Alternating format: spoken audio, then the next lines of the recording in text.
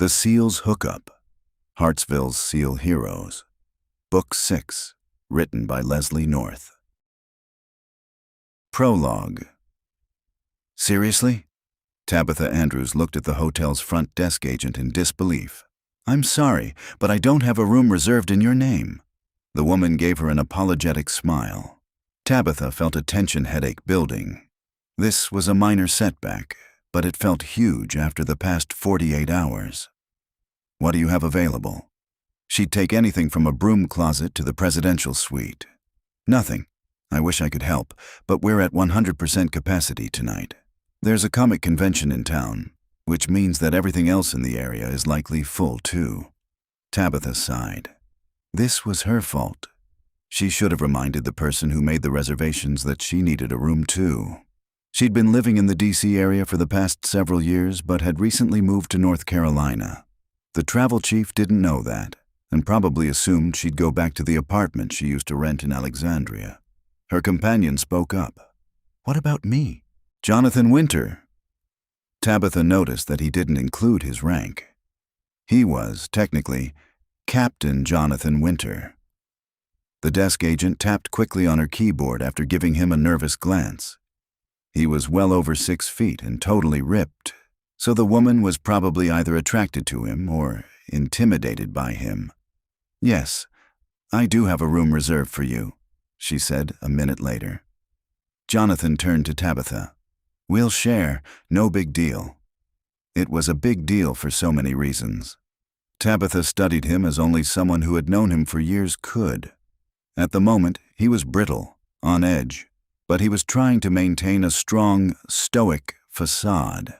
She didn't think it would take much for that to crack, and she couldn't blame him. He'd been through hell in the past 2 days since his SEAL mission in Colombia went sideways. It had been her mission too, as a DEA agent, but he'd been the one in charge, the one who felt responsible for the horrific outcome.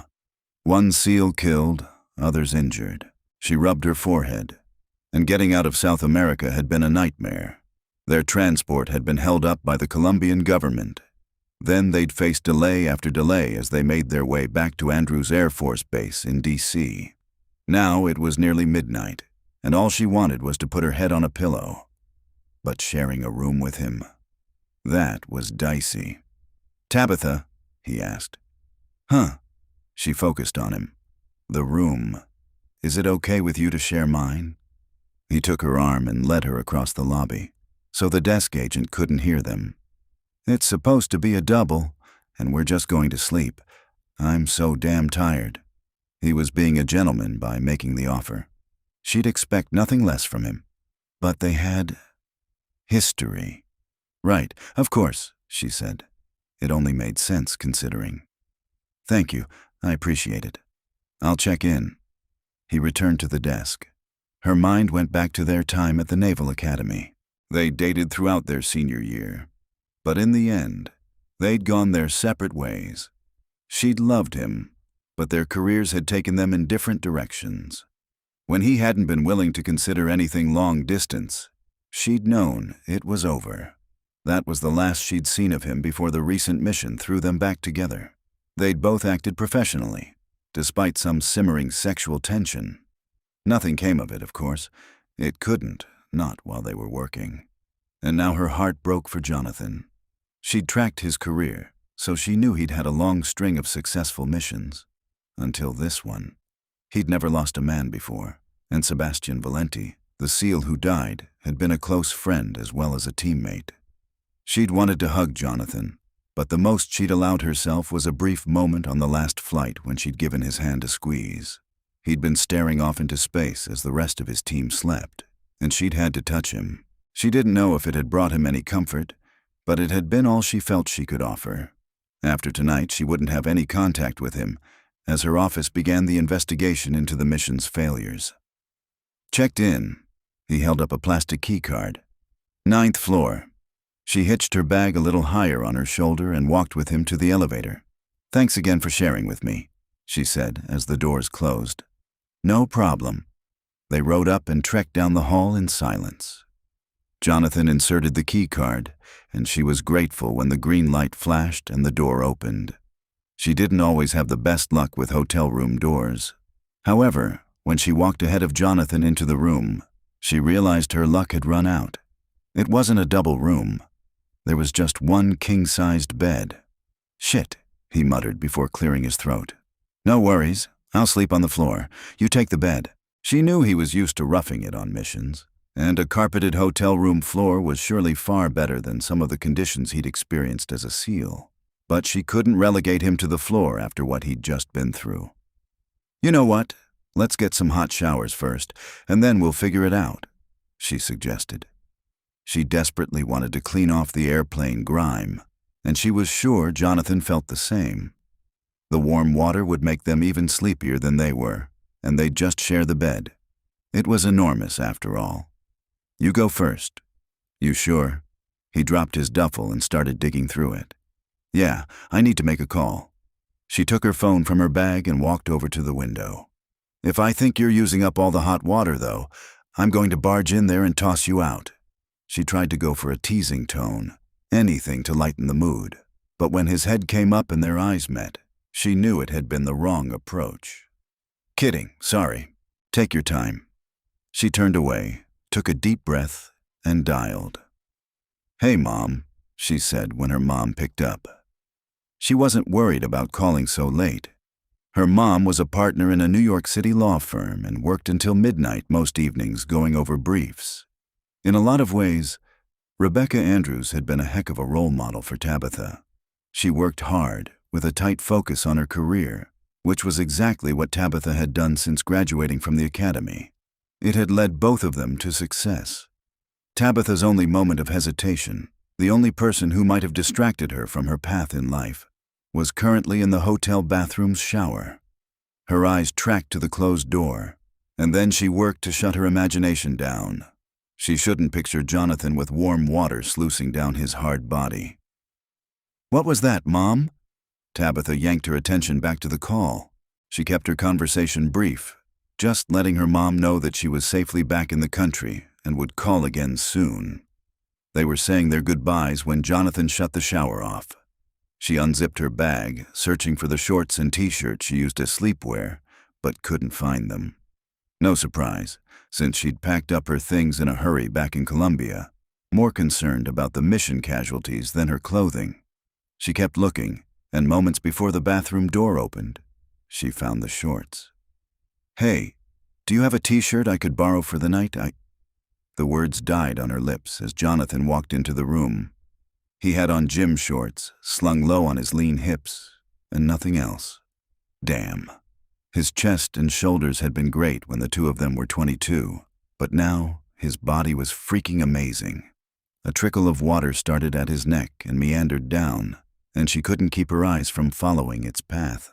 "Sure, I've probably got something," he said, forcing her to lift her gaze. He went to his duffel and pulled out a shirt. "Thanks," she whispered when he handed it to her. "I'll just get a shower now." "Are you hungry?" he asked. She hadn't thought about it. Their last meal had been on a base in Texas, where their plane stopped to refuel. She hadn't had much appetite, so she'd only eaten an apple. "I guess I am. I'll see about finding us some grub." He got another shirt from his bag. She had to bite back a sigh when he put it on. No more gorgeous bod on display. Not that the sight of him in a tight-fitting t-shirt was any hardship. She went into the bathroom to shower. After the bare-bones accommodations on the mission, plus all the travel, washing her hair felt like a luxury. So she took her time. Once she'd rinsed and dried off, she put on Jonathan's shirt. It was predictably too large for her, going nearly to her knees. She couldn't help liking that, and the scent of his body that it carried.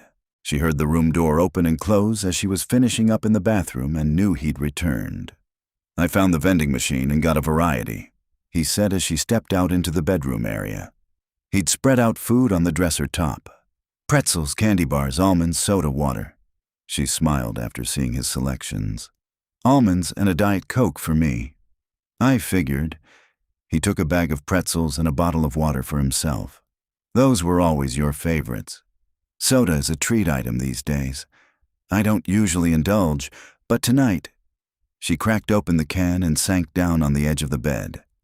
"This reminds me of the Naval Academy ball our senior year," he said, surprising her. The whole time they'd been working together, he'd been careful not to reference their shared past. Oh, yeah.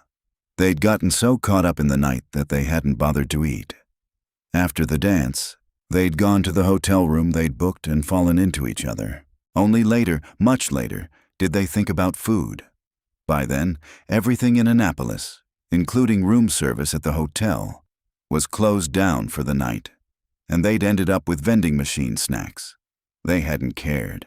It had been the last night they spent together. They'd broken up a few days later and gone their separate ways, him to his first duty station in Florida, and her to D.C. to begin DEA training. Neither one of them had been willing to compromise, so they'd let each other go. She'd wondered more than once in the 11 years since whether they could have chosen differently. She didn't see how. "That was a good night," he said, sitting next to her. "It was. We were so young." She half turned to face him. He gave a soft chuckle. "Everything was—" His expression sobered. What was going to finish his sentence? She couldn't guess, but she knew he was hurting. After a long pause, he simply said, "Tabitha." Her name sounded like a question, maybe even a plea. She rose, setting their half-eaten food on the dresser before returning to him. She put her arms around his neck and hugged him to her, his head against her chest. She could no longer see any reason not to. His hands went to her hips, holding her in place. "As shitty as everything was in Colombia, I'm thankful that you were there," he said, his muffled voice rough. "You don't know how much it helped, having you with me these past 2 days." She kissed the top of his head, not knowing what to say, hoping her touch made the moment a little more bearable. He tilted his head, and their eyes met. His gaze showed everything he was feeling. The sorrow, the need. In that second, she knew she would offer him whatever comfort she could. Her hands moved to cup his face as his arms slid around her. "I need you," he whispered. "I need you too." She lowered her lips to brush against his, once, twice, wanting to reconnect.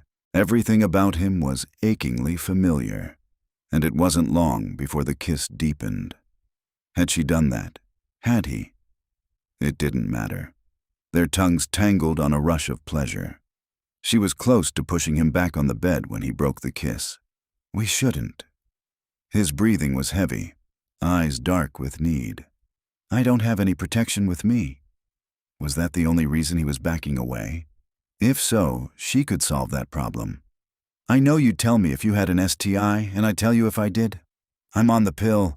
We can have this one night, Jonathan."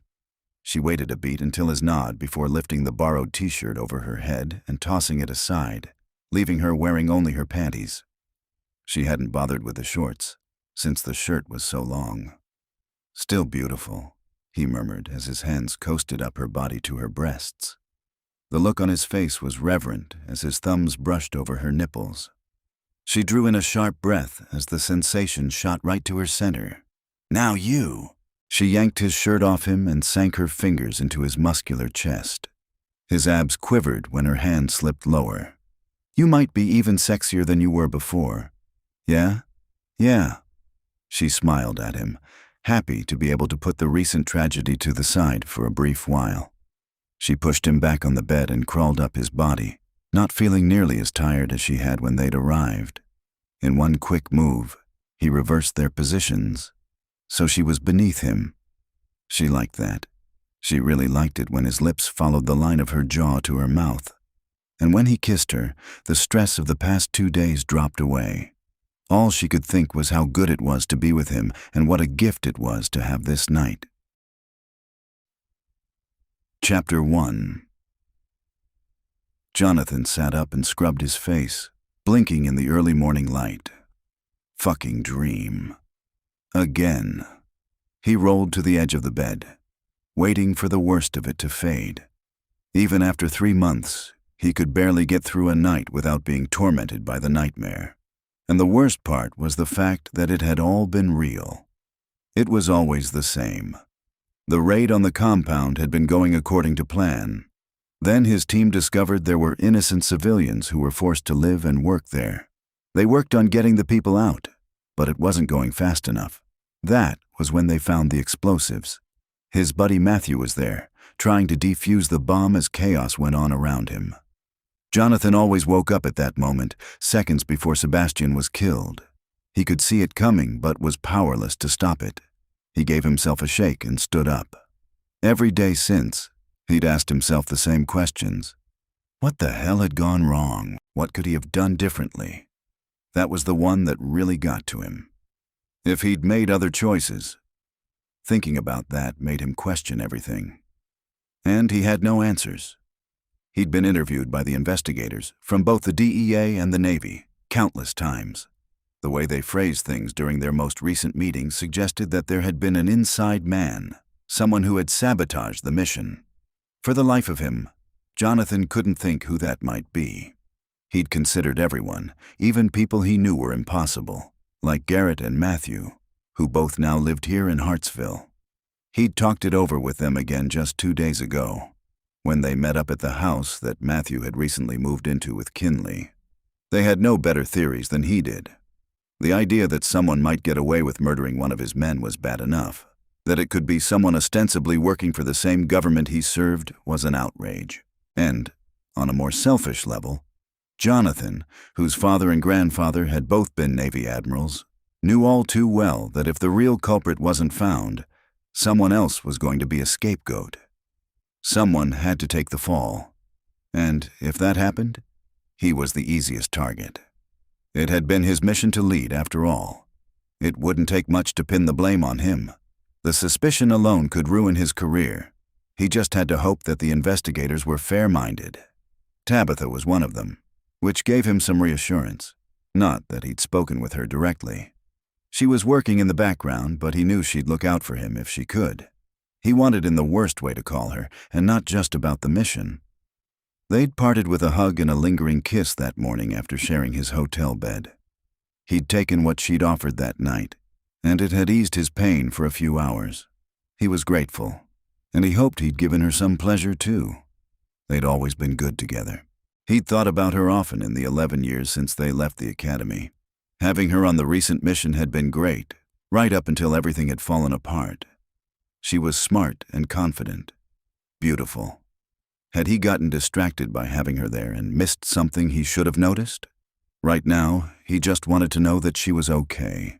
She was under a lot of stress, like him, but he couldn't call her. Any hint of tampering with the investigation would look bad for both of them. Knowing that had kept him from calling. But it hadn't stopped him from bringing her contact information up on his phone several times. He reached for his phone on the nightstand, hoping to see a message from her and knowing he wouldn't. Exercise was the only place he found any peace these days. He put on running clothes, planning to put in at least 10 miles. He'd hit the gym later. Maybe after that he'd see if any of his fellow SEALs needed a hand with home improvements. He had a lot of time to kill, since he wasn't permitted to go on mission or train until he was cleared. Jonathan stepped out his door, taking a moment to start his playlist. He was still in the driveway when a car with an Uber decal on the dashboard stopped in the street. He blinked twice, not quite believing his eyes as Tabitha climbed out of the back seat, slinging a laptop bag over her shoulder as the driver got a suitcase out of the trunk. "Thanks," she said to the driver before turning toward the house and giving Jonathan a wan smile. She looked tired and more than a little anxious, which wasn't like her. She was the essence of cool under pressure. Always. What was going on? Why was she here in Hartsville? Whatever the reason, it could wait. He'd take care of her first and ask questions later. He moved forward and gave her a quick kiss on the cheek before taking her suitcase. "Come inside. It's good. It's good to see you." And it sure was. It was like his thoughts and wishes had brought her to him. "You too. We've got a lot to talk about, Jonathan." There was a crease between her eyes, a tightness around her mouth. He put his arm around her waist to guide her toward the door. Once she was inside, he cast a surveying glance up and down the street, his SEAL instincts kicking in. Something was off, very off. Why else would she be here? "Are you in danger?" he asked once he'd locked the door and switched on the security system. He was grateful that Matthew had upgraded the system while he'd lived here. I don't think so. She put her bag on a table in the entryway. At least, not imminently. He didn't like the sound of that. Can I use your bathroom? Down the hall on the right. I'll be in the kitchen. He poured a small glass of orange juice and a larger one of water for her. Food was next, since he was guessing she hadn't eaten breakfast. He got a pan warming on the stove and took the carton of eggs from the fridge. He'd just cracked one when she came into the room. Here, have a seat and drink something. I don't want to sit. I spent hours on a bus getting here. She dropped gracefully into a yoga pose, a stretch that he couldn't name but that he recognized as her favorite one to work the kinks out after sitting for too long. That had always been her thing, yoga and meditation. Her eyes were closed, giving him a moment to study her again. Her long blonde hair was neatly pulled back in a braid. He liked it loose, but she'd always declared that impractical. Her skin was pale, more so than usual. She was beautiful, though. That never changed. She drew in a deep breath and opened her blue eyes. They met his, but he couldn't read what was going on with her. Keep stretching if you want, but you need to eat and drink. He gestured to the glasses on the table and went back to cooking eggs. He made enough for both of them while she continued through a quick routine. You don't need to take care of me, she said as he put a plate of eggs and toast on the table for her. He didn't bother to argue and was glad when she drank first, and then, finally, sat. I suppose I better get started on why I'm here. Eat something first. He had so many questions, starting with why she'd taken a bus to Hartsville. But he wouldn't rush her. She ate half her breakfast and downed the glass of water in silence. I'm ready now. Thanks.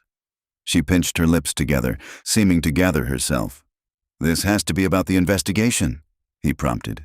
It was the only logical assumption, and he was guessing by her demeanor that it wasn't good news for him. She sighed. Partially. I'll start with that. She shoved her plate away. I found evidence 2 days ago that I believe will clear you completely. That wasn't what he'd expected. He'd been preparing himself for the worst. That's great. What is it? A time-stamped still image.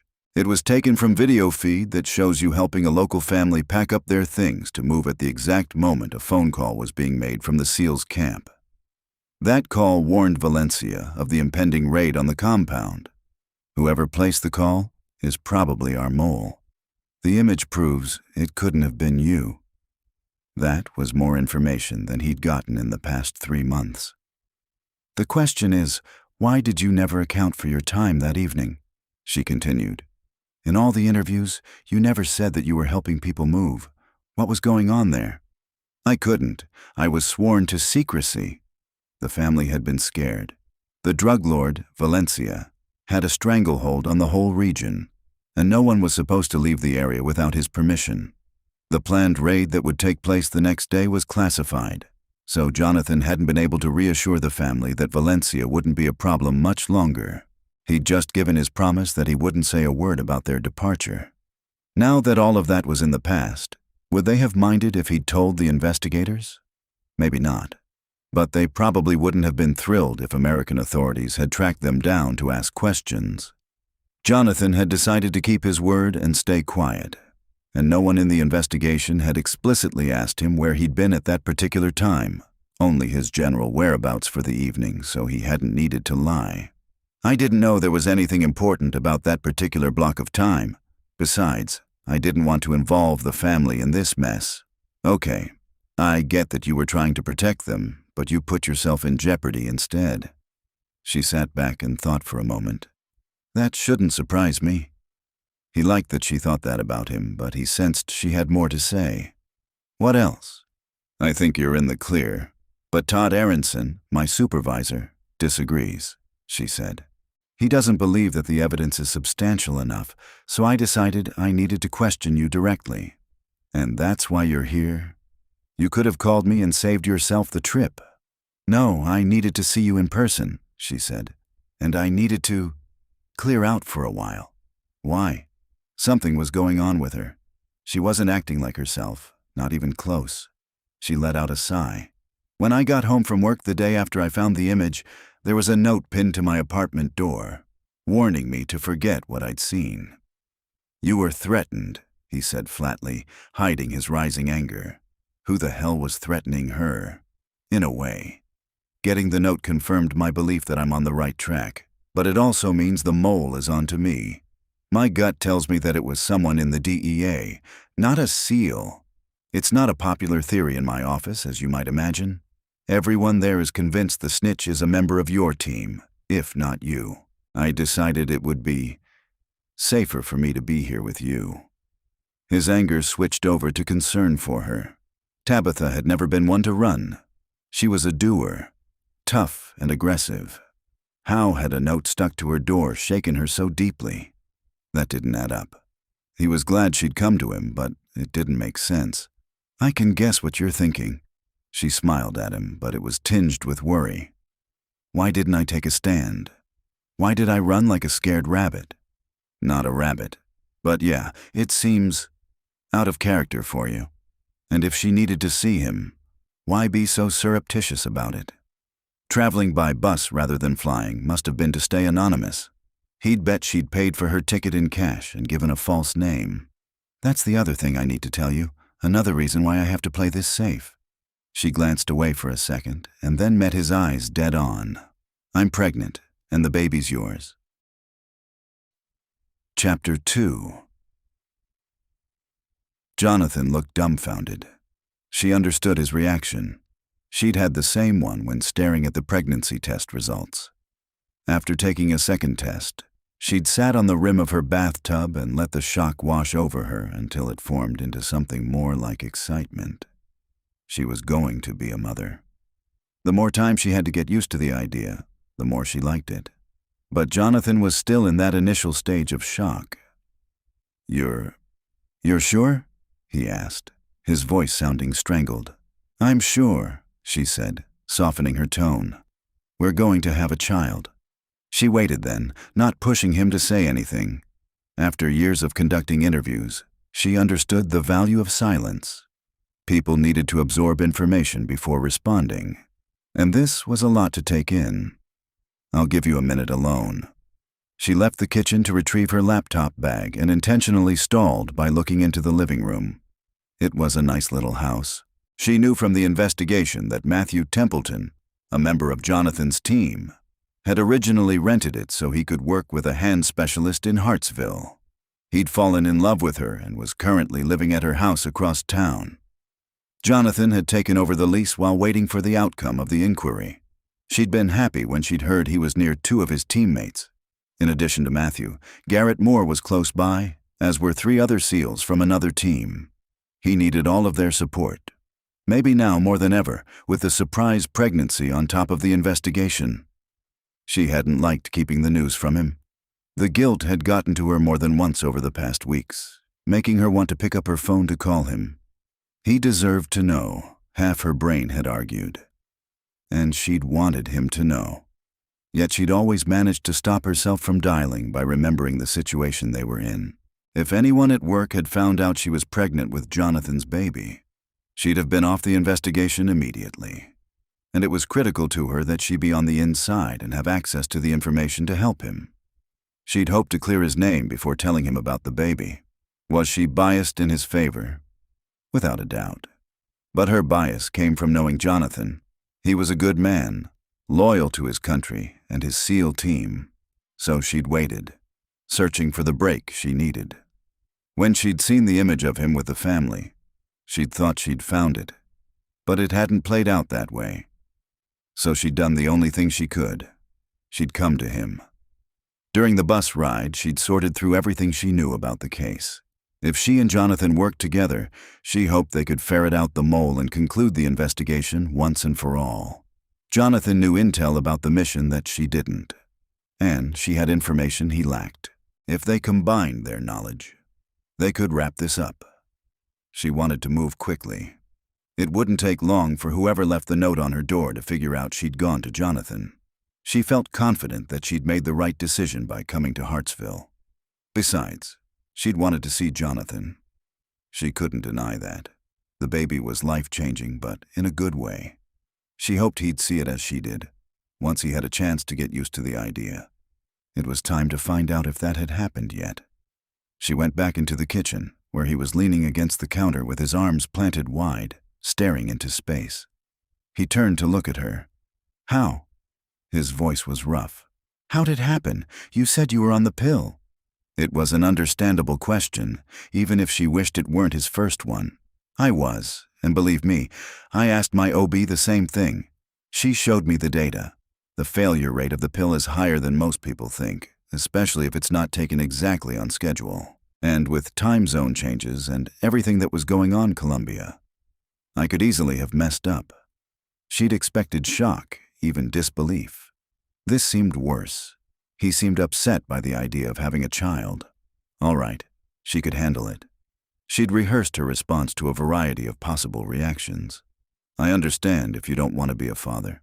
That's okay. I'm prepared to raise the baby on my own.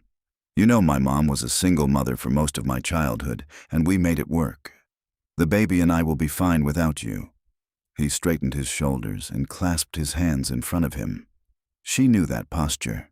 It was one he used when he was retreating behind a front made up of duty and responsibility. She'd seen it back in their academy days, the night they decided to go their separate ways, and more recently in Colombia.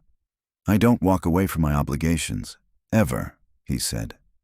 She winced at the word obligations. She'd hoped for something a little more caring. He was capable of that too. He'd let her see it occasionally, but mostly it was hidden deep inside him. Maybe that was the pregnancy hormones talking. She'd been feeling a need for the warm and fuzzy, which had recently steered her toward the baby aisle at Target. The little outfits and plushies were adorable. She'd had to rein herself in and leave the store, or she might have maxed out her credit card. She wanted someone who would be there with her, picking out strollers and car seats. He could be that if he let himself be. He could be joyful about the baby. She took a breath.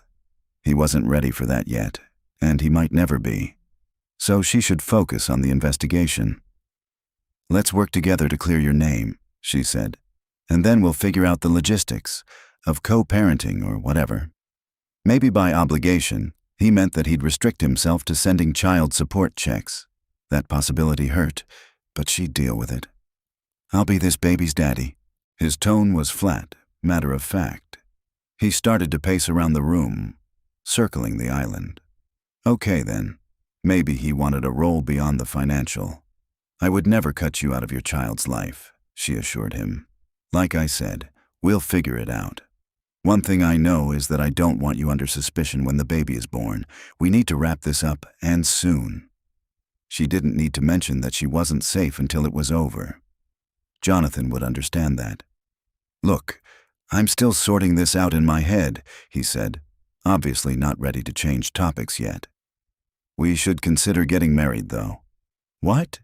It was her turn to be shocked. Marriage? Where had that come from? It wasn't something that had even crossed her mind. Sharing the child on some sort of equitable system would be just fine. They didn't need a piece of paper legally binding them to each other. They weren't in love, so his suggestion had to be situational. A gut reaction, since Jonathan was all about fulfilling obligations. "We don't need to get married. That's ludicrous."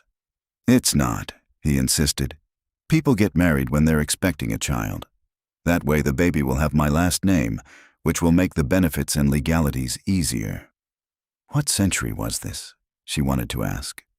She wasn't getting married based on an outdated cultural expectation. Women had babies without husbands all the time and managed to protect and care for the children. Did she have to remind him again of her own very successful single mother? She was about to say that when she pulled herself back. They could discuss this later. Other issues were more crucial at the moment, since the baby wouldn't be born for a while yet. "Let's focus on the more time-sensitive issue, getting you out from under suspicion. Someone doesn't want me to find the mole." "I haven't forgotten that you're in danger."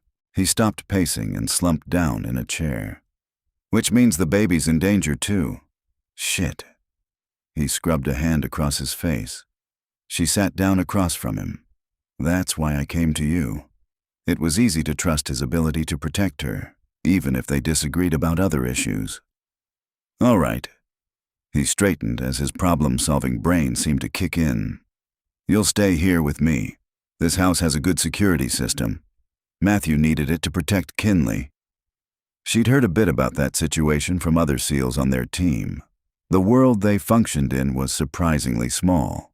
From what she understood, Kinley had lived in the house next door until it was set on fire by an arsonist. Matthew and Jonathan had both protected her. You'll need to show me how the system works. He nodded. You can't go out alone. That includes the backyard or a walk around the block. Since the note was on your apartment door the same day you discovered the image, it has to be someone in your office. No one else could have known. Agreed. Agreed. She'd arrived at the same conclusion. Is there anyone at your office who is safe to talk to? He asked. We'll need as much intel as we can get. That's the problem. I don't know who to trust. No suspicions. He had taken on the role of the interviewer. Not really. She'd been reviewing everyone connected to the mission and couldn't put her finger on who might be the mole. It was so frustrating. She'd considered each of her fellow investigators and discarded them. Obviously, she was missing something. At the moment, everything was starting to blur together. She'd been up too many hours, and the pregnancy made her less resilient than she usually was. She yawned and rubbed the ache in her forehead. Maybe if she got some sleep and looked at this with fresh eyes. You're worn out. Jonathan was already on his feet. Sorry, I should have realized that. Follow me, and we'll get you settled. He grabbed her suitcase and led her down a short hall to a guest room. It was nothing fancy, but the double bed was calling her name. She sank down on it and kicked off her shoes. She should change her clothes, but that required more energy than she had. So she simply curled up on the bed. Thanks, she mumbled when Jonathan drew the blinds, darkening the room. You sure you're okay? He asked. The baby? We're fine, just sleepy. Her eyes were already shut when she felt him cover her with a blanket. A few seconds later, the door closed. She sighed. She'd done the right thing, the only thing she could have done, by coming to him and telling him about the baby. Still, with the investigation too, it was all so messy. She didn't want it to be that way. It would seem better in a few hours, she told herself, before dropping off to sleep. Chapter 3. Jonathan restrained himself, again, from cracking open the guest room door and checking on Tabitha. His hand had been on the knob several times as he'd listened from the hall. He kept reminding himself that she was just sleeping, and she needed to rest. After that, they needed to talk. Because damn, she'd dumped a lot on him that he'd never seen coming. A baby. He hadn't had much control over his life lately, but this had him reeling. One more complication to be managed and dealt with. He'd clearly put her off balance with the suggestion that they get married. Well, the idea of having a baby out of wedlock set him off. That wasn't the way he or his family did things. Societal norms dictated that marriage was the best option when there was a baby on the way.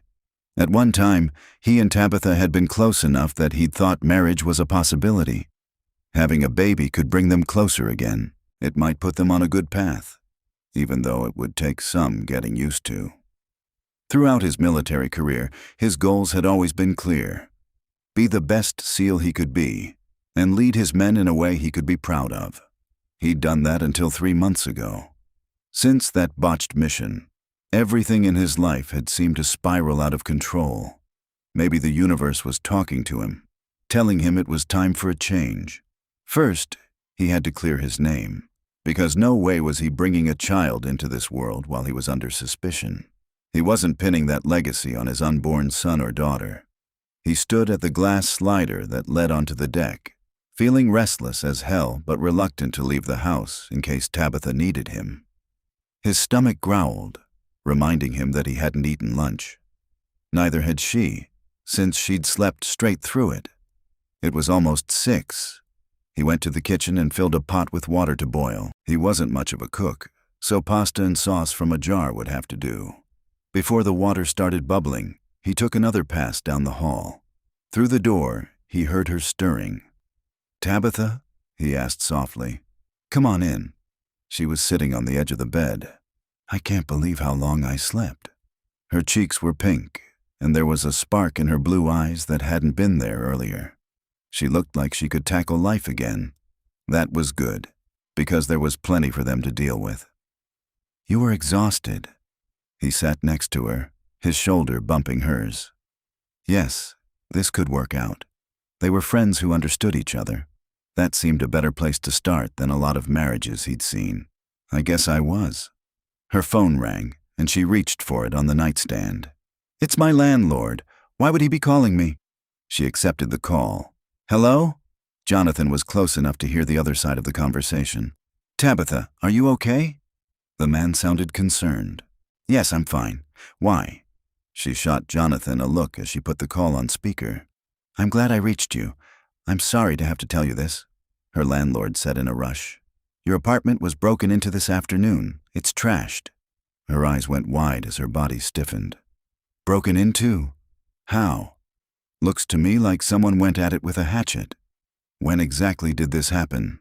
She always amazed Jonathan with how calm she was.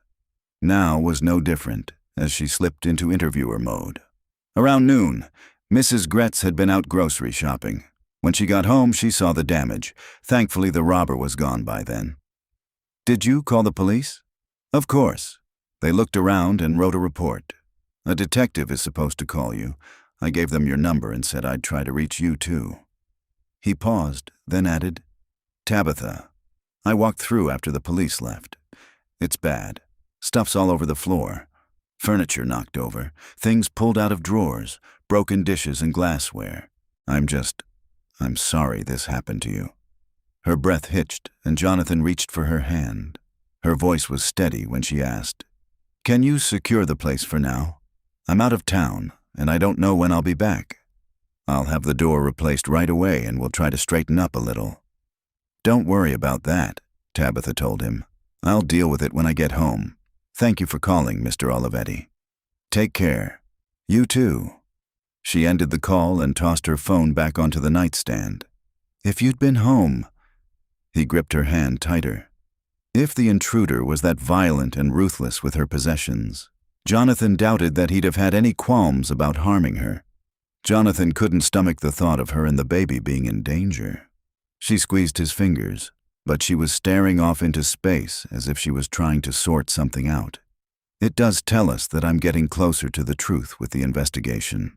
Leave it to Tabitha to arrive at that conclusion so calmly, when anyone else would be upset or angry about having her space broken into and her stuff destroyed. And her assessment was probably right. It seemed as if she'd kicked over a hornet's nest. Hell of a way of finding that out. The message he got loud and clear was that he'd need to be vigilant to protect her. He could handle that. It was what he did every day. But now the stakes were higher than they'd ever been. I wonder what they thought they'd find, or was it just a scare tactic? She asked. I don't know, but hopefully they haven't figured out you've left town or where you are. We need to keep it that way for as long as we can. Jonathan stood and pulled her up with him. Come to the kitchen. I was getting dinner started. You've got to be hungry. I am. With the pregnancy, I've been more tired and hungrier than at any time in my life, she said with a weak smile. How are you feeling? He felt like a jackass for not having inquired earlier. I'm good. The doctor says everything looks normal. Her answer was a little too fast, as if she was keeping something from him. You sure? No morning sickness? I'd know, wouldn't I? Again, not quite an answer to his question. He'd have to keep an eye on her. He took a different tack. Realizing you were pregnant had to have been a surprise. He pulled a chair out for her at the table and went to the stove. I was blown away, she said. I did a second test because I just couldn't believe it. I think I was still doubting a little when the doctor confirmed it. It made him feel marginally better to hear he wasn't the only one struggling with the news. She'd just had more time to get used to it. So you're 3 months along? He dumped a box of pasta into the water. Yeah, in pregnancy lingo, I'm at the end of the first trimester. So that translates to a baby born when? He was no good at this kind of math, but gathering facts helped him process. The week between Christmas and New Year's Day. Got it. He managed to sound pretty normal. Inside, he was seriously keyed up. Having a specific end date in mind made the whole thing a lot more tangible. It was past midsummer already, and they had a lot to sort out between now and the holidays.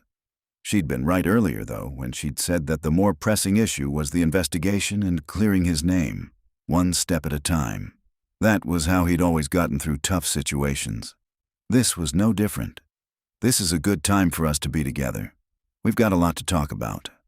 Marriage was still on his list, but he'd wait before raising that again. We do.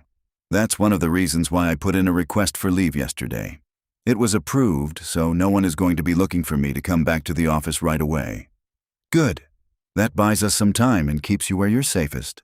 I don't like that they targeted your apartment. He was thinking about that as he stirred the pasta. It tells us whoever is behind this doesn't have any boundaries. They're willing to be violent, even here, stateside. That was my analysis as well. Can I help with anything? She nodded to the stove. I've got this. It's not going to be 5-star, he warned her. She laughed. At least it's not out of a vending machine. Despite what he'd said, she got up and started setting the table. We've had some memorable meals from those machines.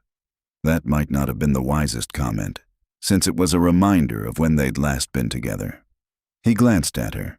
Her cheeks had turned pink. She must be thinking about that night, too. Forcing his attention away from her, he got dinner on the table, even managing to find a bag of salad and a cucumber in the refrigerator.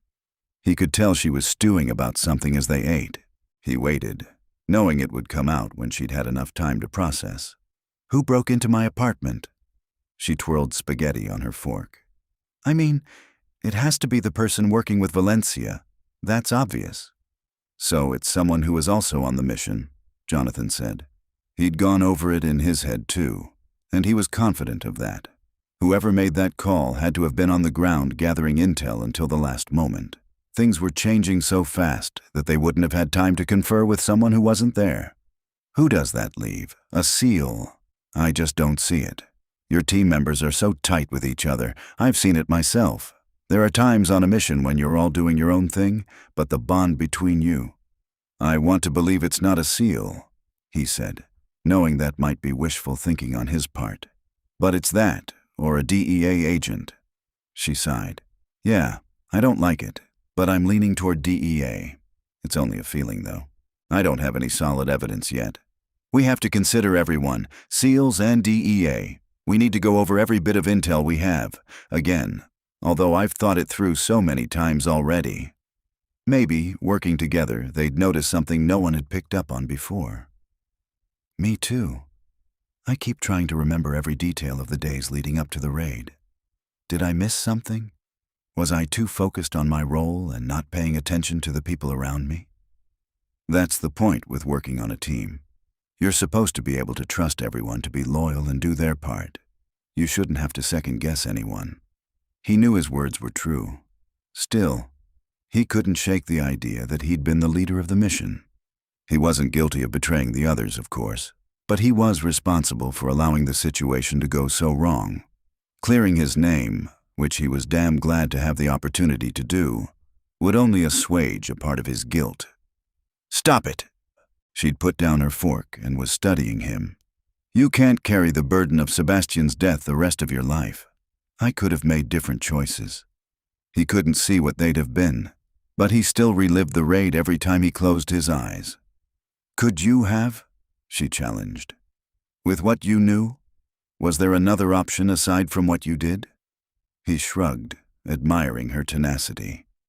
She seemed stronger than she had when she arrived, like she was ready to fight. Okay, tomorrow we'll start re-examining all the data with fresh eyes. He wasn't looking forward to revisiting the worst moments of his life. It was good to have a goal, though, and someone as smart and savvy as Tabitha at his side. Chapter 4. Tabitha moved the lamp to the other side of the desk and eyed her makeshift office. It was only a desk and 2 chairs, but that was all she needed. According to Jonathan, this had been Matthew's niece's bedroom when they'd been living in the rental home. It was small but sunny, with yellow floral wallpaper. I've got this, she muttered as she unloaded her briefcase. Her laptop was already open and connected to the Wi-Fi. It was the papers she'd carried with her that were more likely what the intruder had wanted from her apartment. Her office was digital only to a point.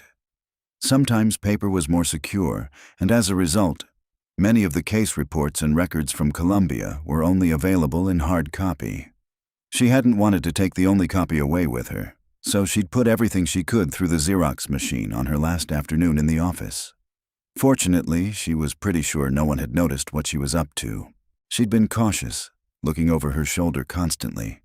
She'd been just as careful when she'd hurriedly packed at her apartment and during the bus trip. She hadn't relaxed until she'd reached Jonathan. In his house, she'd been able to let some of the tension go and get some rest. She felt much better after a good night's sleep. Her phone rang and she smiled when she saw it was her mother. They usually talked every day or two, but she'd been out of contact while transitioning to Hartsville. "Hi, Mom. Good to hear your voice, honey." "Same. How's work?" They'd talked about her mother's cases since Tabitha was a teenager, to the extent possible without jeopardizing client confidentiality, of course. "The week's been good so far. I won a judgment for one of my clients, the wrongful death case I was telling you about where I represented the deceased's wife and children." "Congratulations." It had been an accident at work, a result of the company's negligence. "The wife must be pleased. It doesn't bring back her husband.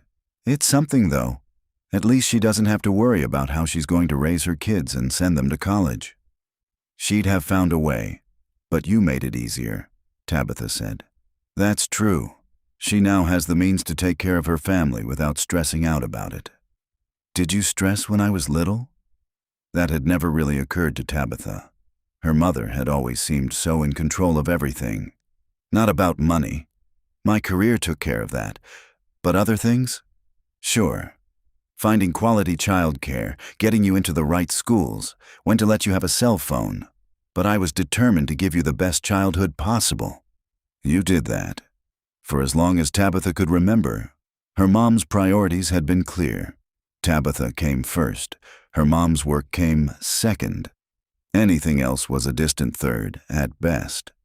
When Tabitha was 8, her mother had met and married a man. But the relationship hadn't lasted. Although Tabitha's stepfather had been caring at first, he couldn't understand why he wasn't the center of Rebecca's universe after a few months. He'd complained about being neglected, and Rebecca decided that she was better off single. The marriage lasted less than a year. There were worse things than being on one's own, Tabitha supposed. Just then, she heard Jonathan whistling as he moved through the house. Could he hear her conversation? She didn't want him to, so she crossed the hall to the bedroom she was using and closed the door. Am I going to be able to do that for my baby? She was like her mother in a lot of ways, intelligent and driven. Yet it was easy to doubt herself. She was in new territory. Of course. You'll be brilliant as a mother. Have you told Jonathan about the baby? I did, she said. And because she could tell her mom anything, she went on. He's struggling with it. I guess that's to be expected. Still, it hurts. Her mother would understand, since Tabitha's father had disappeared as soon as he'd learned about her, even before she was born. It does, but you'll get over it, and you'll find out just how strong you are. You're probably right. At least Jonathan wanted a role in the child's upbringing, which was different from her own childhood. But how that would look was a complete mystery. She knew she wasn't interested in marriage, though. Definitely not. It wasn't necessary for her or their baby. Her mother had proven that. Still feeling good? Her mother asked. I am. She kept her tone upbeat. I've been lucky. She didn't want her mother to worry about the bouts of morning sickness that kept hitting her even when it wasn't morning. That business was misnamed. She could deal with nausea. It was normal. The dizzy spells she'd experienced for the past week or so had her slightly more worried, though. She'd avoided mentioning those to anyone. Her last one had been on the bus. Maybe it was just stress. Good to hear. I had an easy pregnancy, so I'm not surprised that you are too. Like mother, like daughter. Everything going okay at work? I'm doing a little traveling trying to wrap up this case. I think we're getting close. She hoped so, at least. They talked about other things for a few more minutes. After hanging up, Tabitha returned to the office and organized her files. She reviewed her notes until she was ready to interview Jonathan. Last night, they'd agreed that was the place to start. She got everything set up and went to find him. He was sorting through the mail, putting it into 2 neat piles. "I'm ready for you." He nodded and followed her to the office. She wanted this to be professional, as if they had no connection other than the case, so she sat on one side of the desk while he was on the other. "To the best of your ability," she said. "Tell me what happened on the day before the raid and the day of the raid. Don't draw conclusions. Just provide facts. Think of it as bullet points in a document." She planned to take notes, which would help her sort through what she was told.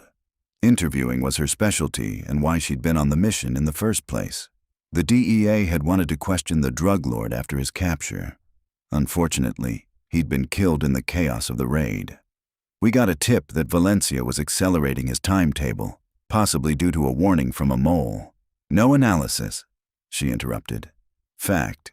You didn't know about the mole at that point. Only tell me what you knew then. Don't try to draw any conclusions." "Sebastian and Garrett went out on recon to verify his activity. They confirmed it, so I decided that we had to move up the timing of the raid. We gave ourselves 2 hours to prepare. The first priority of the mission was to get the drugs before they could be transported off-site." These were all details she knew. That compound had been a major source of drugs that made their way up through Mexico and crossed into the U.S.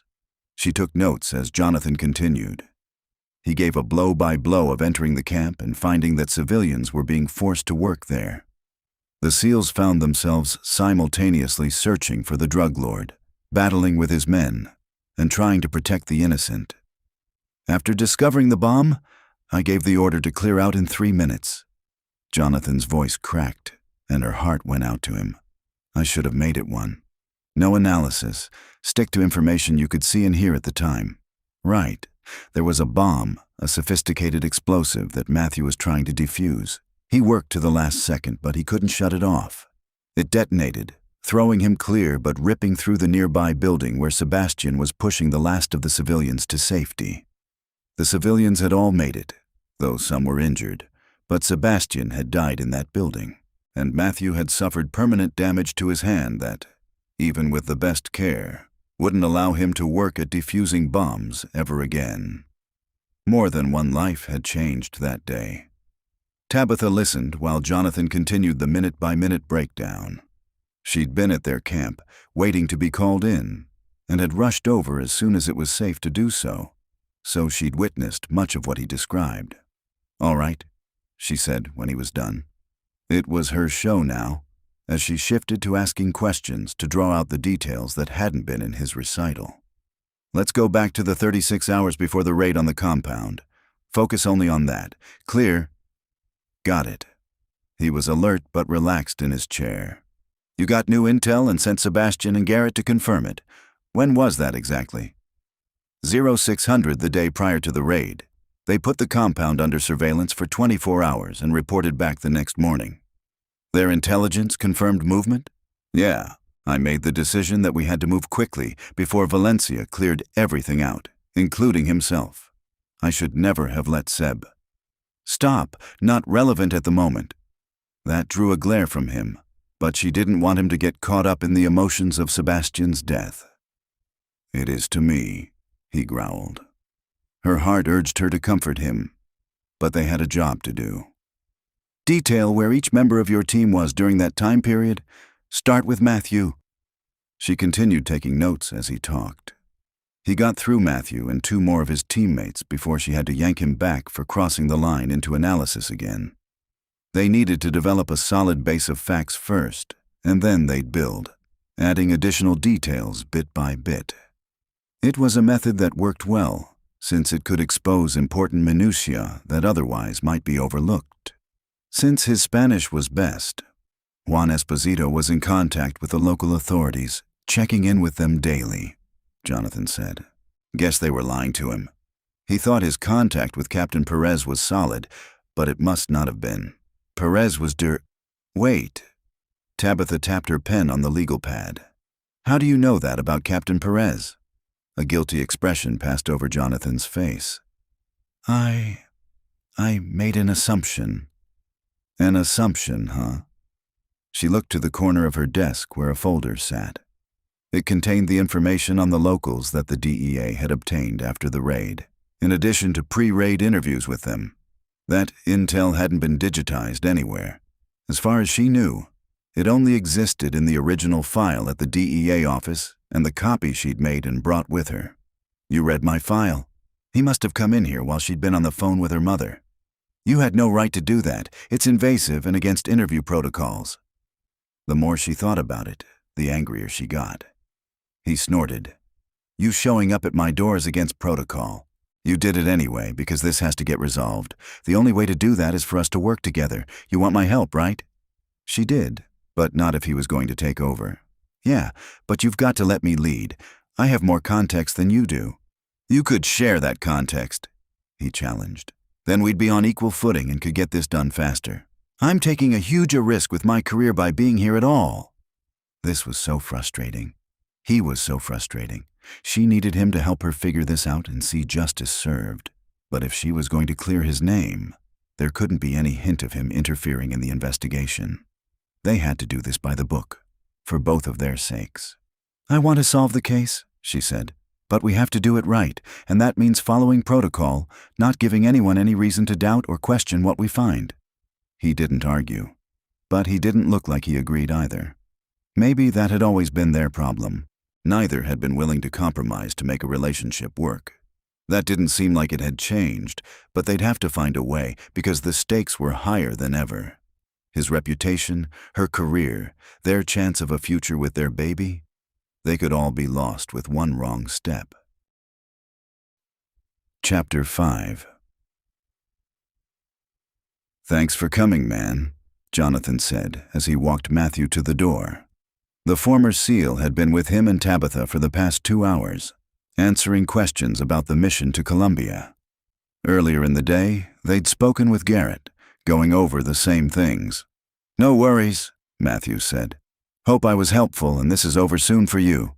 For all of us. The worst of the suspicion fell on Jonathan's head, but they all had felt the effect of that day gone wrong. Matthew's life had been permanently changed. The injury to his hand had caused him to leave the Navy and pursue a career in civilian law enforcement. See you soon. Bye, Tabitha, Matthew called. Thanks again, Matthew, she said. That went well. Jonathan returned to the living room, where Tabitha was reading over the notes she'd taken during the day's interviews. She wrote constantly. Not that she'd given him the opportunity to see what she'd recorded. She was still pissed at him for glancing through her files yesterday. While he knew she had a point about keeping the investigation above reproach, he still felt that they should be doing everything possible to speed this along. She wouldn't be safe until it was resolved. And that was what mattered most. It does provide some more detail on where your men were when. Almost everyone was accounted for within a few minutes of the time the call was made from the camp. Sebastian and Garrett were on recon. Matthew was on FaceTime with his sister. The digital records prove that. Almost everyone, he echoed. Yeah, we have 6 SEALs whose locations are less definite. She tapped her pencil against the pad of paper. They all claim to have been in the immediate proximity of the camp, but no one seems to be able to verify that information. We verified some other details today, though. It's a win, which was an improvement over where they'd left the investigation yesterday. But things still felt strained between them. Maybe a change of scene would help. How about we go out for dinner? I don't have much in the way of groceries. Not a bad idea. I could do with some outside air, too. She hadn't crossed the threshold since arriving 2 days earlier. For that matter, neither had he. 20 minutes later, they were seated at a diner in downtown Hartsville. It wasn't anything fancy, but he discovered that the food was excellent. I'll have the cheeseburger with tomato, lettuce, and mayo, and fries, and a chocolate milkshake.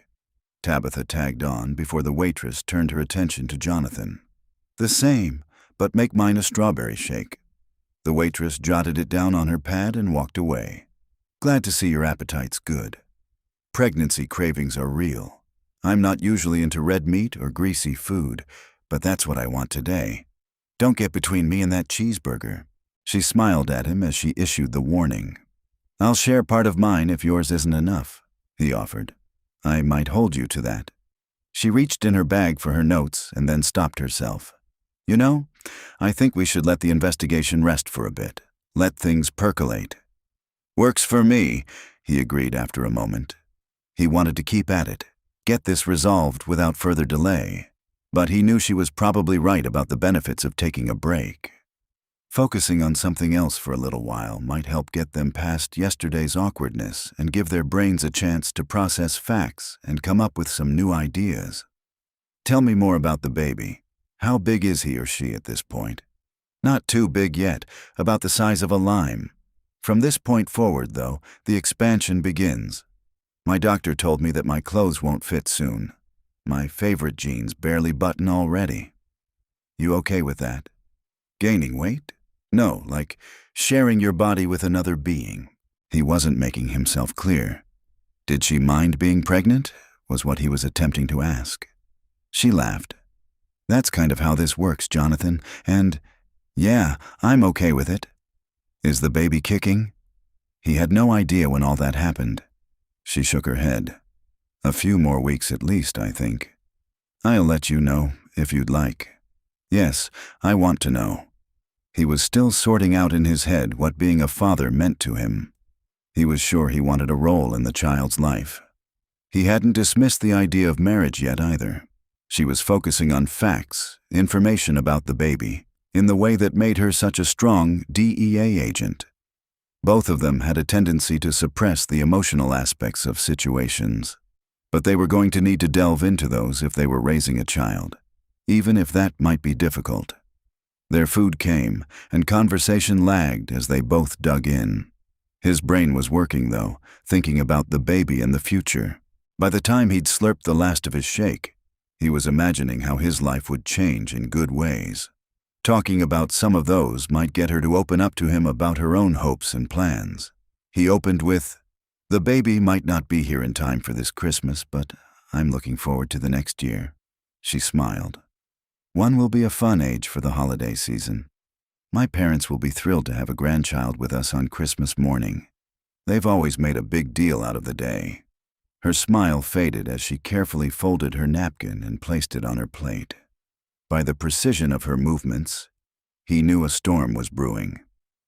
"You expect to have the baby with you on Christmas Day?" she asked. "Because I've always gone to my mom's home in Manhattan, and the baby will be with me." He wanted to point out that he could be with them at either place.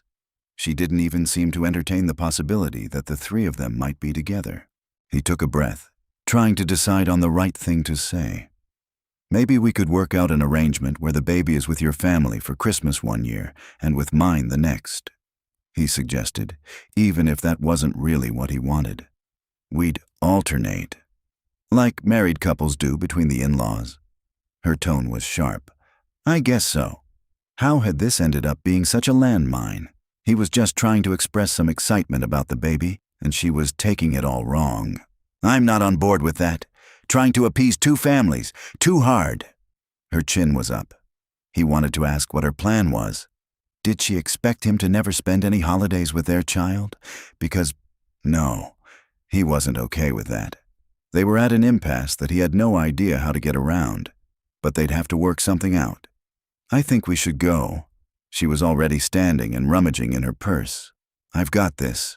He stood and reached for his wallet. "You don't need to pay for my meal. This wasn't a date." "No kidding. I suggested we go out. I'll buy." He laid cash on the table before she could. "Fine." She turned and walked toward the door. Both of them knew it wasn't about the money or who paid. The battle between them ran deeper than that. They both wanted to be in charge. He lived in a world of alpha males, but the woman he followed from the diner was definitely an alpha female. Strong, determined, resolute, and unwilling to back down or compromise.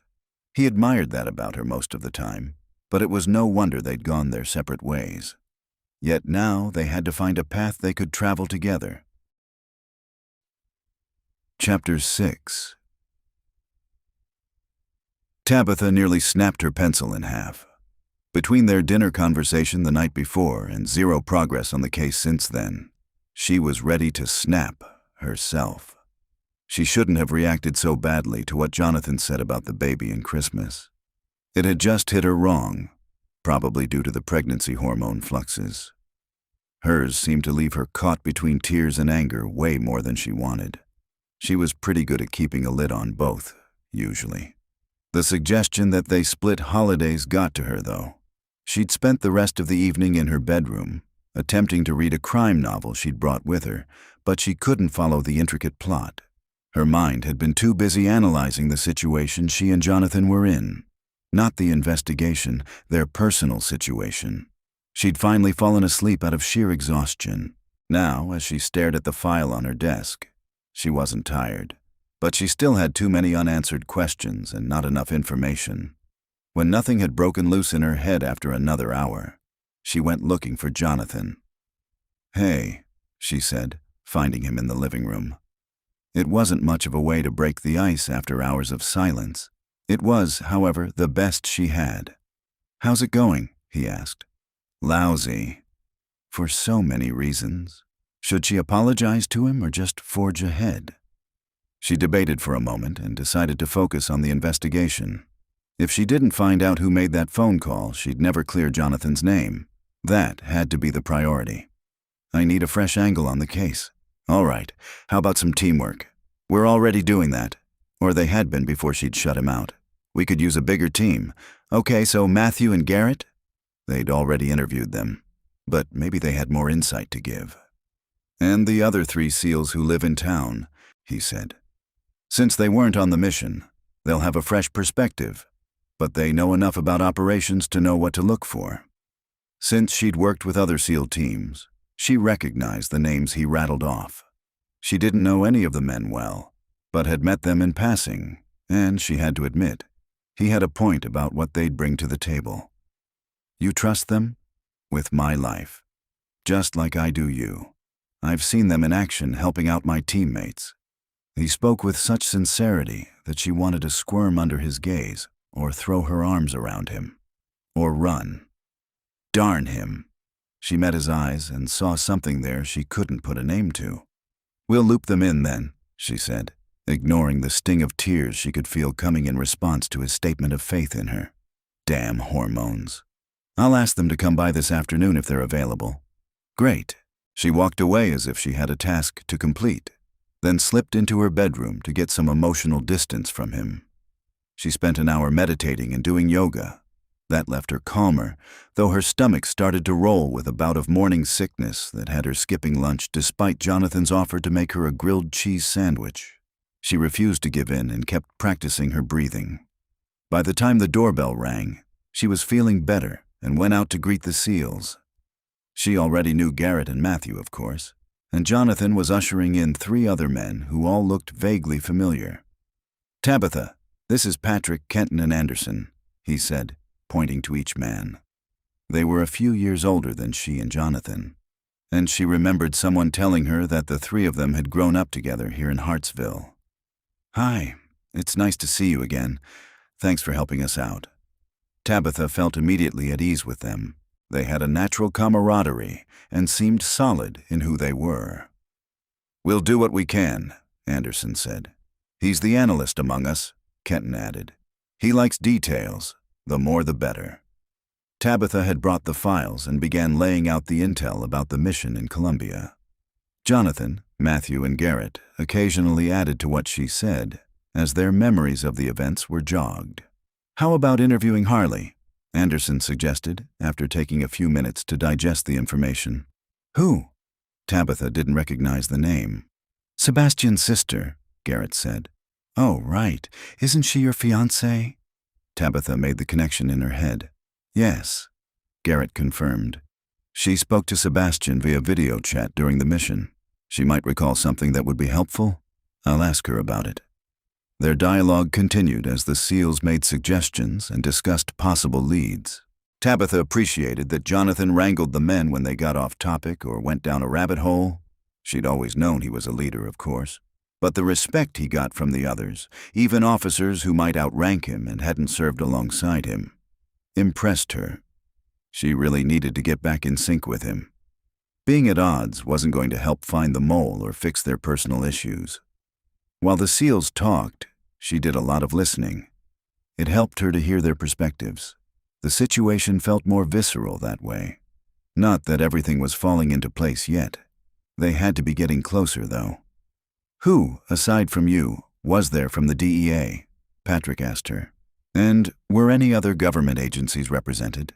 She sorted through the files on the coffee table, searching for the one on the non-military personnel. But it wasn't there. She must have left it in the office. Just a second, let me grab that information. She found what she needed right away, but had to grip the desk when a dizzy spell hit her. It had been 3 days since the last one, and she'd hoped they were over. She wished she knew what caused them and whether they posed any danger to the baby. She didn't want to visit a doctor here if she could avoid it. After making such an effort to get here without any paper trail, she hoped to stay off the radar as long as possible. At least the dizziness passed before anyone came looking for her. As she left the office, she could hear the men's voices. She's always been way smarter than me. Jonathan seemed to be responding to a comment made by one of the other SEALs. If anyone can get to the bottom of this, she can. Nice to have her in your corner, then. That sounded like Kenton. You got that right, Jonathan agreed. She paused, her cheeks heating at his words. Despite their differences, it was nice to know that he respected her, and she knew he cared about her. That wasn't the problem. They were an amazing pair when they could stop sniping at each other. She closed the office door with a thud so they'd know she was returning. She appreciated Jonathan's words, but she wasn't comfortable walking into a praise fest about her. I've got it, she announced, hoping the blush she could feel didn't show on her face. I was just telling them how awesome you are. Jonathan smiled at her, and she couldn't help returning it. Then she got back to business, sharing the details about the personnel, and the group continued talking over the case. I think we're ignoring one possibility, Anderson said eventually. Jonathan, I know your dad retired recently, and your grandfather was a long-serving admiral too. I see where you're going, Kenton said with a nod. I don't. What's my family got to do with it? Jonathan looked between the two men. No one gets to that rank without making some enemies along the way. Anderson explained. There's also just plain professional jealousy as a motivation to cause trouble. This was more than trouble, Jonathan argued with a glance at Matthew's hand. The damage was no longer visible, and it sounded as if Matthew was happy with his new life. Still, the injuries he'd sustained on the mission had totally redirected his future. No doubt, Patrick said. But think about it. If someone wants to discredit your family, one good way to do that would be to label you as a traitor. It's worth following up, Tabitha said when Jonathan looked at her. Have you reached out to your father? He might have some ideas about who could be behind this, if it really is about jealousy or revenge. He and Mom have been on a cruise. I'll have to wait until they're in port somewhere and can take a call. I do need to talk to them. He hadn't told them about the baby yet, she surmised. The sound of women's laughter came from outside just before the doorbell rang. Who's that? Tabitha asked. Reinforcements. I got hungry and texted Mia, Kenton said with a sheepish grin. My wife works at a bakery and can always come up with something sweet. She's not alone. Jonathan checked the app on his phone to see the doorbell camera image. He chuckled as he walked to the door and swung it open. Hi, Jonathan. A lovely, dark-haired woman, who appeared to be several months pregnant, entered carrying a tray. Since you were all here, we decided to invite ourselves over. We brought everything needed for an impromptu cookout. A blonde woman, flanked by 2 little girls, held a white pastry box. Complete with dessert. I'll take that. Garrett took the tray from the first woman as 3 other women and a few more kids came in as well. I'll start the introductions. Tabitha, this is my fiancé, Harley Vaughn. Tabitha shook hands with her. So this was Sebastian's sister. She wasn't going to bring up the idea of an interview. This wasn't the right time. But it was good to be able to put a face to the name. Nice to meet you. This is Violet, my wife, and our son Nate, Anderson said next. He took the crock pot Violet was carrying and headed to the kitchen with it. "I'm next." Kenton stepped up and kissed the blonde woman on the lips. "Tabitha, meet Mia, Emma, and Ava." He pointed to his wife and the little girls. "Last but not least," Patrick said, "my wife, Imogen." He put his arm around the woman, who had a small baby bump. "My daughter, Ellery." The girl looked to be 8 or 9. And finally, Will. He swung the little boy up into his arms. "Where's Kinley?" Matthew went to the door and looked out just as a car pulled up. A woman wearing black exercise pants and a bright blue shirt grabbed several grocery bags out of the back, unsnapped a girl in a princess t-shirt from a car seat, and hurried toward the door. "Are we the last to arrive?" she asked. "By just a minute." Matthew kissed her and bent down to drop another kiss on top of the little girl's head before taking the bags. "Tabitha, this is Kinley, my physical therapist and soon-to-be wife, and my niece, Anaya." Anaya wasn't paying much attention to the introductions, already gravitating over toward Emma and Ava. Matthew turned to Kinley. "Everything okay, honey? It's not like you to be even a minute late." "I got kind of hypnotized by the baby store," she admitted sheepishly. "Oh, that's right. I heard you're adopting," Tabitha said. Jonathan had filled her in on that. "We'll have him soon. I'm so excited," Kinley said. "And Anaya can't wait to be a big sister." "So many babies." Anderson returned from the kitchen. "Guess we should tell them." He put his arm around his wife's shoulders. "We're adding to the total." "In about 7 months," Violet said, raising her voice to be heard over the chorus of congratulations. Jonathan shot Tabitha a look, and she nodded her approval. These were his friends. There was no reason not to tell them. "Tabitha and I are having a baby too." "Well, Tabitha is. We're going to be parents around Christmas." He finally got the announcement out. Tabitha was hugged by people she'd met just 5 minutes earlier, which normally would have bothered her, but in this case, it didn't. They were all so kind. The next few minutes were chaotic but fun. Soon, the men went outside to light the grill and drink beer while the kids played in the backyard. Tabitha and the other women gathered in the kitchen, preparing the side dishes and talking. Tabitha was blown away by how seamlessly everyone worked. Clearly, this group had put together many cookouts before.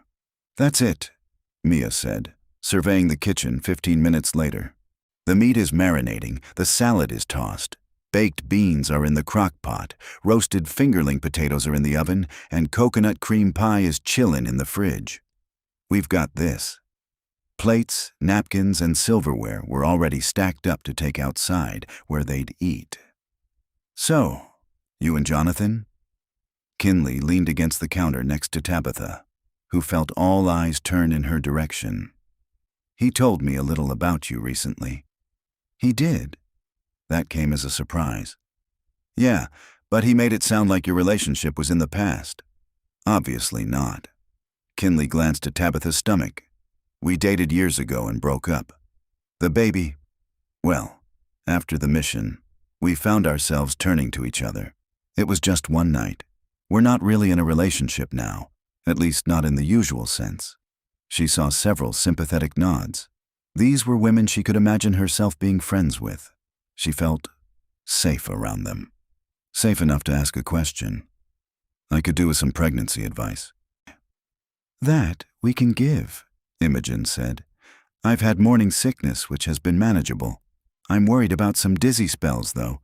They don't last long, but I have to hang on to something to get through them. Any ideas why that would be happening?" "You should talk to your OB," Violet advised.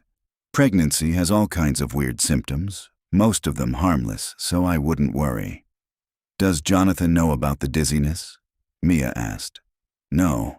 I'm afraid he'll freak out." She rubbed her hand over her belly, which was just starting to develop a small bump. "He's still getting used to the idea of having a baby. It takes men a while." "He'll be fine," Violet assured her. Tabitha hoped that was true. They had a lot of decisions to make in the coming months. Kenton opened the slider to the patio and called, "We're ready to start grilling." "Coming." Mia picked up the tray of meat. "Let's move this party outside." While Matthew and Kenton cooked the chicken, the others set up the rest of the food and found seats for everyone. Jonathan followed Tabitha when she went back into the house to retrieve a pitcher of sweet tea. "This okay with you?" he asked, catching up to her in the kitchen. "I didn't expect everyone to descend like this. If it's too much, it's fine." "Great, actually," she said, meaning it. "They're all so nice." He took the pitcher from her, then wrapped an arm around her waist and kissed her forehead.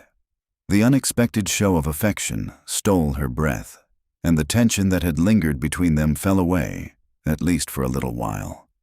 When they went back outside, his arm still around her, it was easy to fall into flirtation. They ate sitting side by side, bumping into each other, their legs touching. Despite what she'd told the other women, everyone seemed to assume that she and Jonathan were a couple. She liked it more than she expected to. She listened to the banter going on around her. The Seals and their wives and girlfriends all seemed vibrantly happy, enough that it made her question some of her beliefs. She'd been convinced for the past decade, maybe her entire life, that a woman couldn't have it all. She couldn't have a loving man, kids, and a career. Her mother had chosen 2 of the 3, and Tabitha had believed she needed to do the same. That wasn't what she was seeing here. The other women all had careers. Imogen was a teacher, Mia a baker, Violet a government analyst. Harley did online work for a publishing company, while Kinley had a thriving physical therapy practice. Their SEAL partners clearly were devoted to their duty, and equally committed to their families. What had seemed impossible suddenly didn't. Did she want those things with Jonathan? Under the table, he laced their fingers together. She turned her head to study his profile. After a moment, he met her gaze. "Something wrong?" he asked softly. "No, absolutely nothing." And for the moment, that felt true. Chapter 7. Jonathan merged carefully onto the highway. Tabitha had surprised him at breakfast by announcing she had an appointment with her OB near her apartment and wanted him to take her to it. They had a long drive ahead of them, although his SUV would surely make the trip much faster than the bus bringing her to Hartsville had. "Is everything okay?" he asked, glancing at her. Was she paler than normal? She was certainly tense about something, and the appointment seemed last minute. "I hope so. That's why we're going." "I've been having some dizzy spells," she admitted. "How long's that been going on?" Why hadn't she mentioned it sooner? "It started before I got to Hartsville. I didn't know whether to tell you or not. I was hoping it would go away on its own. If it's nothing, there was no point in making a fuss." That was so like her. She was independent, took care of things herself. She must really be concerned if she was letting him know about it now. He reached across the center console to take her hand, trying to think of the right thing to say. "I'm glad you're getting it checked out." The pregnancy had come as a complete surprise to him. Now, after only a few days, he was looking forward to having a child with her. The thought that there might be a problem had a pit forming in his stomach. "I told the other women about the dizziness last night. They suggested I make an appointment, so I called as soon as the office opened today. It's probably nothing, but I want to be certain." Was she convincing herself or him? "And we can go to my apartment beforehand, get that checked out." "I suppose, but about the baby." He squeezed her hand, not knowing how to finish his sentence. "I'm sure everything is fine. I just need my doctor to tell me that. Can we talk about something else? Or just listen to music? If that's what you want, you pick the station." She broke his grip and reached for the dial, selecting a classic rock station. "This good?" "Yeah," he said, hardly hearing what was playing. He was too caught up in his concerns. This must have been weighing on her. He wished she'd shared it with him sooner so he could have helped in some way. But he knew why she hadn't.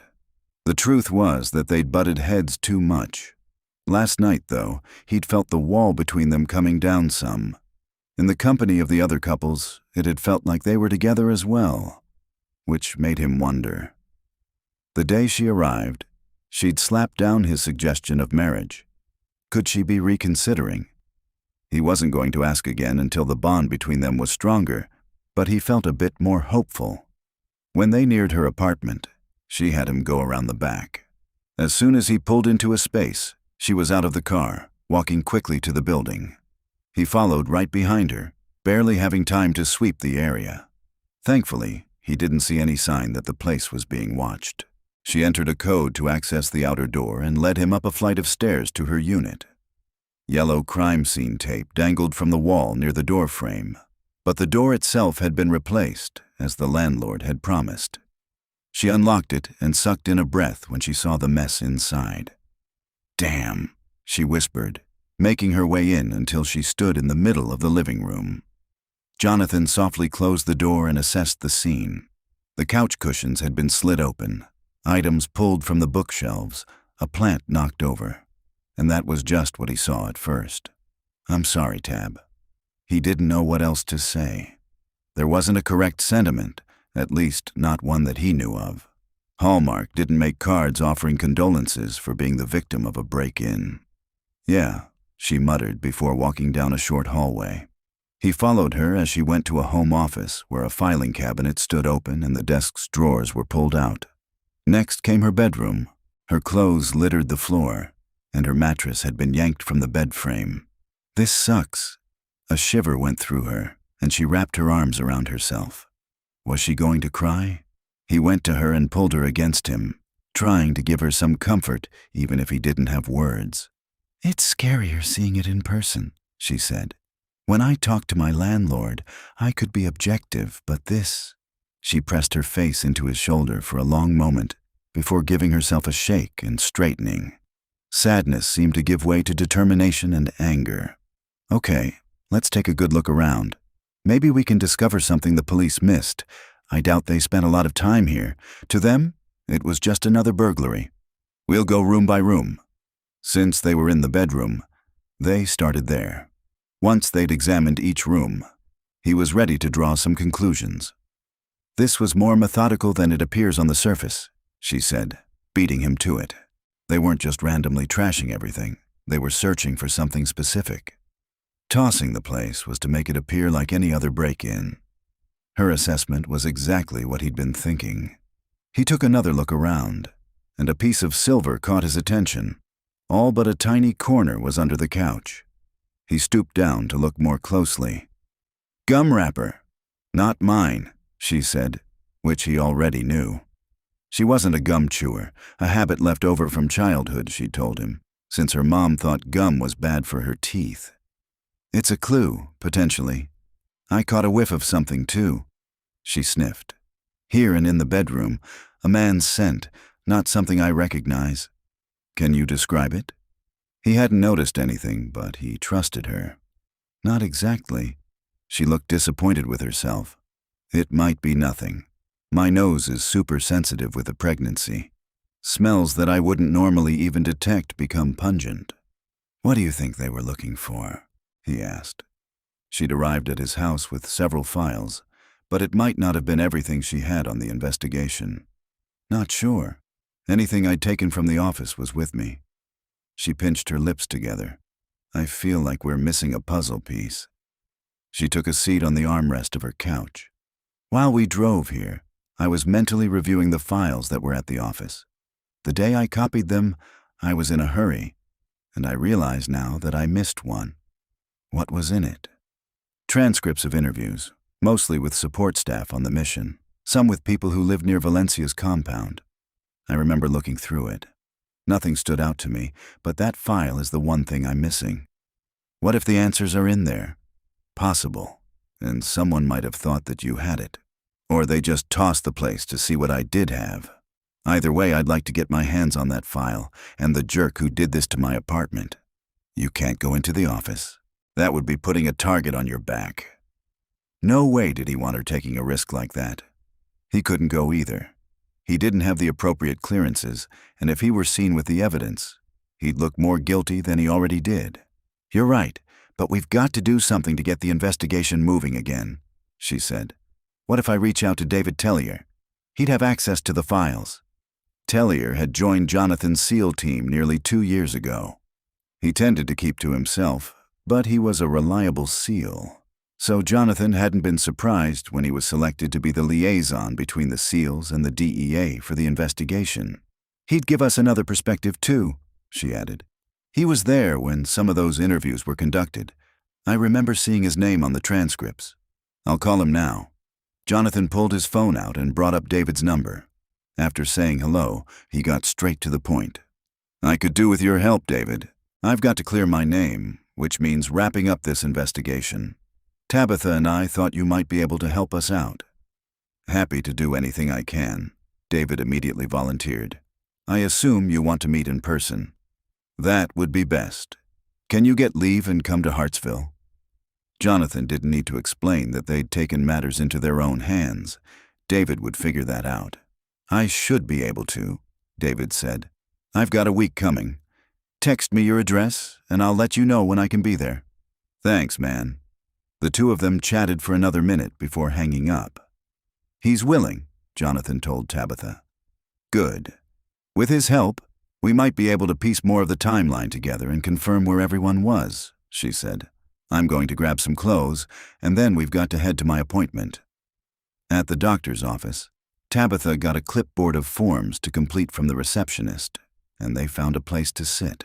Jonathan could generally adjust to any scenario, but the waiting room of an obstetrics practice was a completely new experience for him. 5 other women in various stages of pregnancy were seated around the room. Some were accompanied by nervous-looking partners. He understood that. He was wound up himself. Jonathan was resisting the urge to get up and pace when Tabitha let out a heavy sigh. Her shoulders were slumped forward as she stared at the forms. What's wrong? Was she ill? I need to list multiple emergency contacts just in case, and I don't know who to put down. My mom is too far away. I had some close friends in D.C., but I haven't really had the time to make connections here. I don't even want to take a stab at where you'll be when the baby is born. What do I write? It wasn't like her not to have all the answers. Before he could come up with something to say, a nurse called Tabitha's name. Do you want me to go back with you? He asked. They hadn't discussed this before arriving, but he'd noticed that other men had followed their partners into the exam area. To his relief, she didn't hesitate. Of course, it's your baby too, and I want you with me. Once they were in the examination room, the nurse took Tabitha's vitals and asked her a few questions about how she'd been feeling. When Tabitha described the dizzy spells, the nurse said that she'd let the doctor know. I guess you can tell her yourself, the nurse added when the doctor knocked on the door and entered. It's good to see you, Tabitha. The doctor, a petite woman with a wide smile, said, before turning to Jonathan. I'm Dr. Eaton. Jonathan Winter, he said. The baby's father, Tabitha clarified. The doctor nodded. What was it you needed to tell me? Dr. Eaton asked, her focus back on Tabitha. I heard something as I came in. I've had some dizzy spells, she admitted. Jonathan stepped closer and took her hand. Not a lot, but I was worried that something might be wrong. The doctor glanced at the tablet where the nurse had recorded Tabitha's vitals.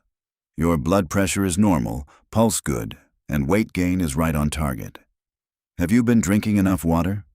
I think so, Tabitha answered, looking surprised by the question. My usual amount, at least. That could be the problem. You need to take in an extra 16 ounces a day, since it's easy to get dehydrated while pregnant. Don't forget your body is working harder than ever. Lack of sufficient water is usually the reason for dizziness during pregnancy. Oh, that's so simple and obvious, Tabitha answered. Jonathan could see that she was upset with herself for not figuring it out on her own. She was a smart woman, and she didn't usually miss anything. But between the investigation and the pregnancy, they were both facing things they weren't familiar with. It wasn't surprising if they overlooked something. Don't let it worry you. Dr. Eaton gave her a smile. First pregnancies are a steep learning curve. Let's check on the baby. The doctor had Tabitha lie back on the exam table and felt her stomach. Everything feels right, the doctor said. Just as it should. It'll be time for your first ultrasound soon. You'll want to make that appointment today before you leave. Dr. Eaton took a device the nurse handed her. Here's the fun part. She smiled at both of them. After making a few adjustments, she pressed it to Tabitha's stomach. Soon, a whump whump whump sound echoed in the room. There we go, nice strong heartbeat. That's the baby. It was a foolish question, but he had to ask. Sure is. It might seem fast, but that's how it's supposed to be. He hadn't been thinking the heartbeat was fast. He was too overwhelmed by hearing it at all. That was his son or daughter. He held tighter to Tabitha's hand. That's amazing. All the way home, while Tabitha slept, he couldn't stop thinking about hearing the baby's heartbeat. The baby was now 10 times more real to him than it had been that morning. It was a lot to process. Tabitha woke as they pulled into his driveway. He went into the house first to make sure it was secure. Everything checked out, so he got her settled in the living room with a big glass of water before bringing in the things she'd brought from her apartment.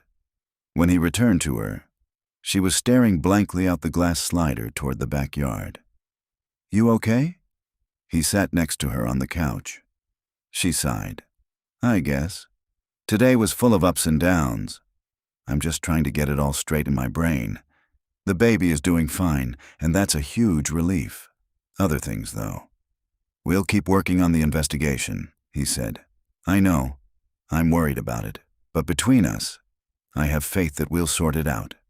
That's what we do. Professionally." Whatever was troubling her was personal then. She'd had a tough day. First, her apartment, and then that moment in the doctor's office when she was trying to complete the paperwork. "Oh, is this about the emergency contacts?" "Yes, my world suddenly feels very small." She rested her head against the back of the couch. "I'm in this with you." He didn't want her to doubt that. She turned her face toward him and gave him a sad smile. "But where will you be? We broke up 11 years ago because of distance. Not that this situation is the same. We're not dating, but I want us both to be there for the baby. He or she deserves to have you as a dad. We'll make it work. I can't control deployments, but I can be near you and the baby when I'm stateside. I promise you that I will do whatever I can to make that happen. Please don't doubt that."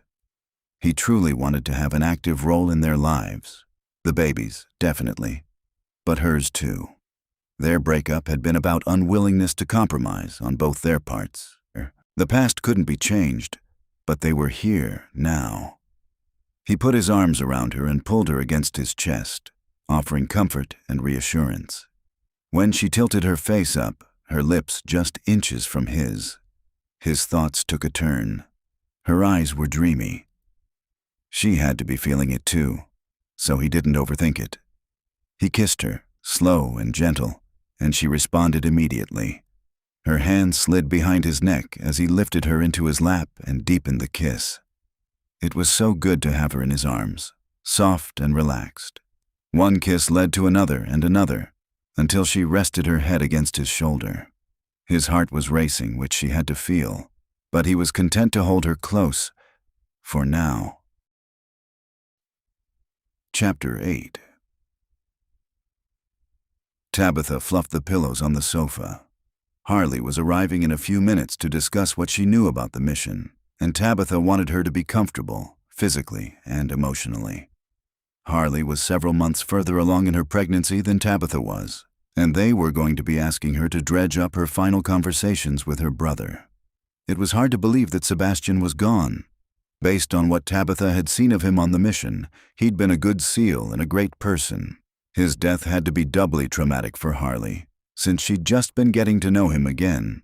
They'd been separated in the foster system as children, and Sebastian had only found Harley online shortly before leaving for Colombia. "She's here," Jonathan called. Just the sound of his voice made Tabitha's heart rate spike. After kissing on the couch the night before, they'd stayed snuggled together to watch a movie. He must have carried her to bed, since she didn't remember the end of the film or getting to her room. She'd woken this morning, tucked in and still wearing her clothes from the day before. They had more to discuss about the future, but she felt better knowing that he intended to be part of her and the baby's lives. Things were still complicated, and she didn't know whether the kisses made their situation better or worse. Still, she was smiling when Jonathan came into the room with Harley. "Hi." Tabitha found herself hugging the other woman. Thanks for coming. I'm not sure I'll be any help, but I'll try. Harley seated herself in the wing-back chair, and Jonathan sat beside Tabitha on the couch. Do you want to prop your feet up? Tabitha asked. No, I'm good. I'm still moving pretty easily, but I gather that's going to change soon. October is coming fast. She rested her hands on her belly. What do you need from me? We'd like you to think about the interactions you had with Sebastian while he was in Colombia, by video call and by email. The emails are easy. I can forward them to you, Harley volunteered. You don't have to do that. Tabitha wanted to respect her privacy. We realize those are personal. What we're looking for are comments about the mission or the other SEALs on it. I don't mind sharing the emails, really, you're welcome to them. Harley pulled out her phone, asked for Tabitha's email address, and sent the messages to her. Thanks to Garrett, I don't have anything to fear anymore. Tabitha knew some of the story of how Harley had fled to Hartsville in an attempt to escape her abusive husband. He'd followed her here, ultimately breaking into her home and attacking her before Garrett rescued her. Harley had been through so much in the past months, but she seemed resilient. Thank you, Tabitha said. I'll go through the emails later and let you know if I have any questions. For now, tell us about when you video chatted with Sebastian. What did he say about what he was doing in Colombia? Not much, really. He explained that he couldn't share much because the mission was classified, Harley said. I was thinking about our conversation last night, trying to remember all the details. He told a story about a spider monkey that kept coming into the camp and causing trouble. Jonathan and Tabitha chuckled. The monkey had surprised a few people by swinging down from limbs right in front of them, and had even gotten into their supplies. We mostly talked about things like that and our childhood. I told him some about my life, my work. I didn't tell him how bad things were with Thomas, but he figured it out and offered me a lifeline to get free. I'll be forever grateful for that. Did he mention any SEALs by name? Tabitha asked. Garrett, of course, since they were so close, and Jonathan and Matthew. She listed a few more names, but she appeared to know very little about the other men or their roles on the mission. David was the one SEAL that I saw on camera, other than Sebastian, of course. David Tellier? That caught Tabitha's attention. Was that his surname? Harley smiled. I never got it, but he poked his head in and asked me a question now and then. What kind of questions? Nothing serious. Where I lived or who won an NBA game, that sort of thing. He seemed anxious to see or hear something from home. I suppose that's normal when you guys are out of the country for long stretches.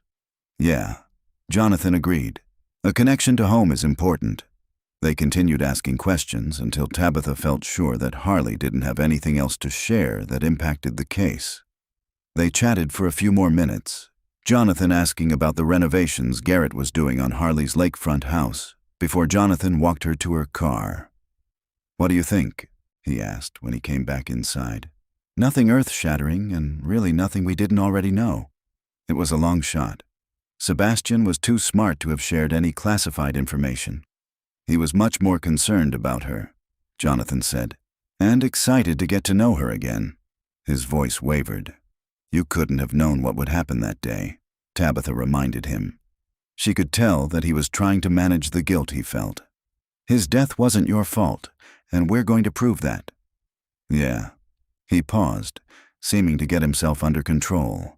And then I'm going to make whoever was responsible pay. She shook her head. This isn't about revenge. It's about clearing your name and making sure justice is served.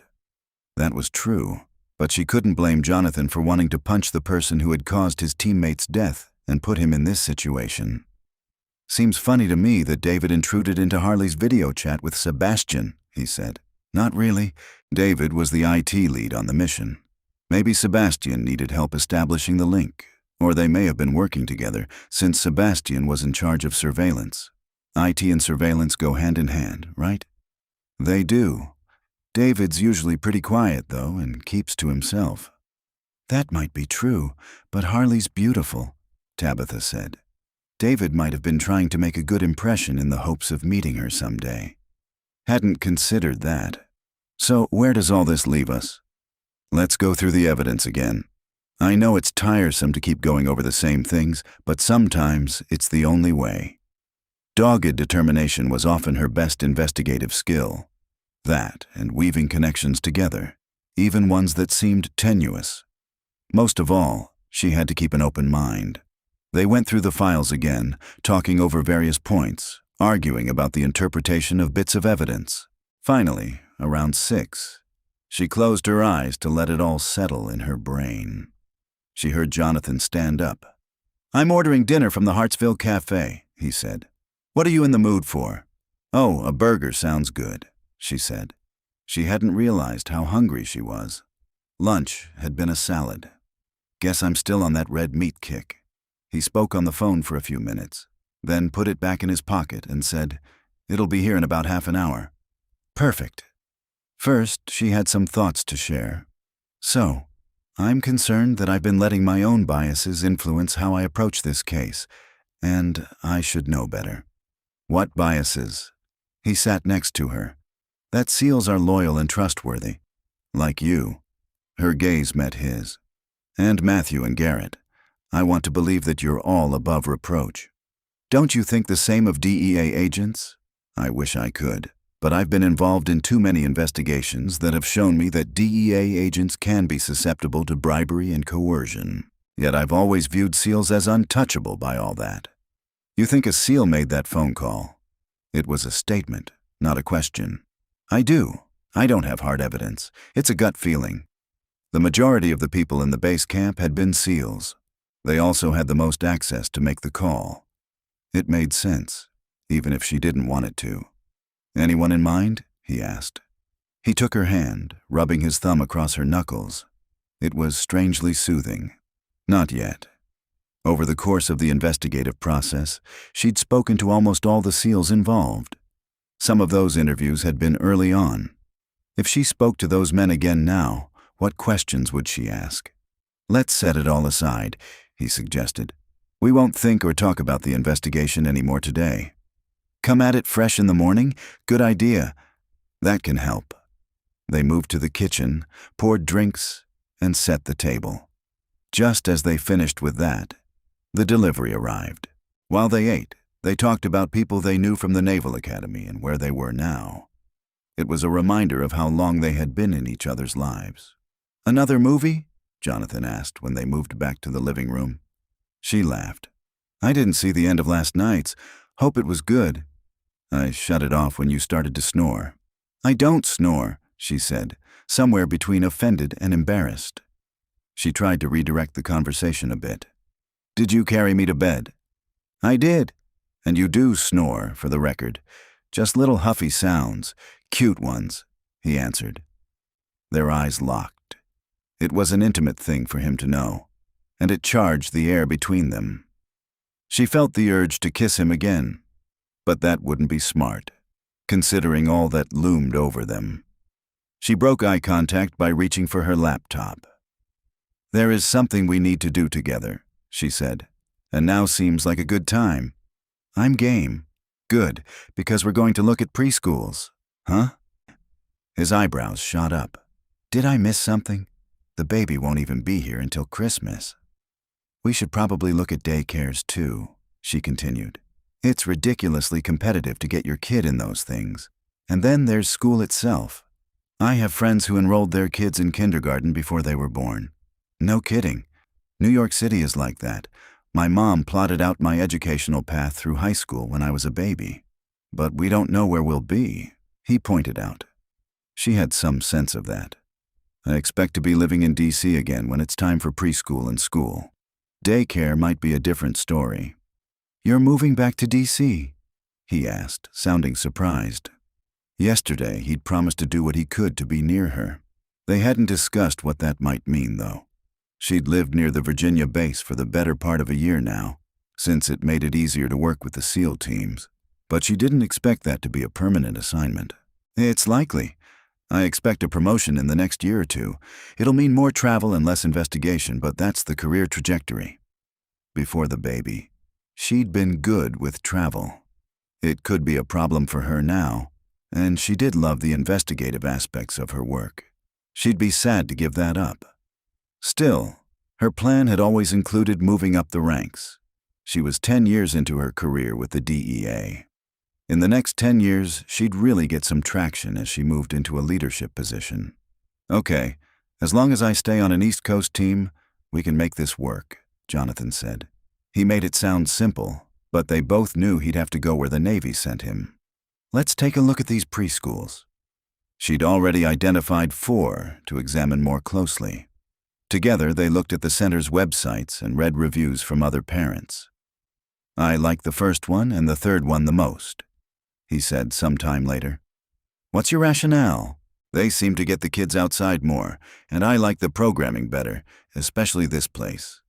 He pointed to the tab for a preschool in Alexandria, Virginia. "If we selected that one and secured a spot, we could make sure to find somewhere to live nearby." "That's what I was thinking. I'll complete the application in the next few days and submit it," she said. "I guess we should talk about daycares next. There's a good one here.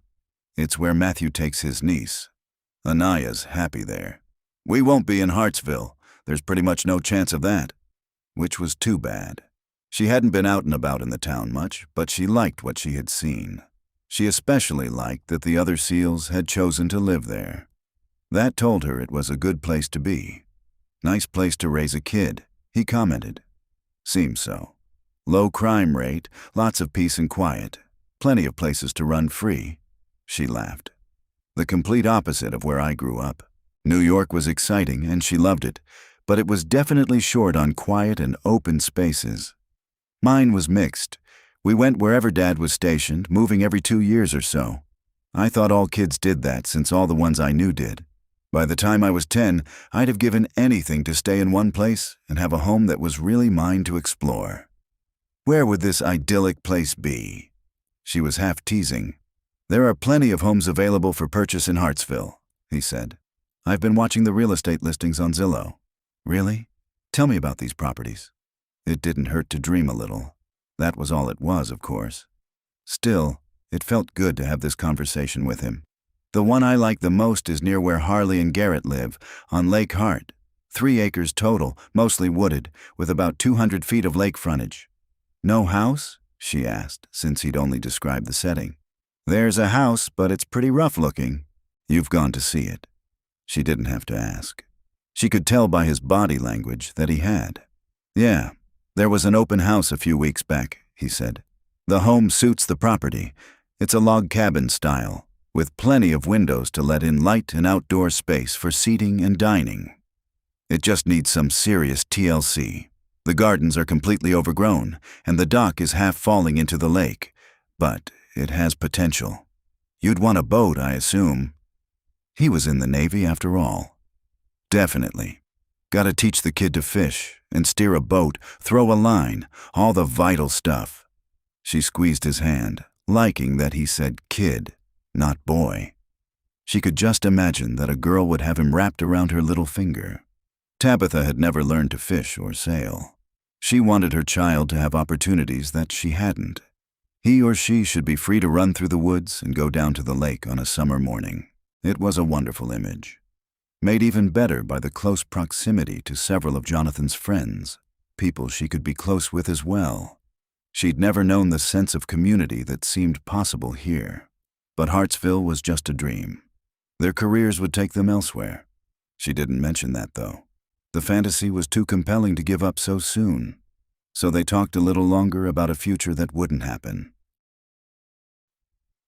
Chapter 9. Jonathan stabbed his finger into his phone's screen to end the call. Following up on his SEAL teammate's suggestions, he'd reached out to his family.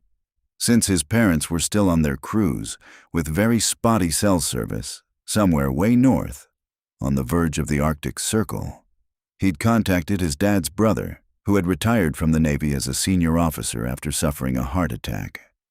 Uncle Ken had always been right there with Jonathan's parents in supporting Jonathan's career. Except for today. Ken rejected any possibility that Jonathan could possibly be framed because of someone with a grudge against the Winters. He wouldn't even consider it. His advice had been to keep a low profile and not embarrass the family. A second call, to his father's closest buddy in the Navy, had netted the same response. Say nothing that might cast a poor light on your father. Jonathan was doubly disappointed because he trusted both these men. They'd helped guide his career. Apparently, their help was only available when that career was going well. He walked into the living room, where Tabitha had files spread out on the coffee table. "Hey, do you think we can make contact with the SEALs we haven't re-interviewed?" she asked. "Even a video chat would—" She paused when he slumped down on the couch next to her. "Yeah, I can reach out to them." There were 6 more guys from his team to talk with. Those conversations were guaranteed to be less shitty than the ones he just had. It didn't go well. She knew what calls he'd been making. I got nowhere. He scrubbed a hand over his face.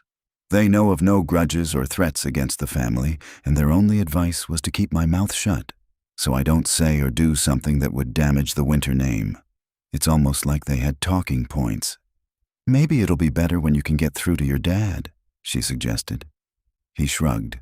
He hoped his own dad wouldn't stonewall him, but his parents hadn't reached out much to him recently.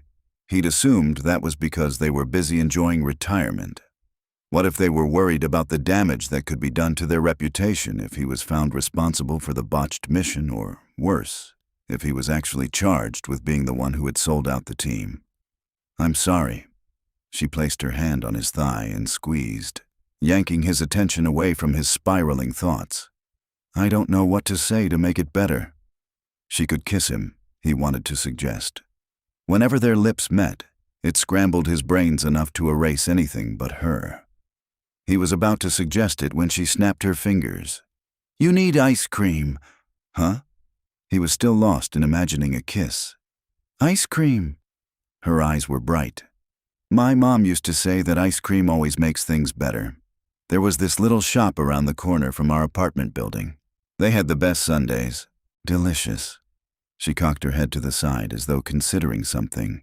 "I could be having a craving and projecting it onto you." That made him chuckle. Kisses would be great, but if she needed ice cream, they'd get her ice cream.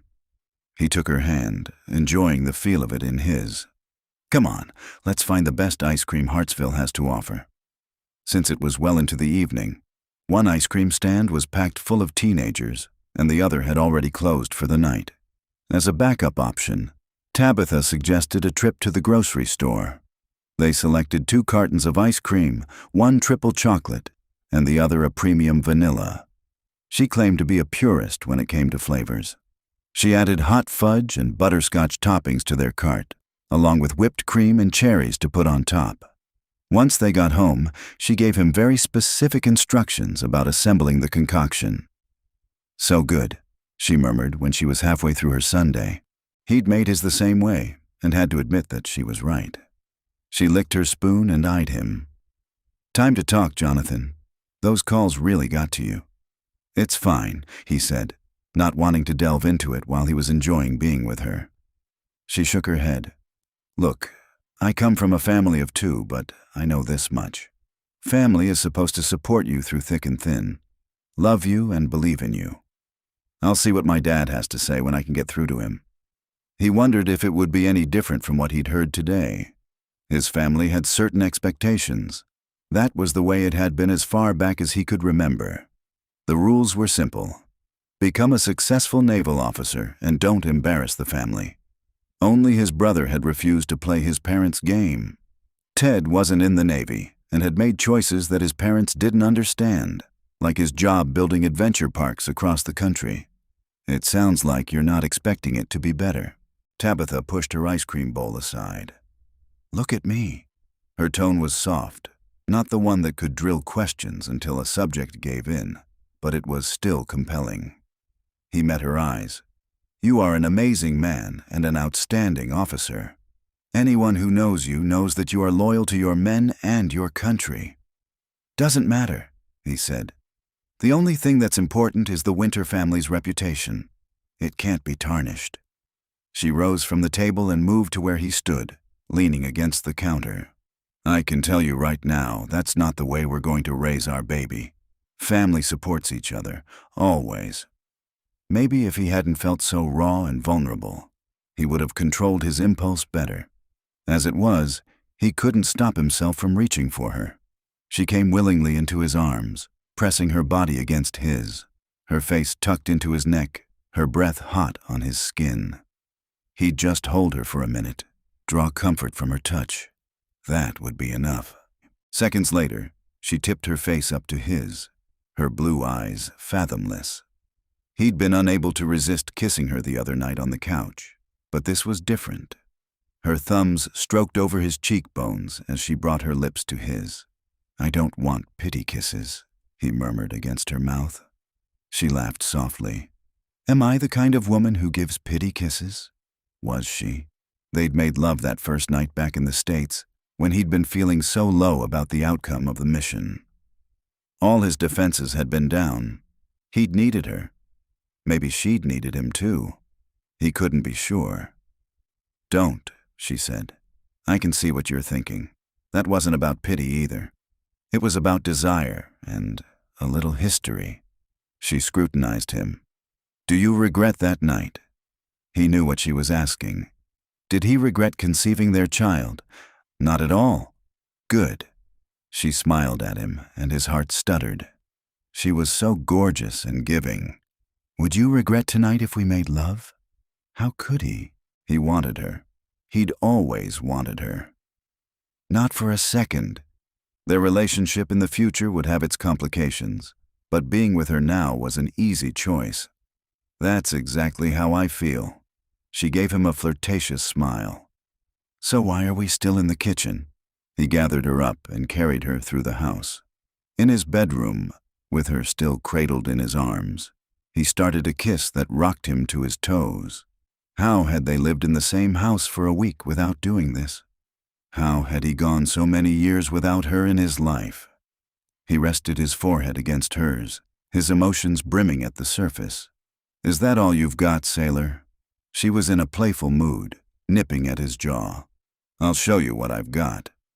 He put her down gently on the edge of the bed and knelt in front of her to slip off her shoes. She tunneled her fingers in his hair, forcing him to meet her gaze. "I'm not fragile. I won't break. I'm just pregnant."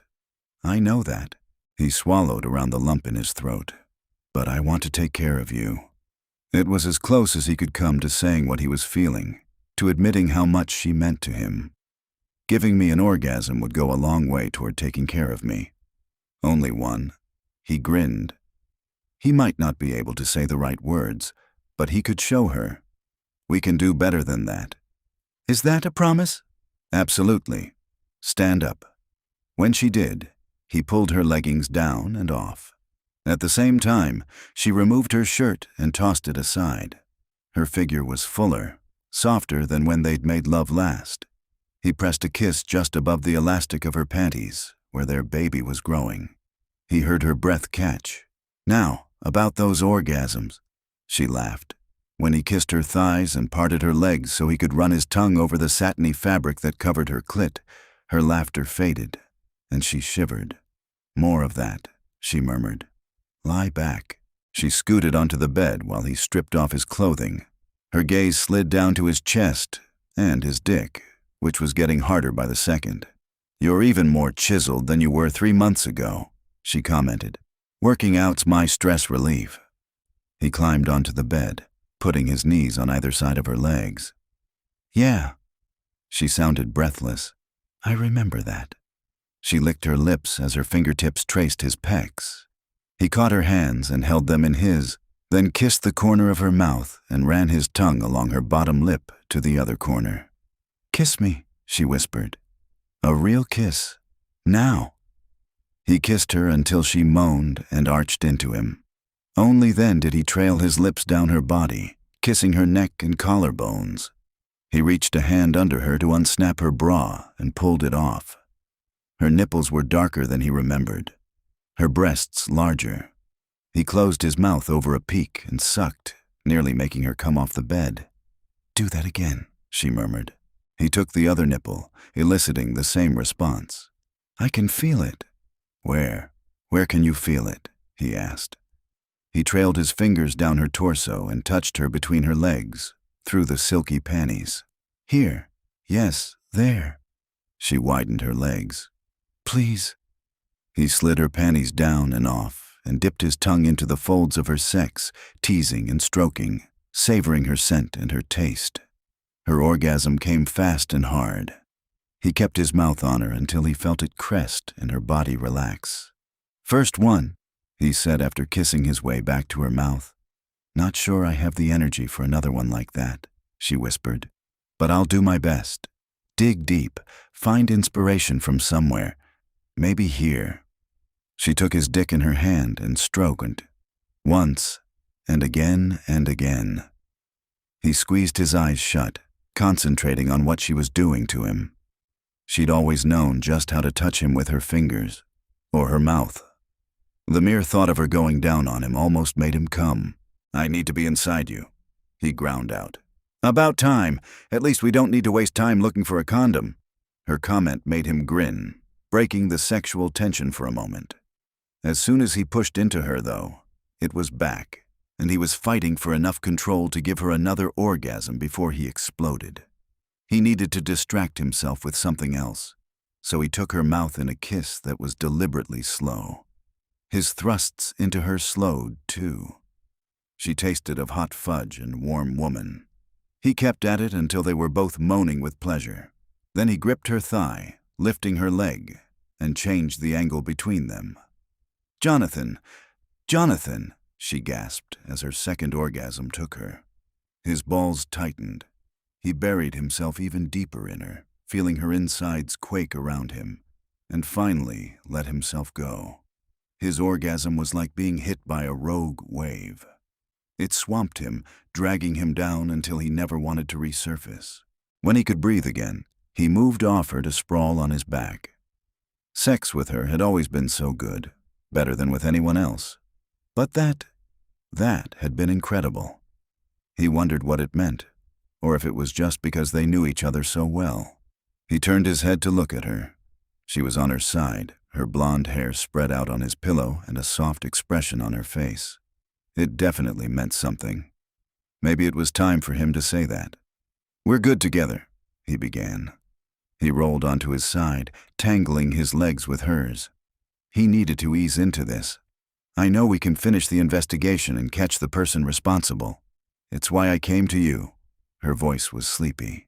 "You came because of the baby, too," he reminded her. "I was thinking that we need to keep being good together, for the baby, and maybe for us, too." He took her hand and brought it to his lips. He was on the verge of asking again if she'd consider marriage when she spoke. "You're talking about happily ever after, aren't you?" She sounded a lot more awake than she had a minute ago. "Might be." It was a struggle to keep his voice casual, even as his heart was racing. She'd just given him the opportunity to feel this out. "Oh boy, you know that's hard for me." She wasn't a person who had difficulty speaking until it came to her emotions. She didn't turn away, though, so he waited. "I've never thought that having it all was possible. My mom had me in her career. When she tried to have a husband or partner, it never worked out, so eventually, she stopped trying. She chose what was most important to her and was content with that. That's her. What about you?" He knew she admired her mother, but Tabitha was her own person. "I don't know. I've never seen a true partnership work, with kids and careers. I mean, it seems like the other SEAL couples have that, but I can't get my head around what that must look like from the inside. How do your parents handle it?" That was dicey territory. His mom was a true officer's wife, which meant she'd sacrificed so her husband could advance. "I don't know about them having a real partnership. Mom dedicated herself to Dad's career, which I would never expect you to do." "Seriously?" She poked him in the chest. "I'm calling BS on that, since it's exactly what you wanted me to do at one point." She had him there. "I was young and foolish, just out of the academy." He hadn't been able to understand why she'd refused to follow him to his first duty station. He got it now. He did wonder what their lives would have been like if she had, or if they'd managed to compromise. Would they be a decade into a marriage with 3 kids, or would they have imploded long ago? She laughed. "True. I can admit now that I was a tiny bit tempted." "You were." That surprised him. She'd been so adamant about pursuing her own goals, and she'd made sure he understood that. She nodded. "So, Now we have decisions to make that have to be made together. That's new for both of us. I'm used to being in charge, having control. And so are you. For the baby, maybe we can find a middle ground." He wanted that more than he knew how to express. He caught her hand again and placed their joined hands over the baby bump. Her eyes got misty. "I know I want our baby to have a different upbringing than I had. It was lonely at times, just me and Mom. I had more family, but the burden of expectations was brutal. I never even processed that my parents were dictating my life. I just went with it and let them guide me." He'd been well into his 20s before he realized that their plans for him had shaped everything he did. "I don't want that for our kid either. I guess we should figure out what we do want for us and this baby." She was silent for a few minutes, and he thought that was where they were leaving the discussion for the night, but she surprised him by speaking again. "I was telling you about the promotion I expect to get, but part of me doesn't even want it. It's not the kind of work I enjoy, and it would take me away from the baby more often than I'm comfortable with. It's just the natural trajectory of your career. I've been dealing with the same thing for the past few years." He enjoyed being on an active SEAL team. However, his family was on his case to get promoted and move to a more administrative role. He wasn't sure he wanted either of those things, but he didn't have a clear picture of what else he could choose. His life had been carefully plotted for him, and up until now, he'd followed the expected steps. Going out on his own, figuring out what he truly wanted, was scary. "I'd have to work even longer hours," she continued, "and I already put in 50 or 60 a week. What kind of life is that? Is that best for the baby? My mom did it, but I just don't know. This isn't something we can solve tonight." She yawned. "We'll talk more later," he said, bringing her hand back to his lips. "What's the most comfortable way for you to sleep?" "On my left side. I can go back to my room." She started to push off the mattress. "Don't. Stay with me. If you want." He waited, leaving the decision to her. "I'd like that." She leaned closer and kissed him. A gentle kiss that was just as powerful as the passionate ones they'd shared earlier. "Good night, Jonathan." With that, she rolled to her other side, and he spooned himself around her, resting his hand low on her belly again. His baby was under his fingertips, literally, which was amazing to think about. It reminded him that they owed the little guy or gal the best childhood possible. Chapter 10. "That's the place I was telling you about." Jonathan stopped behind where Tabitha was seated in the kitchen, laptop open in front of her. She was on Zillow, looking at the house and property on the lake he'd described. "I thought so. It's beautiful." She flipped through the pictures, stopping at one that showed the dock and lake. "Can't imagine having that in my backyard." "It needs some work," he said when she moved on to images of the home's interior and exterior. It was about the same age as the nearby house that Sebastian had bought and started renovating with Garrett's help. The house that belonged to Harley now. "Nothing drastic, though. I mean, it would be livable in the meantime." She moved on to reading the description supplied by the realtor. "I can't get over how affordable it is. In the DC area, I couldn't even buy a 2-bedroom condo in an okay building for the asking price of this 4-bedroom home with lake access. It just blows me away that I could buy it on my salary." Her face was flushed with excitement. Jonathan loved the place, but he hadn't thought seriously about purchasing it. What would it mean to have a home in a town like Hartsville? He usually rented a no-frills apartment near base, since he was deployed more often than he was stateside. "I never thought I wanted the house and yard thing, since I've always lived in cities. It is appealing, though." She glanced at him with an unfamiliar wistfulness in her expression. Might be that the pregnancy was making her want to nest. He'd read that was common. But he wasn't pregnant, and he wanted the same thing, especially after last night. Sleeping with her, waking up with her. Yeah, that was something he could get used to. He'd expected a little awkwardness in the morning, but he'd woken before her and formed a plan to head that off. As soon as her eyes opened, he gave her a good morning kiss she wouldn't soon forget. And neither would he. It had been another half hour before they got out of bed with smiles on their faces. "What if we looked at it together? Just for fun," she added, her finger hovering over the button to click to contact the listing agent. It had been nice to dream a little with her about a house and teaching their kid to fish. He liked Hartsville. At first, when his buddies ended up here, he couldn't understand the appeal, but it hadn't taken long for the town and its people to grow on him. He could imagine that old house on the lake restored and updated, with gardens surrounding it. The thought of owning it had started as a pipe dream. Was there a chance it could become a reality for them? Before he could answer, the doorbell rang. That's going to be David. He'd received a text from his fellow SEAL saying he'd arrive at 10. He checked the app on his phone and saw David outside on the doorbell camera. "Right on time." She closed her laptop and stood. "Tabitha?" He put his hand on her shoulder. "We'll look at the house if you want to."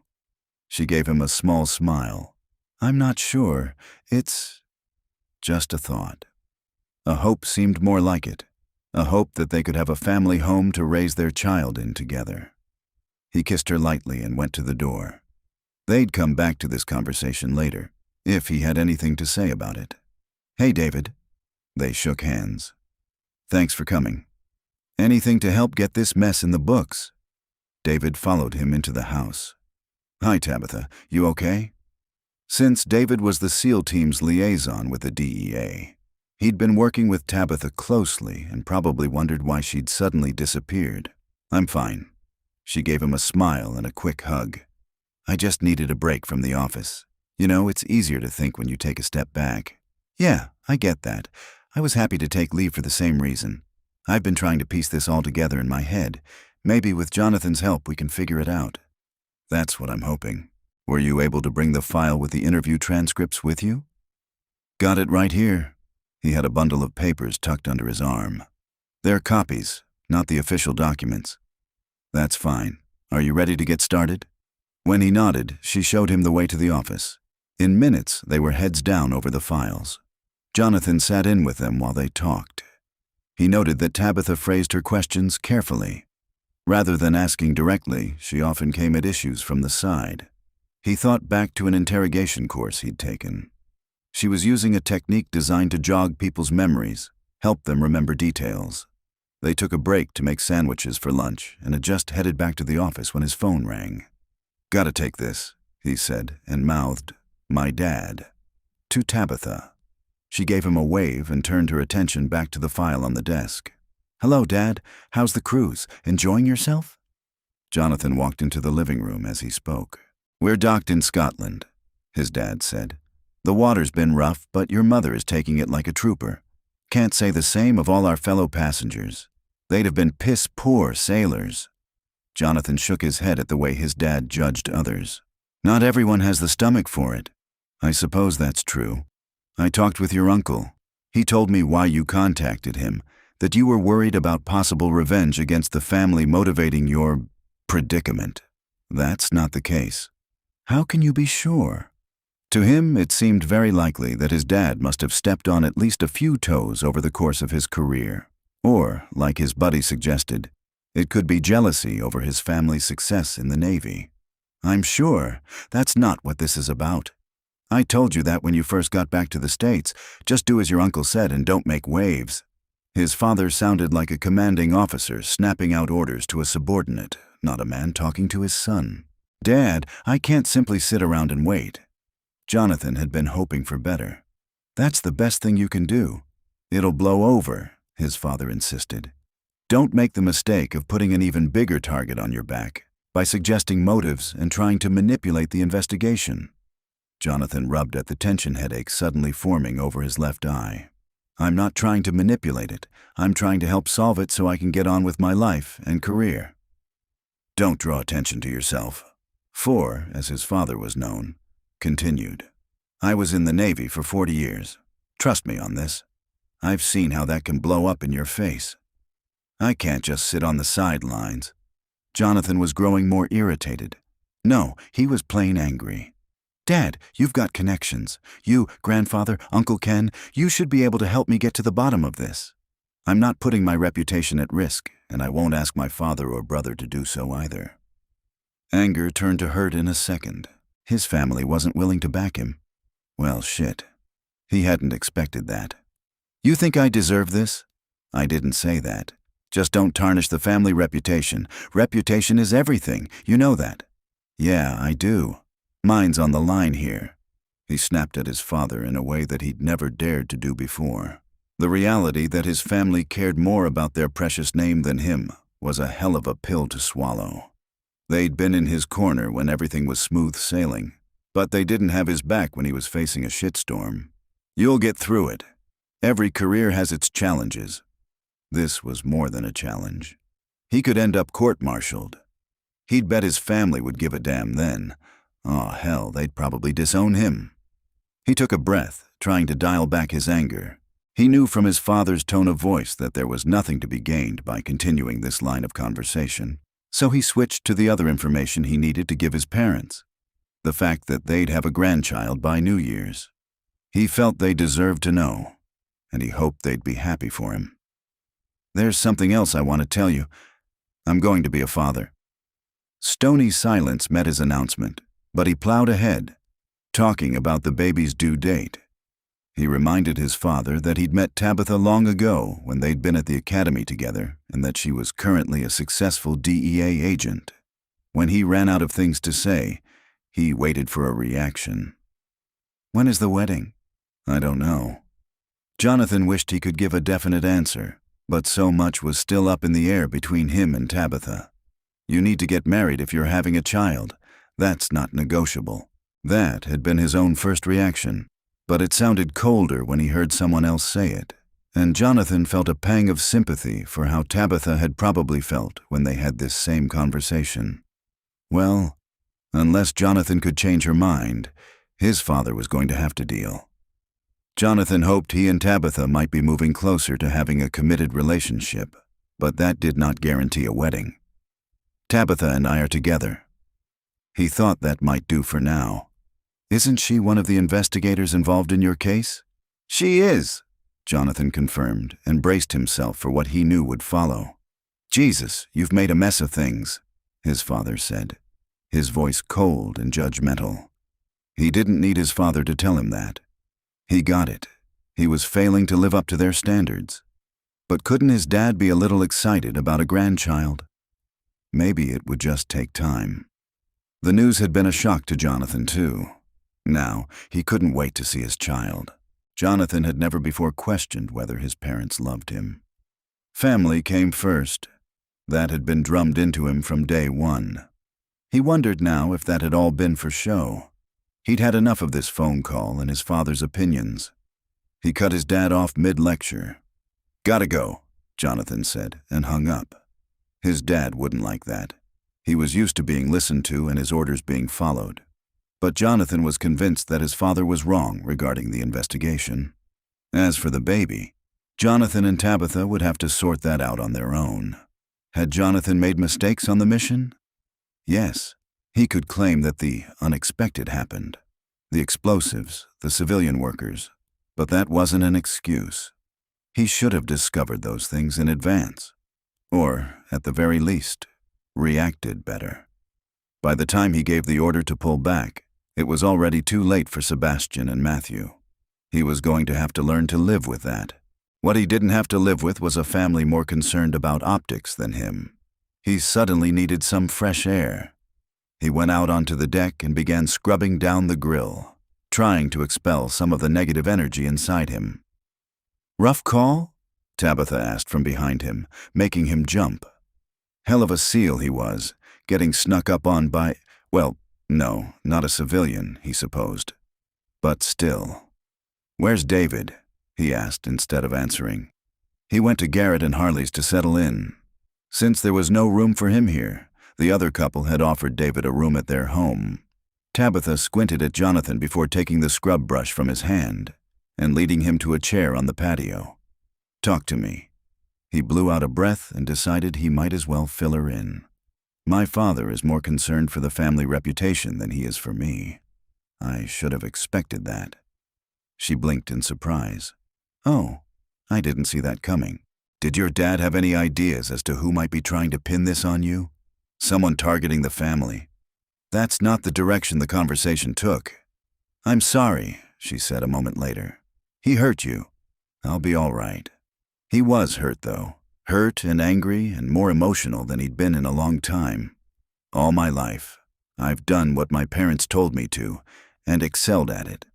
I never even considered any career but the Navy, because that's what winters do. And now, when I could really use their support... He shook his head and bit his tongue. Complaining wasn't going to help anything. You'll feel better when we solve this and bring whoever is responsible to justice. Her voice was gentle but insistent. That's what we need to focus on. My focus is on protecting you and the baby. He was adamant about that. They still didn't know who had broken into her apartment or what their intentions were. They're the same goal. I'm only in danger because someone thinks I'm getting too close to solving this. After the case is cleared up, you can make choices about your life. If you want to continue as a SEAL, do it. If you want to go a different direction, then do that. The choice has to be driven by you, not your family. Whatever you decide, I'll have your back. You know that, right? He did know that. Part of him wanted to say screw his family legacy. He had other opportunities he could pursue that didn't involve the Navy. And part of him wanted to prove himself to his father and the others. He was a damn fine SEAL and officer, and he'd accomplished that on his own work and merit. He'd get through the mess, as his father called it, on his own too. Jonathan. She touched his arm, and he realized that he hadn't replied to her. I know you'll be there for me, he said, and pulled her in for a hug. He appreciated her faith in him. It was the boost that he needed after the phone call. To take both their minds off their problems, he pulled her close, sinking into a kiss until nothing else mattered. Chapter 11. He's protective of you, David commented the next morning as he and Tabitha worked together in the small home office. Jonathan, he is. She'd had to assure him 3 times that she'd be fine in the house with David while he ran some errands. She opted not to mention the baby to David as a source of Jonathan's protectiveness. Garrett might have told him, but she doubted it. The fewer people involved in the investigation who knew about the extent of her and Jonathan's relationship, the better. There's a lot at stake. Got that right. Did you have time to read the file I brought yesterday? He'd left it with her, and she'd spent the evening studying it. Some things were clear, others she had questions about. The interviews give us definite locations on more SEALs during the time when the phone call was made. We can clear 3 more members of the team. That's a win. Clearing everybody is our best bet. Then maybe the investigation will die out. She shook her head. No way. This has gotten too big to get swept under the rug. David let out a long sigh. Tabitha, maybe you should let it go. Get back to the office and work on something else. You can't hang out here forever. I wasn't planning on it. Was he trying to give her some kind of subtle warning? Did he know something? She wasn't one to beat around the bush. What's going on in the office? Not much. We're just chasing our tails on this. He moved a pile of folders to the side. Look, have you considered that it might not have been a SEAL who warned Valencia after all? I know that's your theory. It could be wrong. Only SEALs would have had the access to make that call. She felt confident that was the case, as much as she didn't like it. He sighed again. Yeah, I suppose you're right about that. I hate to think it was one of our guys, though. Me too, but I don't see another possibility. You know how this works. She remembered from David's file that he had worked in digital forensics before training to be a SEAL. He was used to dealing with investigations. Our perp made a mistake by placing that call from the camp. One mistake always leads to another. Textbook scenario, he agreed. Okay, what other mistakes can we see? I noticed a few discrepancies when I was digging into the file last evening. They might mean nothing, but they caught my attention. What did you notice? David leaned forward. Just some things that didn't line up. Take Tony Miller, for instance. In 2 places in the file, it stated that he was doing recon in the nearby village, but I found another reference indicating that Miller was with Garrett and Sebastian. They were doing recon too. Yes, but at the compound. Not in the village. There was something similar in regard to Juan Esposito's meeting with Captain Perez that day. The times don't match up. I want to reread it all to see if there are any other instances like those. It almost makes me wonder. She paused, trying to sort through what she knew in her head. Wonder what? What if someone higher up in DEA or another government agency is involved? Someone who has the power to alter files. It was probably outlandish to even consider the idea. He chuckled. Didn't you just insist that it has to be a seal? Remember, everything hinges on the call. You're right. I'm chasing myself around in circles. She reined herself in. The call, time, and location stamped was the cornerstone of the investigation. Probably time for a break. He stood to stretch, and she was surprised to realize that 2 hours had gone by. I've got to head back to Garrett's for a while. I promised I'd give him a hand with a project. While I'm gone, you should take a walk, get some fresh air. You're the one who always says to let your brain rest. She did say that often enough, since forcing the brain to draw conclusions ended in error more often than not. Good idea. I could do with some exercise. Oh, hey. David paused in the office doorway. Should I wait until Jonathan gets back before I go? I'll be fine. She waved him off. I'm sure he won't be much longer. Okay then, I'll be back in a few hours. She heard him let himself out and the sound of his truck starting in the driveway. She meant to get up and at least go into the backyard. But she opened the file again and started rereading. 15 minutes more of the work, then a walk. She promised herself. 10 minutes later, Kenton texted to say he'd be over in a few with cookies fresh from the bakery where Mia worked. Her new friend was helping her satisfy her sugar cravings. She texted back a quick thanks. Now she couldn't go out, since she needed to be there to let Kenton in.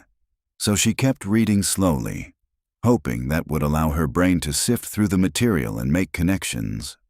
When her vision started to dim on the edges, she knew another dizzy spell was coming on. She waited, taking deep breaths until it passed. She glanced around for her water bottle, the large one that Jonathan had gotten for her after her doctor's appointment.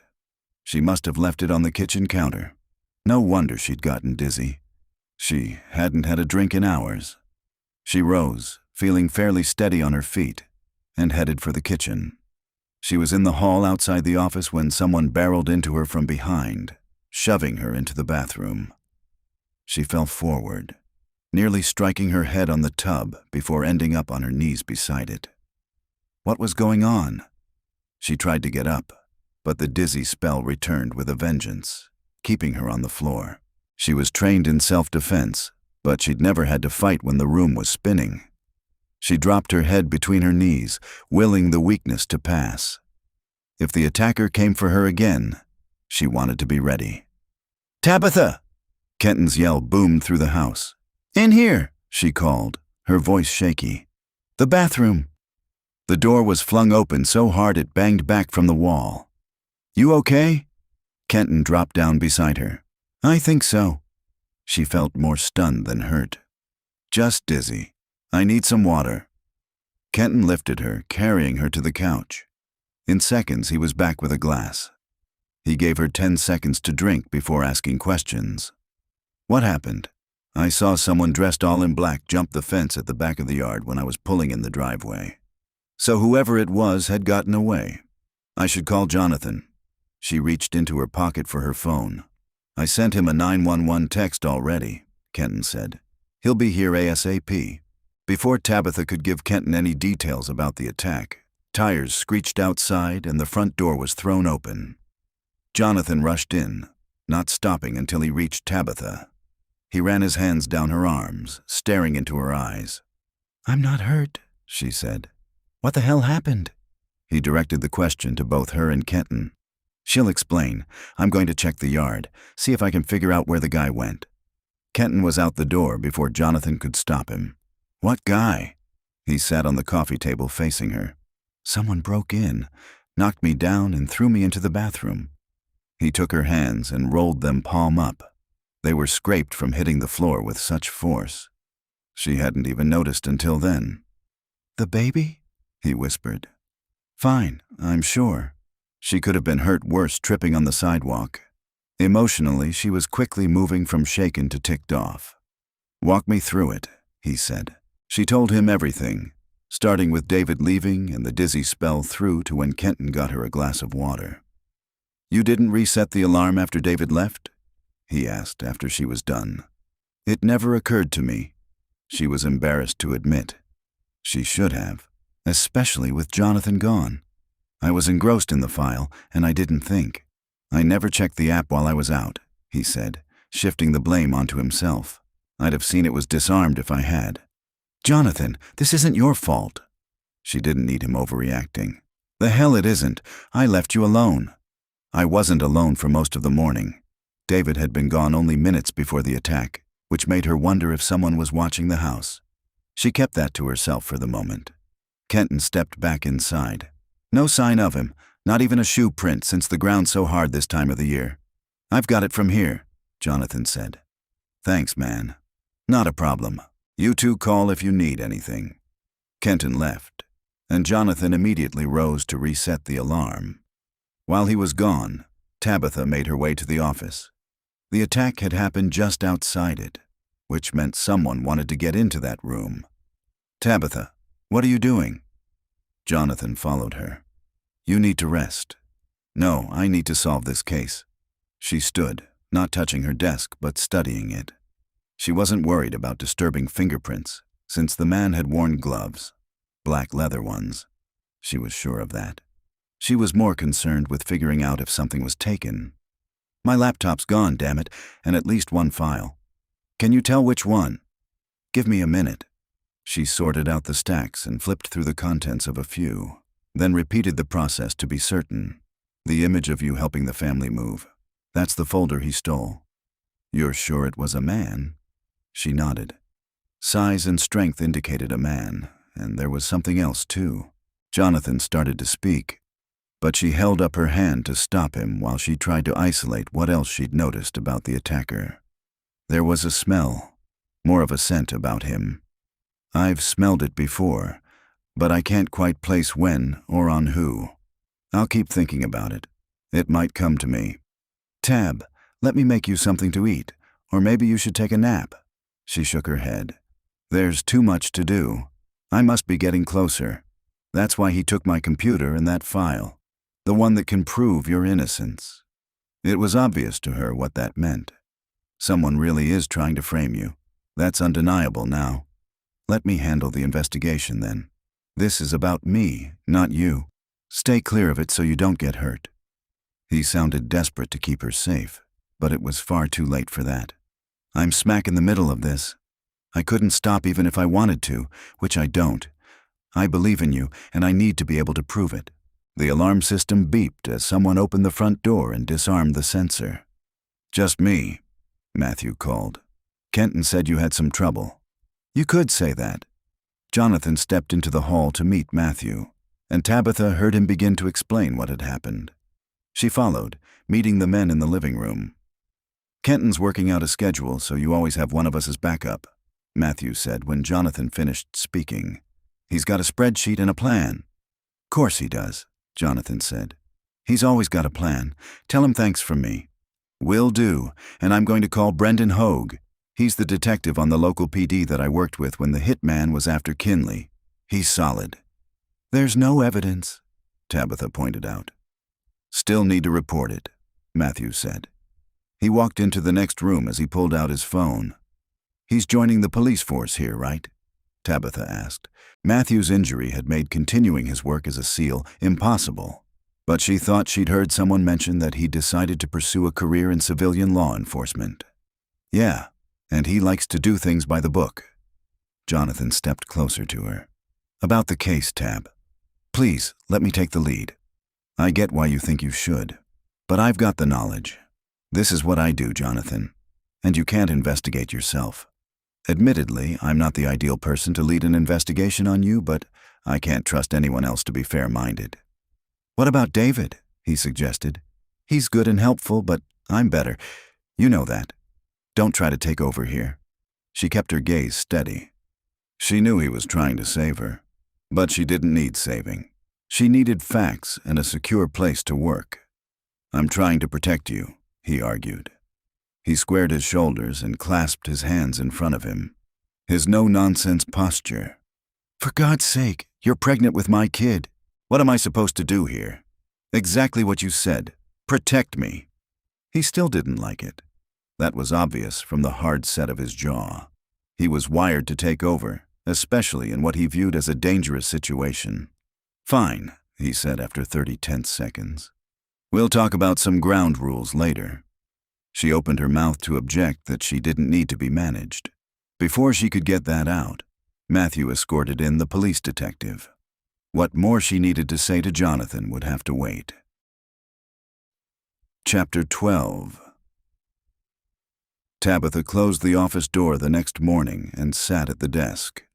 Detective Hogue had gone through the place without finding any evidence. She could have told him he wouldn't. Her quick glimpse of the assailant had been of a black hoodie, ski mask, and gloves. The scent was the only clue she had, but it still wasn't registering. She flipped through the file that David had brought with him to Hartsville. Last night, she'd been too tired to reread it after the detective left.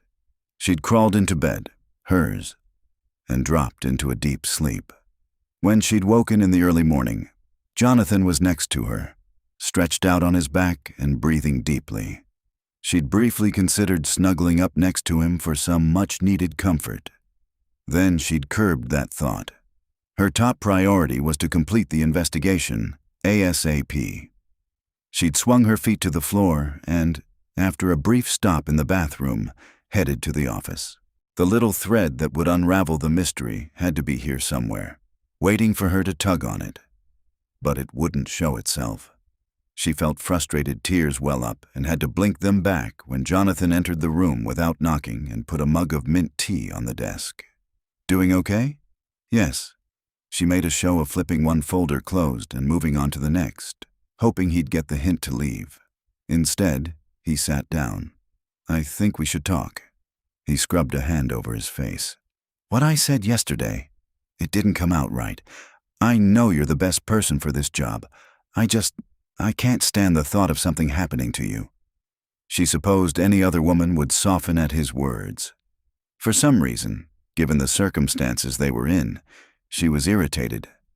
"Jonathan, this isn't—" "Just hear me out. I've been thinking about what our future might look like. If we got married, we could—" "Stop!" She cut him off. "I can't go there right now, can't you see that? And I've told you, marriage isn't a priority for me." She was still struggling to figure out what she wanted from him. Sharing a house and a bed with him definitely had its moments.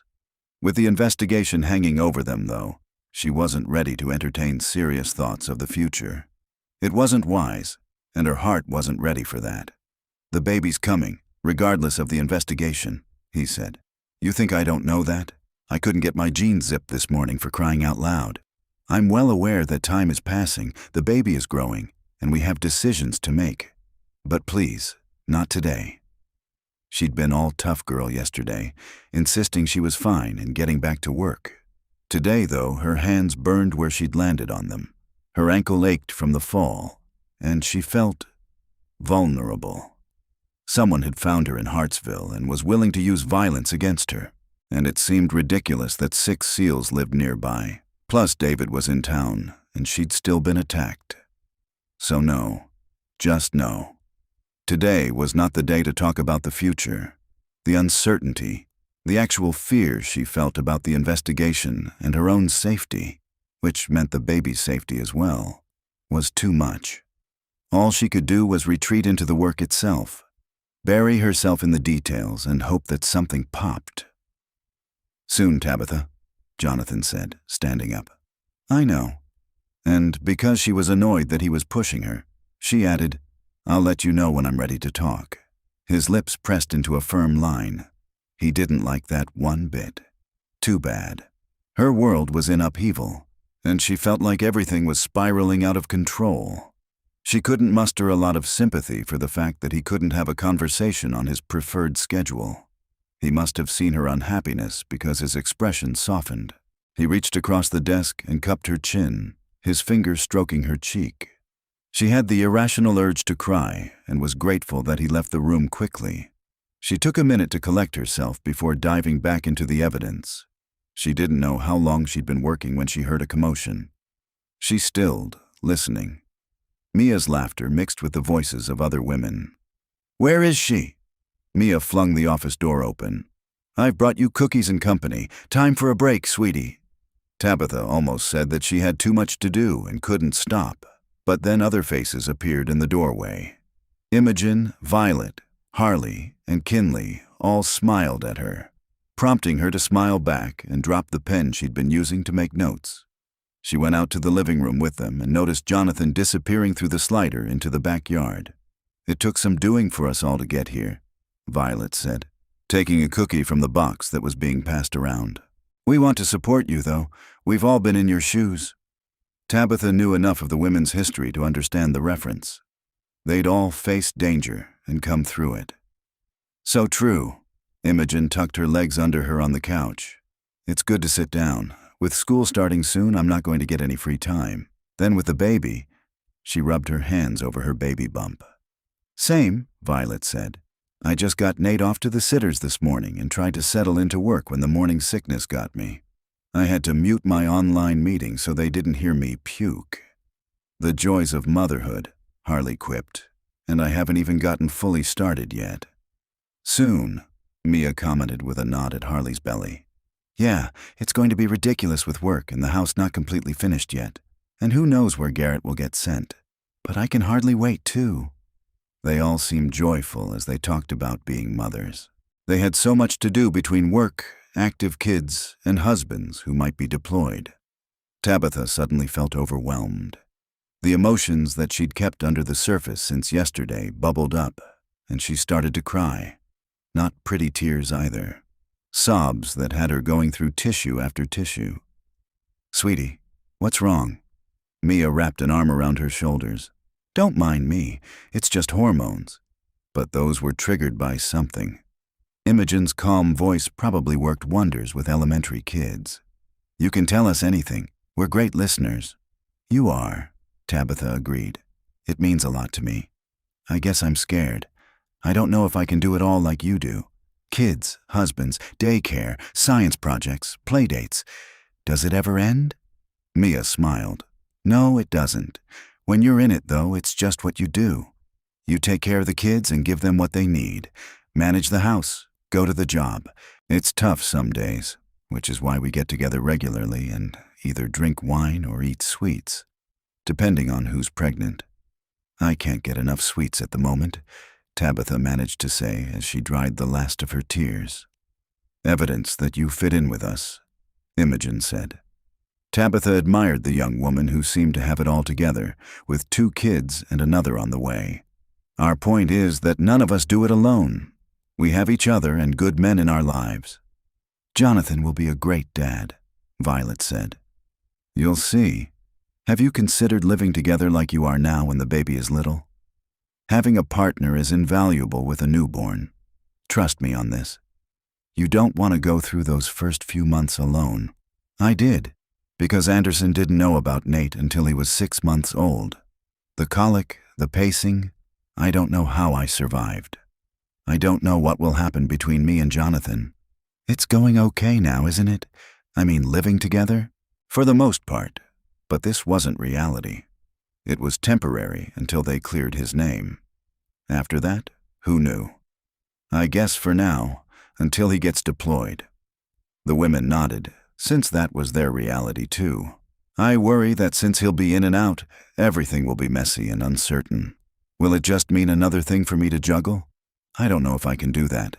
With the baby and my career, how am I going to manage a—" She searched around for the right phrasing. "A relationship that was never intended. It would seem forced for the baby's sake. Nothing like what you all have." She noticed them exchange glances and small smiles. She was used to reading body language and arriving at conclusions, but she was missing something here. Or maybe she was just uncomfortable with her own emotions. Every insecurity and vulnerability she'd ever felt was right at the surface and staring her in the face. She wasn't used to feeling that way. She was more of a stride-through-life kind of gal. Why did she suddenly feel that she needed to creep around the edges? Jonathan walked softly through the living room. He'd seen the women leave about 20 minutes earlier, and wasn't surprised to find Tabitha with her eyes closed, head tipped back against the couch cushion. "I'm not sleeping," she murmured. "Just dizzy again." He eyed the water bottle. Mostly empty. So she wasn't dehydrated. "Have you eaten anything but cookies today?" Her eyes drifted open. "I guess I haven't. Now that you mention it, I am hungry. I'll get something." She started to rise, but he touched her shoulder, keeping her in place. "Let me fix you dinner. Stay here." He expected her to argue with him like she had earlier, but she surprised him by nodding and closing her eyes again. He went into the kitchen and saw a note on the counter. "Mac and cheese in the fridge. Just warm it up. Imogen." He was so grateful for good friends at that moment. He put a generous helping on a plate and put it into the microwave. While it heated, he sliced up an apple. He put the food on a tray and carried it back to Tabitha. "That smells delicious." She straightened, giving her head a shake as if to clear it, and smiled when she saw what he'd put down in front of her. "Perfect, thank you." "Thank Imogen. She made it." He handed her a fork and watched her take the first few bites before returning to the kitchen to heat some for himself. When he rejoined her, she was halfway through her portion. "This is so good." She bit into an apple slice and chewed it before speaking again. "I'm sorry about this morning. It's just so much, you know." "I shouldn't have pushed you like that. The timing was lousy." That was an understatement. He'd been kicking himself all day. He wasn't making that mistake again. At least, not today. "I am worried about you, and I want to make sure that nothing else happens to you." "Did you hear anything from Detective Hogue?" she asked. "I called him an hour ago. He contacted the police officer who investigated the break-in at your apartment. Nothing came of it, though. There wasn't much in the way of clues from that incident, and none from this one." "What about my laptop?" "No luck there either. David's trying to track it, but it hasn't been turned on. All he can tell is that someone shut it down a few minutes after the robbery from a couple blocks away from here." "Someone knows what they're doing," she observed. "Seems like it. That doesn't help us narrow the list of suspects. Any SEAL could have managed the break-ins and would know the laptop could be tracked."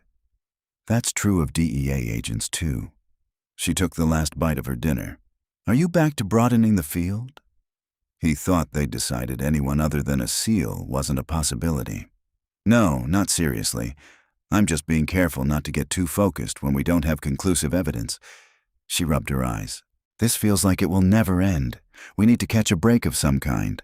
I'm tired of looking at the same intel." "You're worn out." He put his empty plate down and loaded hers onto the tray. "It's not me," she said. "It's the baby. The little guy or gal is zapping all my energy." "Yeah, guy or gal." He had a question about that, and it seemed as good a time as any to ask. "Will we find out at the ultrasound if it's a boy or a girl?" He had to admit he was curious, not that he was leaning either way. "Maybe." She tilted her head, studying him. "Do you want to know before the birth?" "If you do." He tried to keep his tone neutral. If she was opposed to finding out, he'd live with that. She laughed. "That's a yes. It's fine with me. Which do you want?" "A healthy baby and a healthy mama," he said, and her face softened. "No preference beyond that. You?" "Same. I've considered both and decided it'll be amazing either way." "It will be. The three of them being a family would be even more amazing." But he kept that to himself. He'd pushed his luck enough for one day. "Go on to bed. I'll do the dishes." "I'm not that tired." She moved her hand to his thigh and drew figure eights with her fingertip. "Can the dishes wait until morning?" She shot him a smile. I suppose they could. If he was guessing her mood right, they could wait a week for all he cared. "Do you need help getting undressed?" "If you're willing." She leaned closer to nip his earlobe. Heat shot through him. Not needing any more invitation, he captured her hand in his, stood, and pulled her up. "No carrying," she said when he went to lift her. "I'm capable of walking." "I know you're capable of so much." He kissed her forehead. but it does wonders for my ego to scoop you up. It tapped into something primal in him that she was going to have to live with. We'll find another way to stroke your ego. Her hand tugged on his waistband. If he'd felt heat a minute ago, it turned to lightning now. He considered skipping the bedroom altogether, but decided that was a no. He wanted her to be comfortable while he kissed every inch of her body. Hold that thought. Happy to. She cupped his erection, which silenced the few brain cells that were still functioning. Bed. He scooped her up, noting that she made no further protest. Seconds later, he placed her on his bed and followed her down.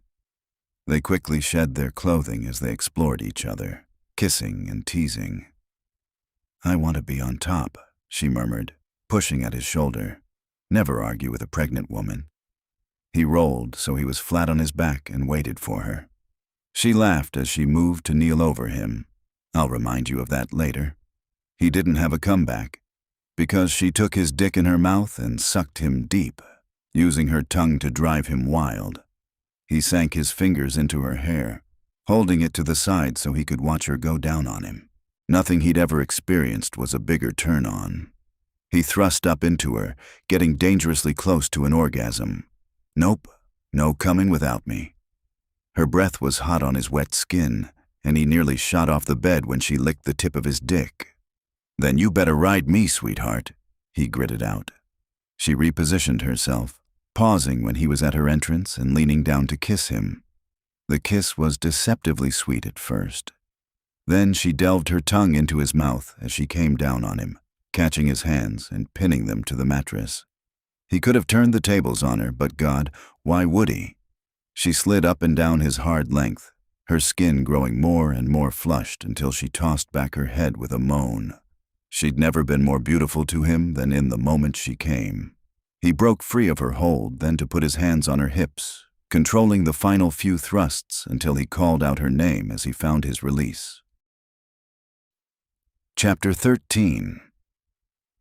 Tabitha had a few minutes before David was scheduled to arrive, so she clicked open the Zillow tab on the new laptop she'd bought. The house on Lake Hart was still available, but she also explored 3 other listings in the Hartsville area. One was a beautiful home in a newer neighborhood that she thought might be the same one Violet and Anderson lived in. Another was outside of town on a wooded plot. The house wasn't much, but the property was amazing, including a creek. The last place was a Victorian in town. It was large and graceful, with a turret and fancy trim. She loved them all. Better yet, she could afford to purchase any of them. She was playing a little game with herself called "If I Had to Pick One Right Now," when Jonathan came into the room, dressed for a run. "Hey." He stooped to kiss her, his lips warm on hers, and lingered, making her body tingle. "Hi." She touched his cheek. He glanced at the screen. "Houses again. Are you seriously considering buying?" She shrugged, not sure how to answer. "Because if you are, I'd bet you could find a way to work remotely. Violet does, and her job is as high level as yours. Or you could work for one of the DEA outposts." She knew there was a DEA field office about 30 miles from Hartsville, but that would be a step backward in her career trajectory. She'd already considered that and hadn't entirely rejected it. So much hinged on where her and Jonathan's relationship went. They were going to share a child. They were currently sharing a house and a bed. Things were good between them, but was this just a temporary reprieve from their normal lives? She decided to push the issue. "True enough. An alternative is that you could retire from the Navy, and we could move to DC when I get the promotion that I expect." She waited to see if he would take the bait. Would he consider sacrificing his career so they could be together long-term? Years before, he'd simply expected her to give up her goals to follow him. Had his attitude changed since then? "First things first," he said. "We've got to solve the case so you're safe." So he was choosing to ignore her suggestion. Or maybe it just didn't process. She'd let it go for now because she agreed with him. The case had to be dealt with and the perpetrator caught. Yes, that takes priority. Then we need to talk seriously about what comes next for us. Maybe it would be nothing. They'd separate, return to their own spheres, and only see each other when they were exchanging the baby. The thought was depressing. She wanted more, so much more. She hadn't realized that until recently. She'd been good on her own for the past decade as she pursued career achievements. Finding out she was pregnant had changed that. She was no longer one entity. She had someone else to consider. Was it too much of a leap to widen that circle to include Jonathan and the baby? Was that what she wanted? To be a family? She studied him for a second. He was moving around the room doing dynamic stretches as he prepared for his run. The activity showed off his muscles to perfection. She closed her mouth tightly to keep from licking her lips. He was so attractive that she could barely tear her eyes off him. The connection between them was more than physical, though, and they both knew it. He stopped behind her, resting a hand on her shoulder. When she looked up, he bent and kissed her again before putting a few inches between them and holding her gaze, looking far more serious than he had just a few minutes before. "The most important thing now is finishing the investigation," he said. "Whoever is responsible for the mission failure knows where you are. We were lucky they just shoved you. The longer this continues, the more desperate they'll become. Next time, they might really hurt you. Or worse." He didn't have to spell that out. "I can't go there, Tabitha." If she dared to hope that his heart would be revealed in his eyes, she was rewarded in that moment. Still, she'd already known that he cared about her. The depth of that emotion was harder to judge. "You won't have to. We'll get him." She spoke with more confidence than she felt, since nothing about this case was falling into line. He nodded, but the doorbell rang, ending their conversation. Jonathan left her to let David in while she got up from the couch and headed for the office. She felt the need for formality when working with David. She was settled behind the desk when he and Jonathan walked into the room. "I'm going for a run, just a few miles, while David's here," he said. "Kenton's coming over soon, too." He was watching her closely, an unspoken question in his expression. He was making sure she was okay with him leaving. "We'll be fine. Enjoy your run." She gave him a little smile and wave. She wanted him to go, since the physical exercise would take the edge off his worry. Hers wasn't going anywhere. "Where should we start?" she asked David. They planned to review the case files they still had and try to reconstruct the ones that had been taken during the break-in. "Wherever you're comfortable." "Okay then, SEAL interviews from immediately after the raid. I haven't looked at those closely in several days." As she looked for the folder she wanted, she inadvertently knocked one to the floor next to the desk. David went to pick it up at the same time she bent to retrieve it. The movement brought them closer together, and a sudden wave of sickness hit her. Not morning sickness. This was different. She blinked, trying to focus on the cause. Seconds later, she had it. The scent that she'd picked up on the intruder and in her apartment. It had to be coming from David. Her mind slipped into overdrive as she forced herself to accept the folder he picked up off the floor and place it on her desk. Thanks. All she could think was that she couldn't reveal her realization. That didn't stop her from trying to piece the puzzle together. David was the mole. He must have made the call from the SEAL camp and doctored the rest of the evidence to leave the other guys without strong alibis, so he wouldn't be the only one whose whereabouts weren't accounted for. Easy for him, as the IT specialist.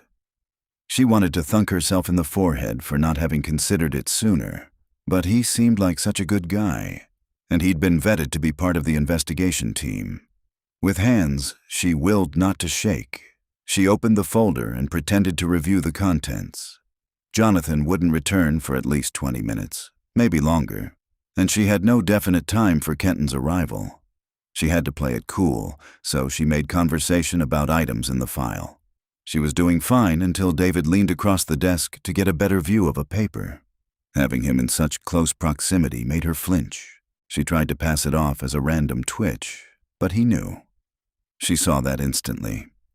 He sat back in his chair, eyeing her with a wry smile on his face. "So you finally figured it out, Tabitha? I've been waiting. What tipped you off?" "Your cologne." She supposed it probably smelled nice to some people, but to her pregnant nose it reeked. No way, really. A former girlfriend got it for me. His attitude was deceptively casual, which made every muscle in her body tense. Why, David? She asked. He was going to come at her, but she could hopefully buy some time by engaging him, keeping him talking. In her experience, criminals like to brag about how clever they'd been.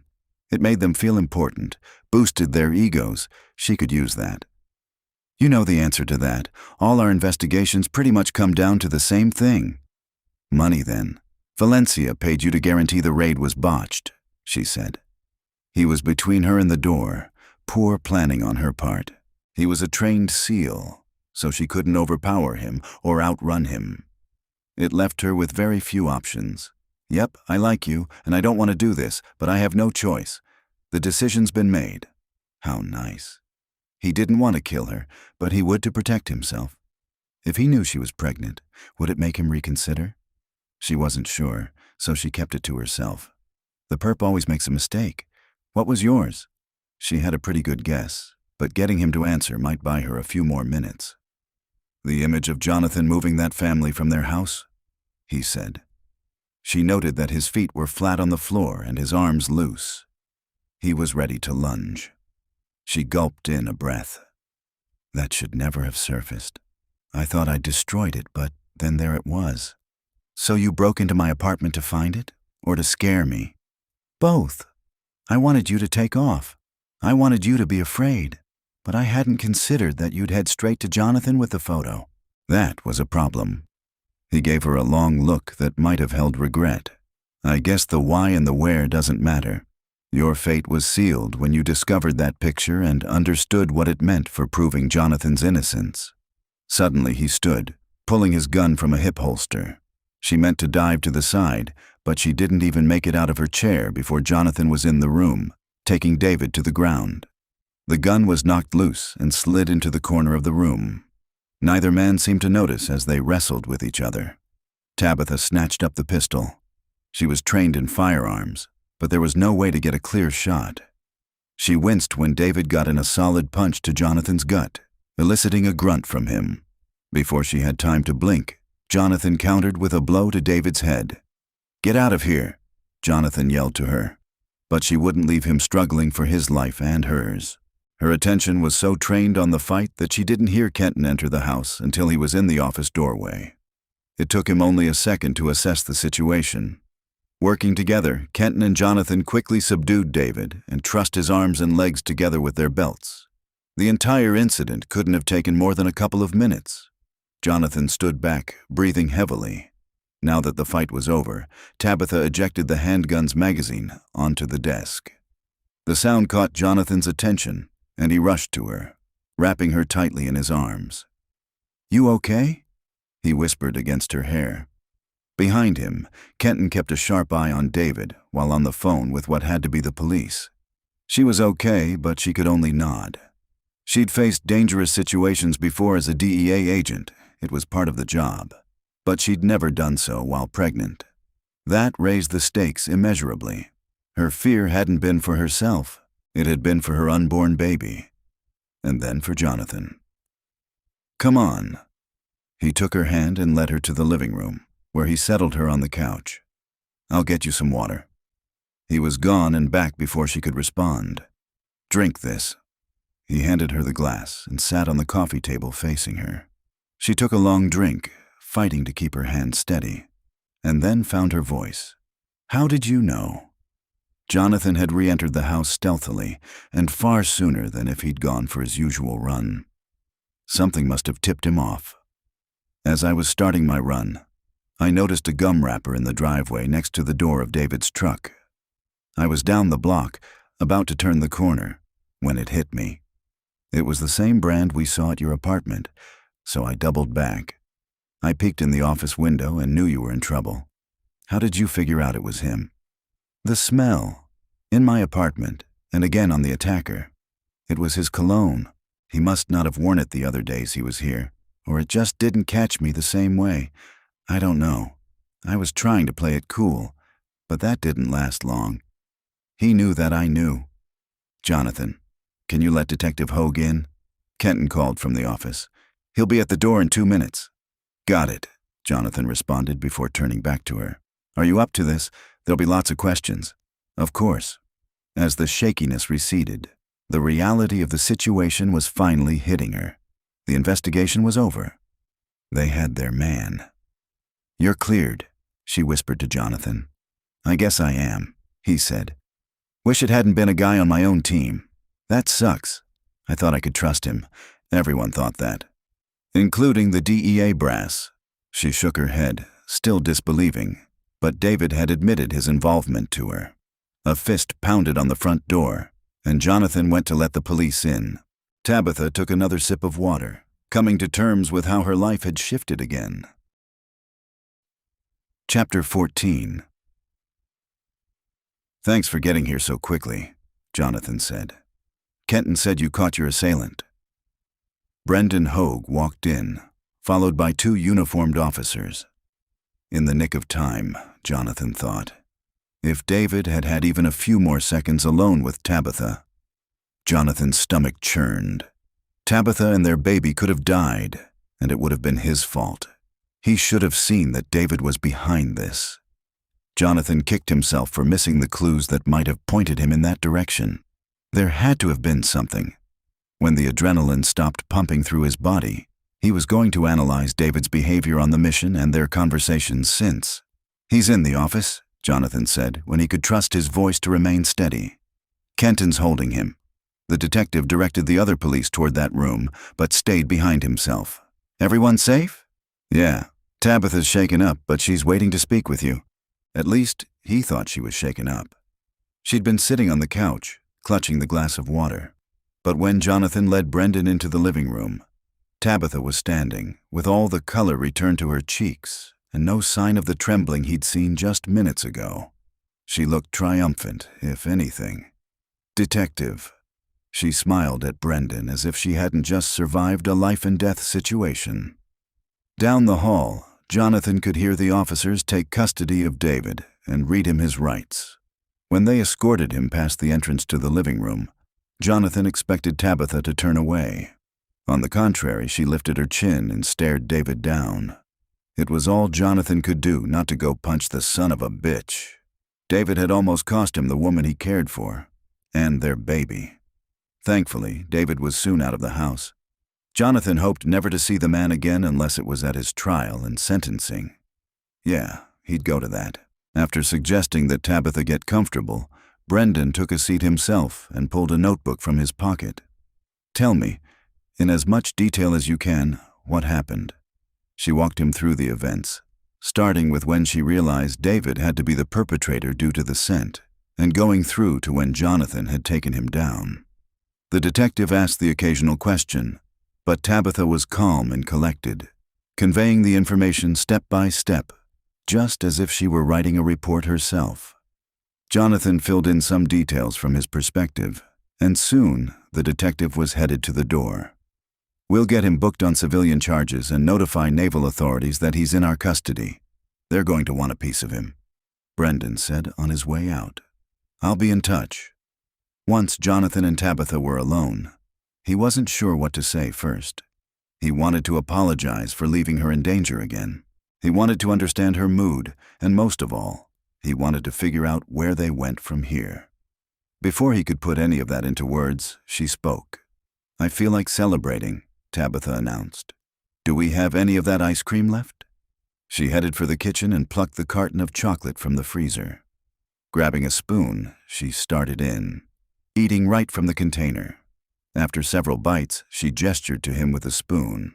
How'd we miss that? How did we miss that it was David all along? I don't know. Tabitha, I'm sorry. I failed to protect you twice, he began, but she waved him off. I keep thinking about all my interactions with David, she said. I wasn't the one who initially cleared him. It was another agent. I'd have to look to see who. But then, when we were re-interviewing the other SEALs, we never thought to interview him. Now that I think about it, he was an obvious suspect. He had access to all the communications equipment at the camp. She shook her head and ate Anther's spoonful of ice cream. Maybe he was too obvious. We trusted him.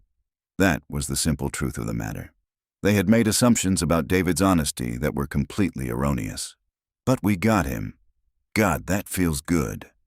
He was as pleased as she was about getting their man, but his mood had yet to shift as hers had. She continued, sounding happy and relieved. The case will wrap up easily from here. The best part is that you're free of suspicion. You were almost killed. The baby. He was struggling to get past that. She'd appeared to move on, despite how scary the morning's events must have been for her. We're both fine. She met his gaze steadily. Don't go down the path of blaming yourself. It's not productive. He knew that, but he'd never been in a situation like this before. How could she be blithely eating ice cream when he was spinning on the inside? The thought of her in danger ever again had him gripping the counter. He should keep his thoughts to himself. But damn it, he couldn't. I think you should step back from being an investigator, he declared. Maybe rethink that promotion too. She put the spoon down with a thunk. Why? Come on, Tabitha. Do you think I'll ever sleep another night knowing that you could be in danger and our kid could end up without a mother?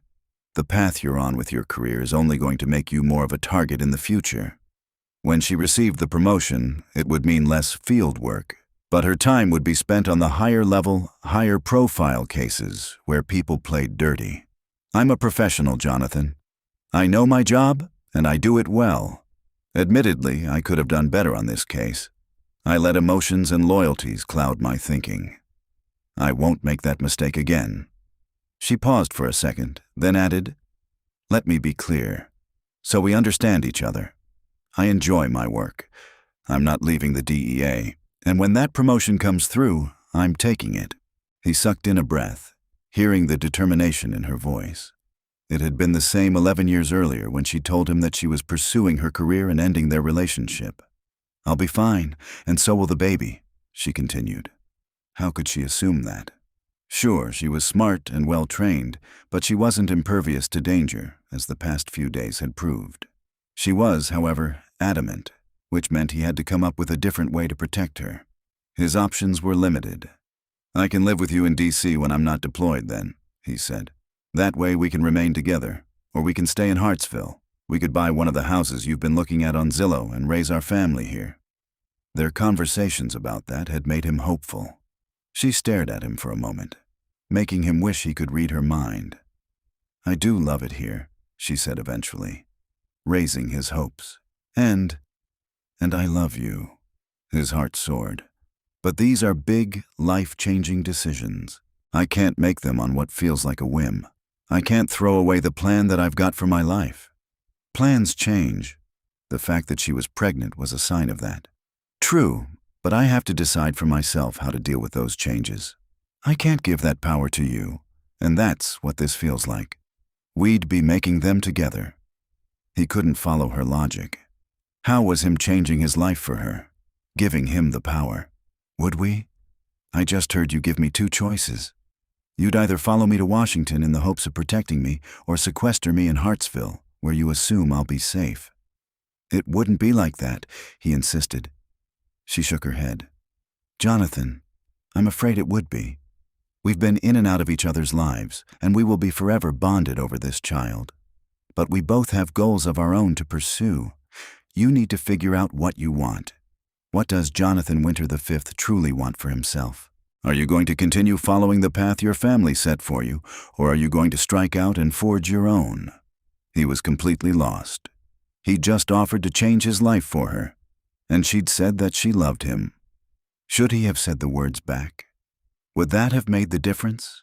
So she knew he wasn't simply offering out of obligation? Maybe that was the problem. What about love? His voice was hoarse. She sighed and gave him a small smile. Sometimes it's not enough. It never has been for us. He didn't like hearing that, even if it might be true. She was so damned rational. It was killing him, even as he had to accept that she might be right.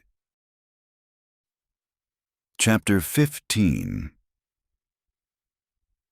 Tabitha gave one last hug to Mia, who'd driven her back to her apartment building. Jonathan had offered, had tried to insist, but she'd told him she already had a ride arranged. She didn't. But a quick phone call had solved that problem and gotten her an invitation to have coffee with the women she'd met and bonded with before setting out. She'd laughed and cried and promised to keep in touch before getting in the car with Mia for the long drive. Now it was time to say goodbye to her as well. "You sure you won't change your mind?" Mia asked. "I'd be happy for the company on the way back." "No, my life is here." Tabitha felt strongly about that. She had her life to pursue, and Jonathan had his, even if he hadn't liked hearing that. Since their conversation, they'd been more like acquaintances who happened to share a house than friends and lovers.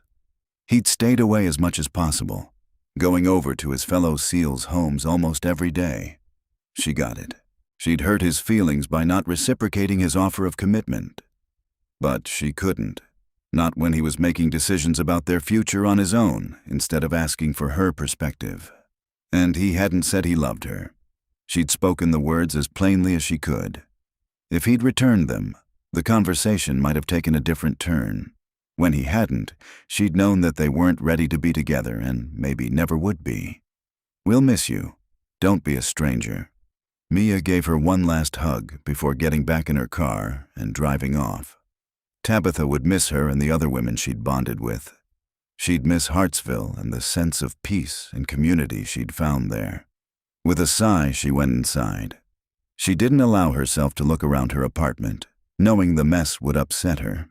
Instead, she went straight to her bedroom and found a loose-fitting dress that was comfortable for her pregnant belly, but office-appropriate. She changed quickly and headed to work. She'd completed the final paperwork for the Columbia case remotely and was ready for something new. "Welcome back," her fellow agents chorused when she arrived at the office. "It's good to be back," she said, and accepted their congratulations on cracking the case. Several of them expressed their surprise that David had been the mole, and there was a lot of rehashing for the first hour. After that, she was called into a meeting and given the files for a new investigation. She spent the rest of her day at her desk, reading through documents collected by field agents and local law enforcement regarding a drug pipeline from Miami to eastern Kentucky. Marijuana flowed south and narcotics went north. They needed to find the weak spot in that pipeline and crack it open. This was the kind of work she loved. Some might see it as tedious, but it was what she excelled at as an agent. She finally left the office at 7 and picked up takeout on the way home.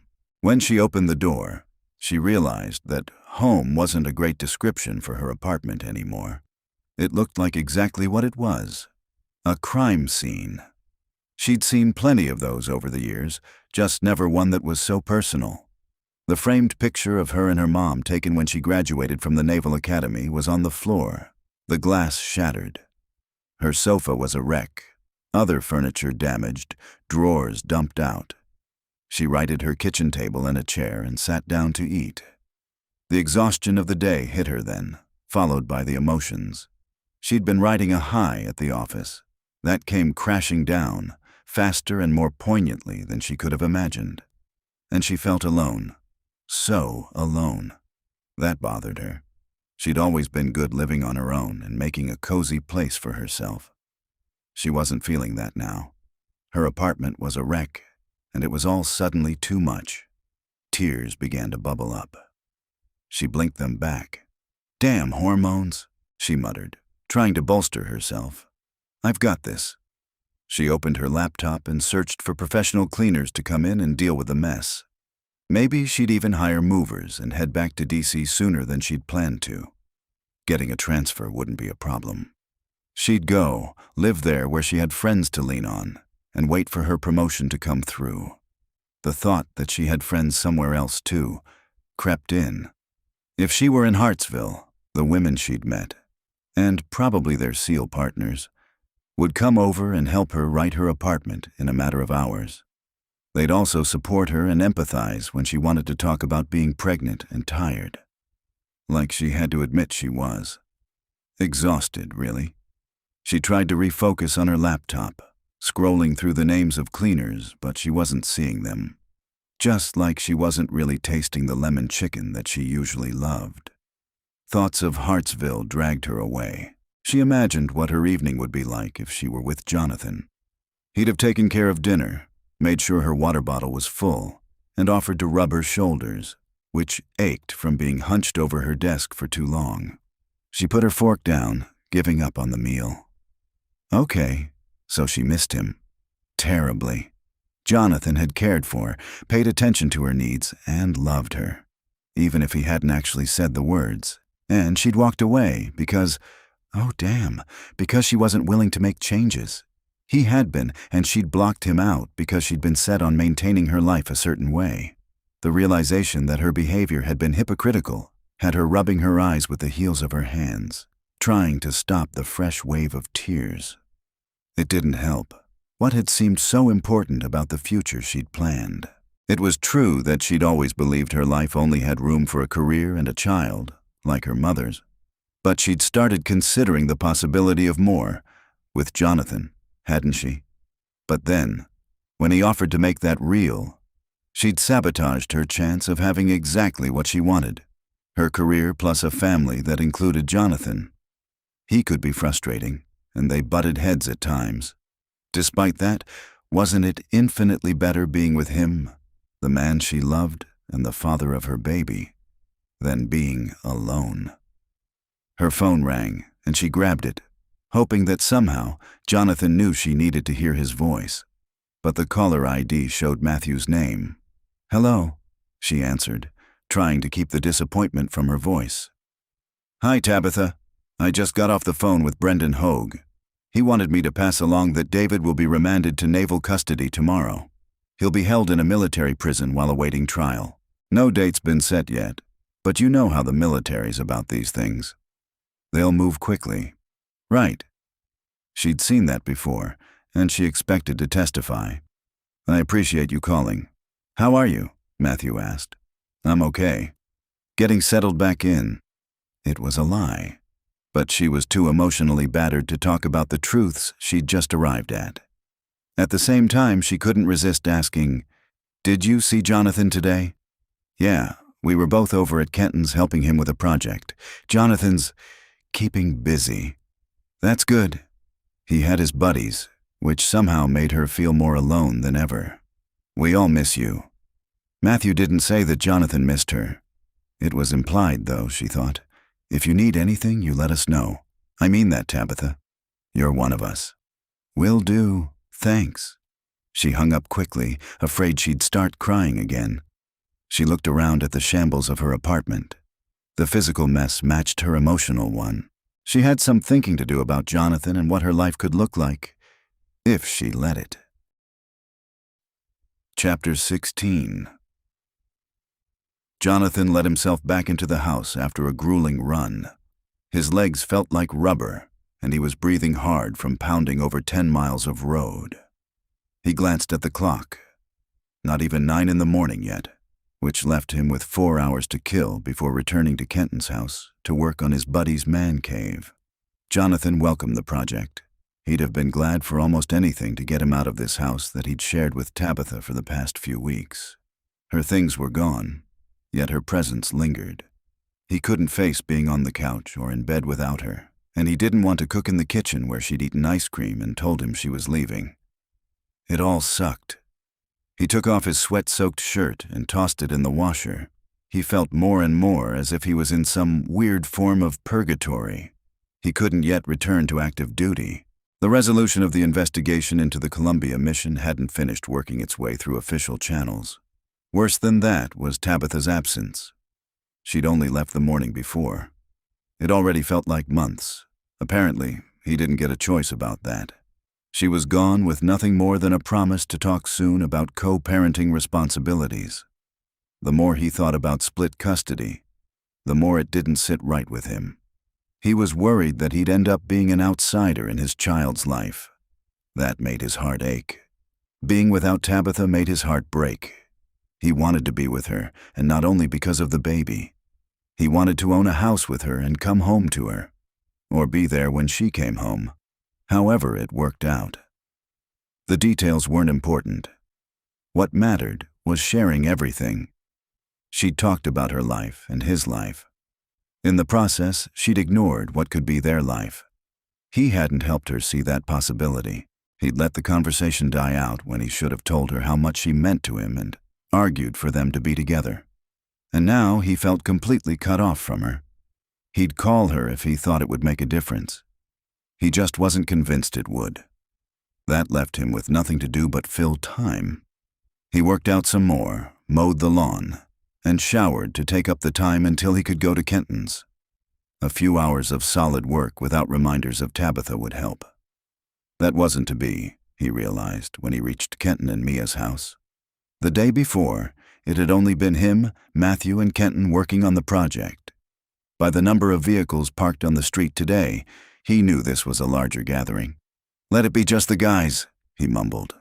When the high-pitched voices of children reached him, he knew it wouldn't be. If the kids were here, the wives and fiancés were too. Sure enough, when he opened the gate to enter the backyard, he saw that everyone was gathered. Kids raced or toddled across the lawn. His fellow SEALs were gathered around, doing more bullshitting than work. Harley and Violet were in lawn chairs, sunning themselves. Mia and Imogen were carrying pitchers of lemonade and iced tea from the house to a picnic table under an umbrella. The only person he didn't see was Kinley and Tabitha. He wanted her to be there with him. She fit in with his friends, who had quickly become her friends. "Hey, Jonathan, how are you?" Kinley asked from behind him. "Good," he replied automatically. It wasn't true, and they both knew it. "Are you?" She eyed him, her sympathy apparent. "You might not realize it, but you helped me out when I was feeling pretty low about my life. I'm happy to return the favor." "I'll remember that." He didn't see how he'd had an impact on her. They'd played cards one evening when he was helping to protect her from the hitman who was after her. And he hadn't even done that successfully, letting the bad guy get the drop on him, though thankfully Matthew had been able to take the guy down. If anything, he'd done the talking that night, telling Kinley about Tabitha and how they'd sacrificed their relationship for their careers. "There's my woman." Matthew came across the lawn and literally swept Kinley off her feet. Jonathan forced a smile at the obvious love between them. He was happy for his buddy. Matthew had to give up his role with the SEALs because of his injuries, but he'd gained something even more valuable. Over the next few hours, Jonathan and the other adults worked on the man cave. The parents in the group split child care duty, with the men spending as much time with their kids as the women did. Finally, they all came together to make dinner. Burgers on the grill and more side dishes than they could eat in a week. Jonathan talked, played with the kids some, and tried to appear content. It was all an act. By the time he was done eating, he couldn't sustain his smile any longer and went into the man cave by himself with a couple of beers. The old shed had been transformed over the past 2 days into the escape Kenton needed from his female-dominated household. There was a big screen television on one wall, a small refrigerator, a workbench for projects, and a couple of comfy chairs. Jonathan threw himself down in one of those and cracked open a beer. With no one else around, he could admit that he was miserable. Seeing his friends with their families had done nothing but drive home his loneliness and how much he wanted what they had. He didn't like feeling jealous. It wasn't who he was. "Want some company?" Kenton entered the shed and sat in the other chair. "It's your place." Jonathan handed him the second can of beer he'd brought. Kenton laughed. "Doesn't feel like that today, with everyone traipsing through." "You're lucky," Jonathan said, after they'd sat in silence for a few minutes. "You bet your ass I am. I've got Mia and the girls. We're thinking about having another one. There's a baby boom going on, and Mia wants to get in on it." Kenton turned on the television, keeping the volume low, and surfed through channels before landing on a baseball game. "You're lucky too, you know," he eventually said. Jonathan almost scoffed. He didn't feel lucky, but he supposed it was true to an extent. His name would be cleared soon. A few weeks ago. That was all he would have hoped for. Damn lucky, the way I see it. Kenton clearly had a point to make, so Jonathan waited for it to come. It didn't take long. "You've got a baby on the way and a wonderful woman in your life." "I don't have her," Jonathan was quick to point out. "You could. You just need to think about this differently," Kenton said. "You've been given a gift with this baby and reuniting with Tabitha. An amazing one. Trust me on that. Mia and the girls are my world. All you have to do is make some changes to have that gift with you every day. I offered to make changes. He'd said he would transfer to be with her. It hadn't been enough. My offer was rejected. I have a hard time believing that. Kenton took a drink of his beer. It's true. He kept replaying what he'd said and what she'd said in his head, trying to figure out how they had miscommunicated so badly. Even if he could convince Tabitha to try a relationship with him, it would be under constant stress. He didn't have the faintest idea how to make it work when he was deployed. "How do you do it?" he asked. "You're on an active SEAL team. How do you balance that with having a family? It isn't easy. I'm not going to lie to you and tell you it is, but it's worth the effort to make it work. You plan on continuing to be a SEAL?" It's what I know. Jonathan had been happy as a SEAL. It had only been recently that he'd begun to wonder if there might be something else, something outside his family's plan for him, something that would bring more meaning to his life. "Maybe you need to look at this gift thing differently," Kenton observed. "How's that?" If someone could explain this shit to him, he was more than willing to listen. The gift is your opportunity to choose your own life path. It shouldn't be about what you know, but what you want. You just need to figure out how to make that happen. Jonathan was starting to have a good sense of what he wanted. He wanted to be there for his kid through all the phases of growing up. That was easy.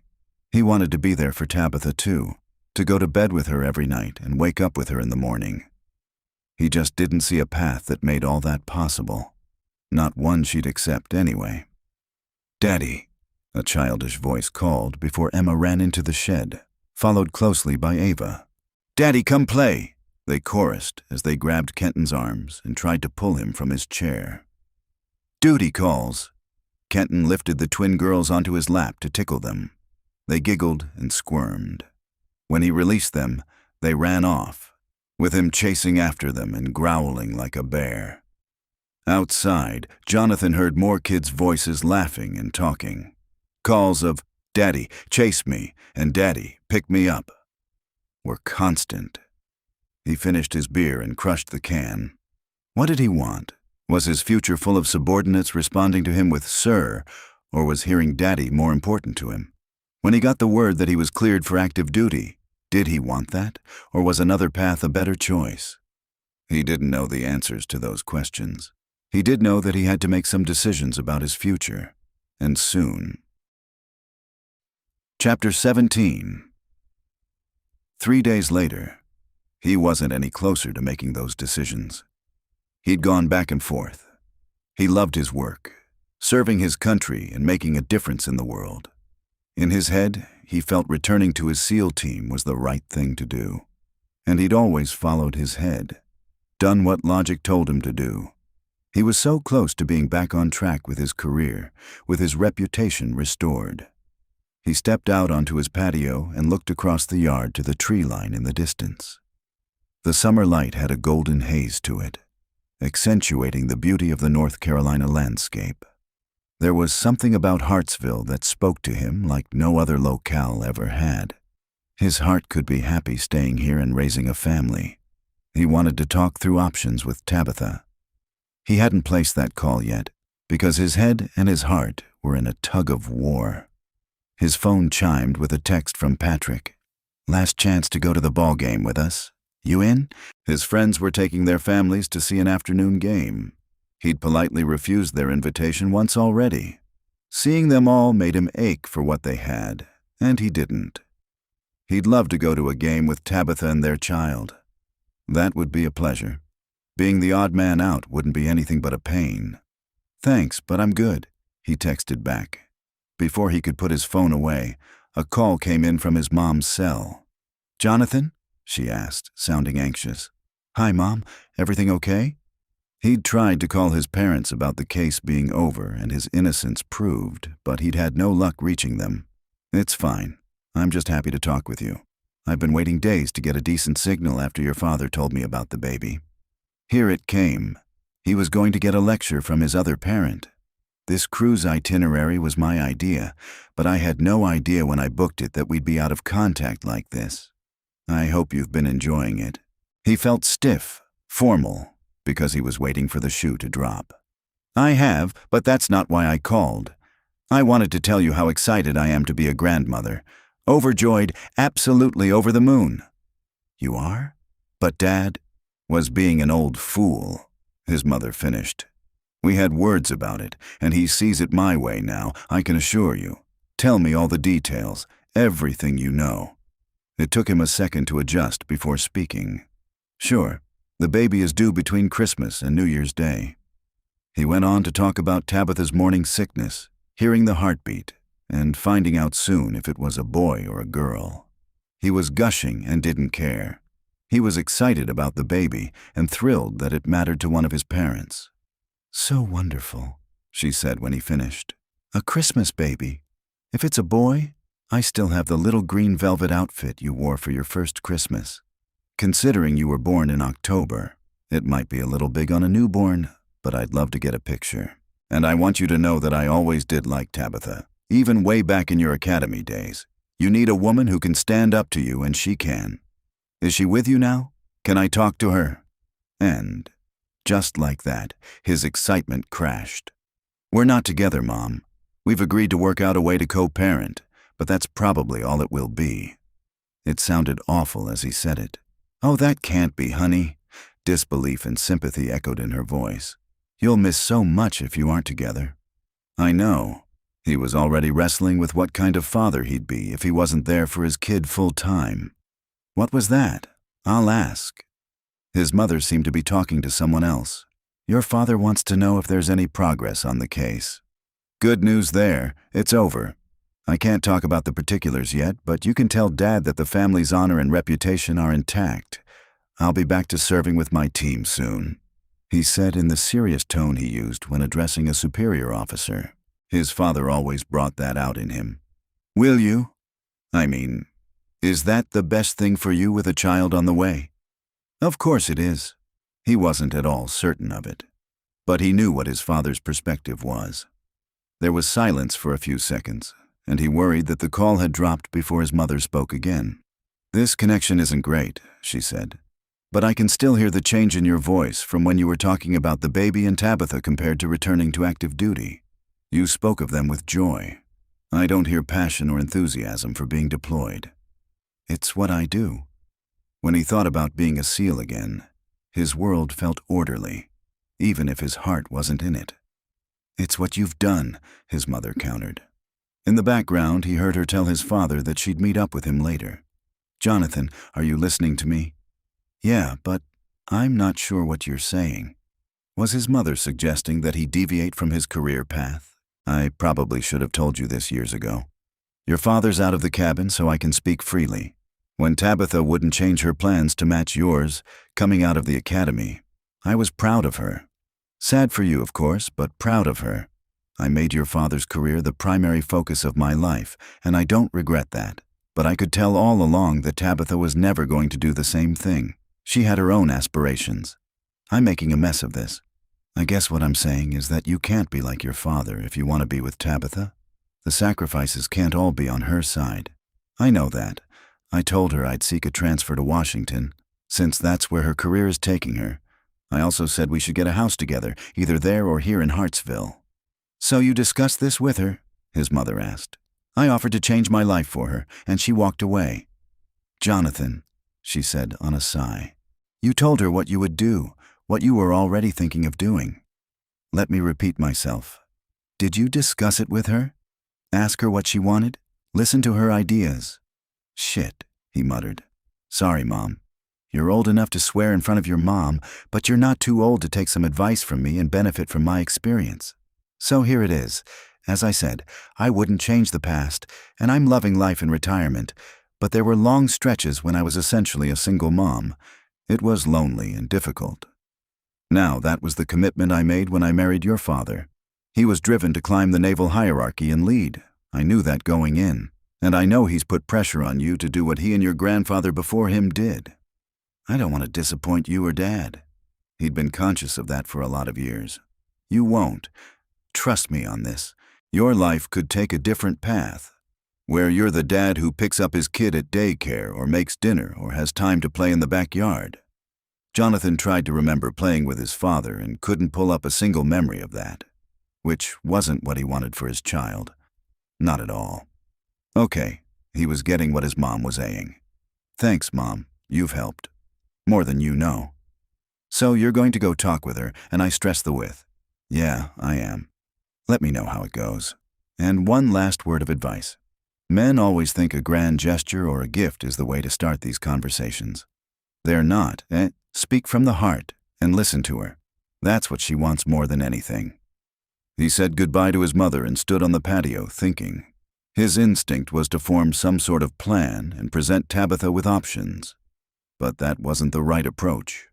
They could talk about possible compromises instead.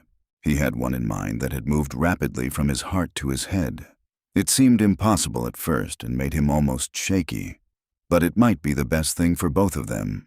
He could not only give up being a SEAL, he could leave the Navy entirely.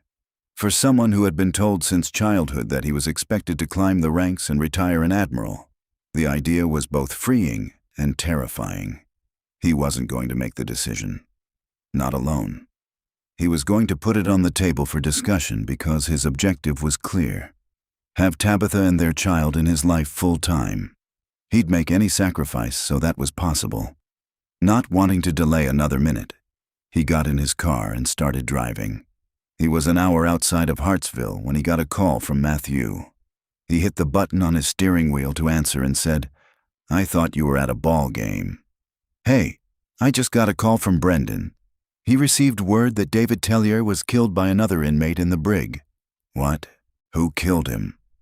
Deaths happened in all prisons, but this didn't feel right. Was there a possibility he'd been killed to silence him before he could reveal that he hadn't been working alone? Jonathan accelerated, all his danger instincts suddenly firing. Not sure yet. Garrett's reaching out to some of his connections to see if he can get more intel. We'll let you know as soon as we find anything out. You know what this means. Yeah, I'm already on my way to Tabitha's. He hung up with Matthew and pressed harder on the gas. Chapter 18.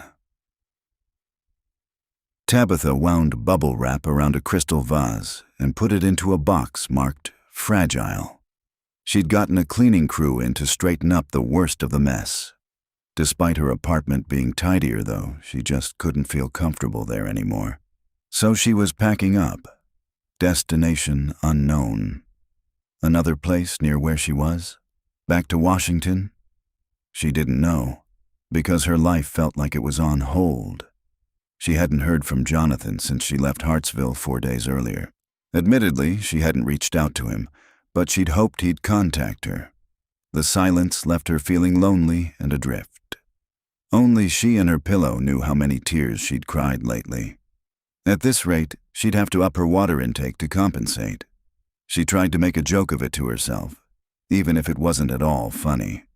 She did manage a smile when her phone rang and she saw it was her mother. She was in the mood for a chat, and other than a quick conversation to report she was back at her apartment, they hadn't had a chance to speak in days. "Hi, sweetheart," her mother said. "I called to see how you're doing. I had this sense that you were down." "You got that right." Tabitha sank down in a comfy chair that hadn't been damaged in the break-in. "Jonathan? I know I shouldn't need him to be happy," Tabitha said. "That's not who we are as women. But I'm struggling with it." "Because you love him?" "I do. I have for a long time." "And you've spent most of that time resisting loving him?" Her mother surprised her by saying, "Was that true?" Had she resisted?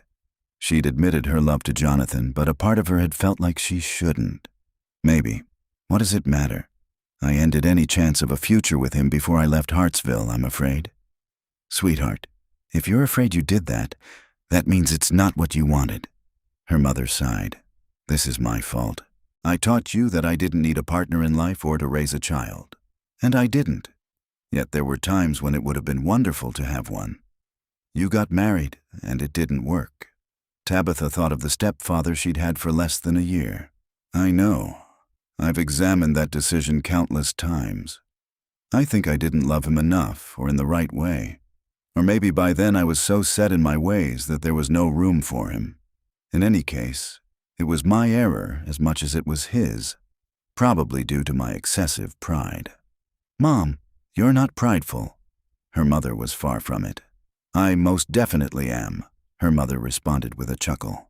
Look, sweetheart, in my profession, we look to precedents to guide our thinking and actions. Even so, each case is unique, and precedents may not always be helpful. What I'm trying to say is that you have to figure out what suits your circumstances. I made choices that worked for me. You're allowed to choose something else. If you see yourself with Jonathan, then make that happen. Tabitha did see herself with him. When she tried to imagine her life in 6 months or a year or 5 years, Jonathan was in it with her and their child. As a couple, they had plenty to work out, but she was ready to start the conversation that she had previously shut down. You want to call him, don't you? Her mother knew her so well. I do. Then I'll get off the phone. I love you. Love you too, Mom. Bye. Tabitha hung up, feeling better than she had in days. She gave herself a minute to gather her thoughts. Before she could do that, her phone rang again, and her heart nearly stopped when she saw it was Jonathan. Was he thinking of her the way she was of him? Jonathan. Good. You're okay? Are you home? His questions came quickly. I'm fine, and yes, I'm home. I was just about to call you. She no longer had any qualms about letting him know he was important to her. I'm on my way to you now. If she was surprised by the call, she was shocked to hear that. To talk about us? Surely he heard the hopeful note in her voice. That's the way it started. I've missed you so much, Tabitha. I've missed you too. The words were easy to say. We will talk about us. But first, I've got to tell you that David's been killed in prison. I just got the call. I don't have any details, but you have to know what I'm thinking. That he wasn't in this alone. It was the most logical explanation. She was already up and headed across the room to her laptop and the files she still had from the case. I'll start reviewing what I have. Stay safe. I'll be there in about 90 minutes. She said goodbye to him as she flipped open a folder. Part of her was overjoyed that he'd been coming to her. Part of her was scared. They'd missed something crucial to the case. She began reading. In the back of her mind, she still held the belief that a DEA agent was dirty too.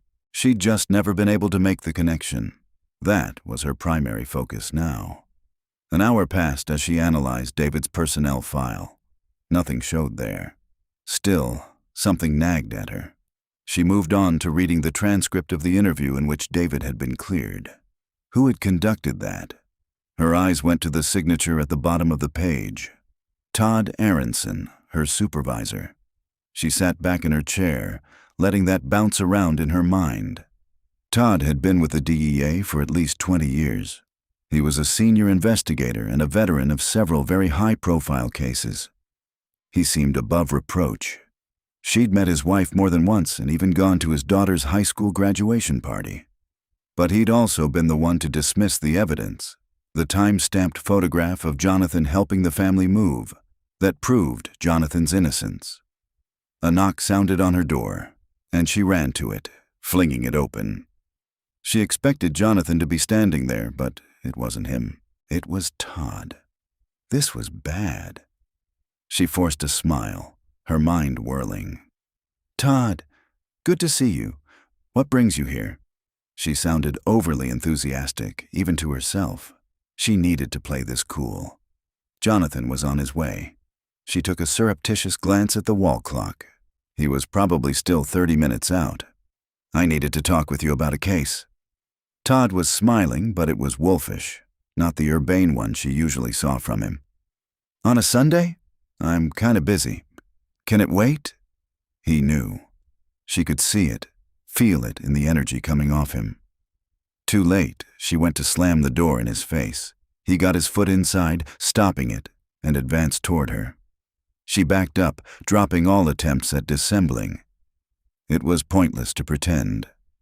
Even though he was a large man, tall and broad, she'd never thought him intimidating until then. She knew how to defend herself against a larger assailant. She hesitated, though, because of the baby. Wise choice, he said. Wouldn't want to hurt the kid. You know about that. That you're pregnant with Jonathan Winter's baby. Yeah, I've known. But I decided to let things play out. You had David killed, she stated. Todd shrugged. A prisoner owed me a favor. He'll get a longer sentence. True, but I'll make sure his family is safe. Interesting, she commented.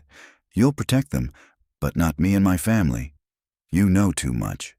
He gestured her to take a seat at her table where the files were spread out. Do I? She was still piecing it together. I think you do. He sat across from her and pointed to his signature at the bottom of David's interview. Maybe, but you could satisfy my curiosity on a few points. She was stalling. Todd was unaware that Jonathan was on his way. She needed to keep him talking. Go ahead, ask, Todd said. David made the phone call from the camp to you on an untraceable line. The fool. He wasn't supposed to do that. He had a burner. He took a hell of a chance there. Regardless, you tipped Valencia off, so the raid had to be moved up, she said. That was Jonathan's call, not mine. If he'd left the timetable alone, things might have played out differently. You mean Valencia would have gotten away. The casualties would have been lower. She wasn't letting him get away with that. A SEAL wouldn't be dead, and another injured to the point that he had to give up his career. And how many people would have died or had their lives ruined as a result of the drugs you'd have helped continue to flow? I have to ask, what was your motivation? I had a nice arrangement with the Colombians. I pretended to be out to get them, but somehow all attempts by the DEA or other U.S. agencies fell short and they continued to operate, for which you were richly rewarded. My daughter wanted an Ivy League education. What's a father to do? His tone made her blood boil. Regardless of any excuses he might make for himself, his choice to sell out his government had less to do with his daughter's college plans than with his desire for money and power. So, when I found the photograph that exonerated Jonathan, you sent David to toss my apartment, she guessed. He needed to correct his error. That photo was supposed to have disappeared. I'd given him direct instructions about that. Since it hadn't, he needed to give you a little scare and get it back. But you'd already run off to Hartsville. I was in a quandary as to how to manage that until I realized how much you and Jonathan trusted David. Careless of you. You must have seen that as a gift. She was doing a good job of keeping Todd talking. She'd never have imagined having two such experiences within a week. One thing David had said came back to her. The decision's been made.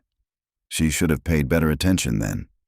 In retrospect, his words clearly indicated that he wasn't working alone. She should have known that pinning this all on him was far too easy a resolution.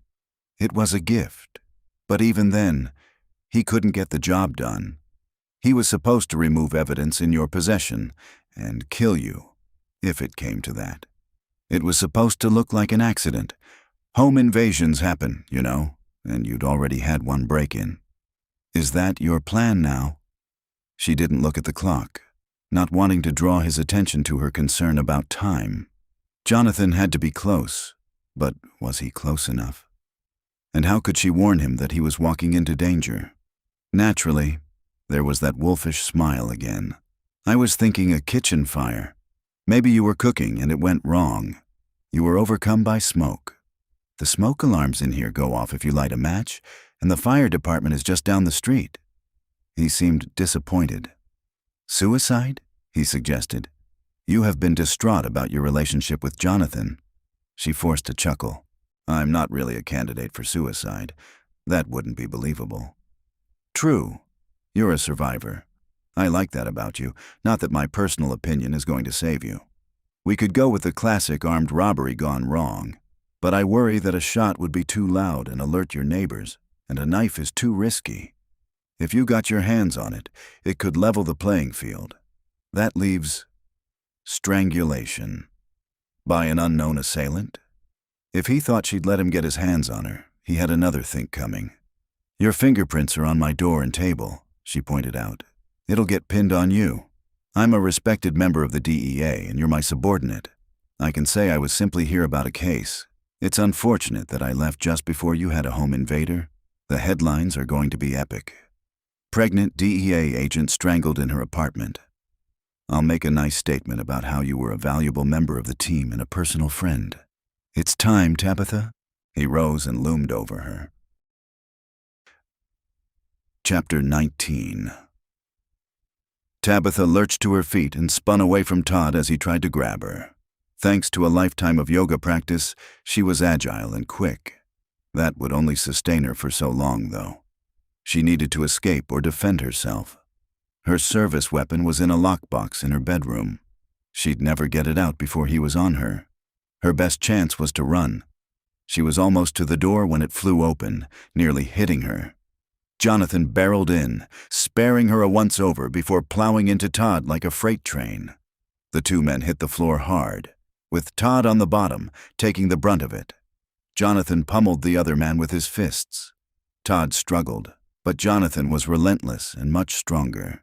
He didn't stop until Todd lay still. Jonathan got to his feet and yanked a gun from Todd's waistband. Then he did a quick frisk for other weapons. "Cuffs?" he asked, keeping his focus on Todd. Tabitha got the ones she used on DEA raids and gave them to him. He flipped Todd over, cuffing his hands behind his back. Before he was done with that, she was dialing 911. Both of them were relying on years of training to remain calm and focused. 911, "What's your emergency?" the operator answered.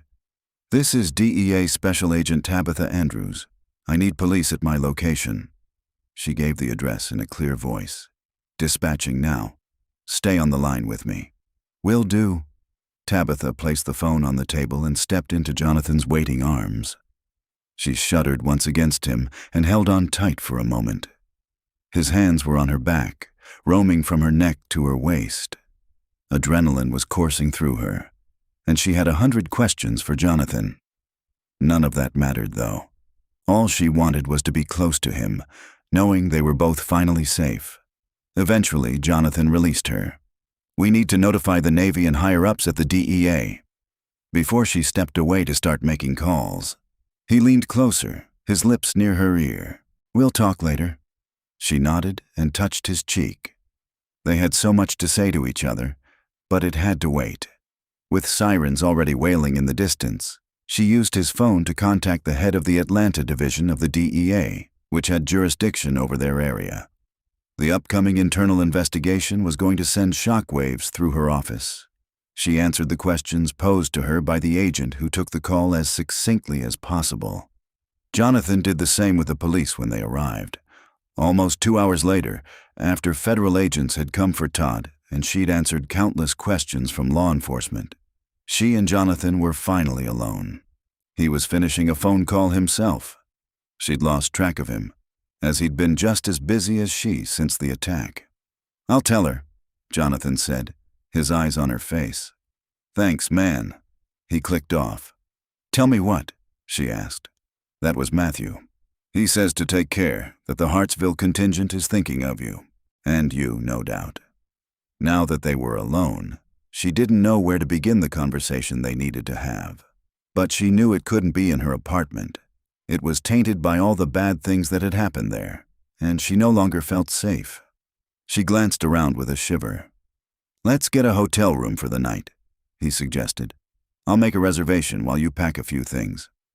She went past him to her bedroom, grabbing clothes and toiletries and stuffing them into a bag. Once they got in his truck, though, she wasn't ready to open a dialogue that could affect the course of her life just yet. She focused on the case instead. How did you know there was someone in my apartment? She'd wondered that from the moment he'd burst in. He didn't take his eyes off the road. "I saw a car with government plates parked behind the building and took a guess. You've said from the beginning that you suspected a DEA agent might be involved. I didn't expect it to be Todd Aronson, though." "Neither did I. He's respected by everyone. Based on what he told me, investigators are going to find that his involvement with the Colombian drug trade is extensive." "Bastard." His jaw tensed. "How many agents and military personnel have died as a result of his greed?" "We'll get the answer to that," she said, as they pulled into the parking lot of a newer, high-end hotel. "Nice choice. You deserve it after what you've been through. I did the digital check-in and key option so we can go right to the room." He parked, and they went straight through the lobby.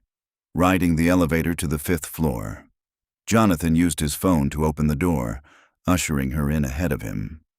Apparently, he'd booked a suite with a separate living room and bedroom.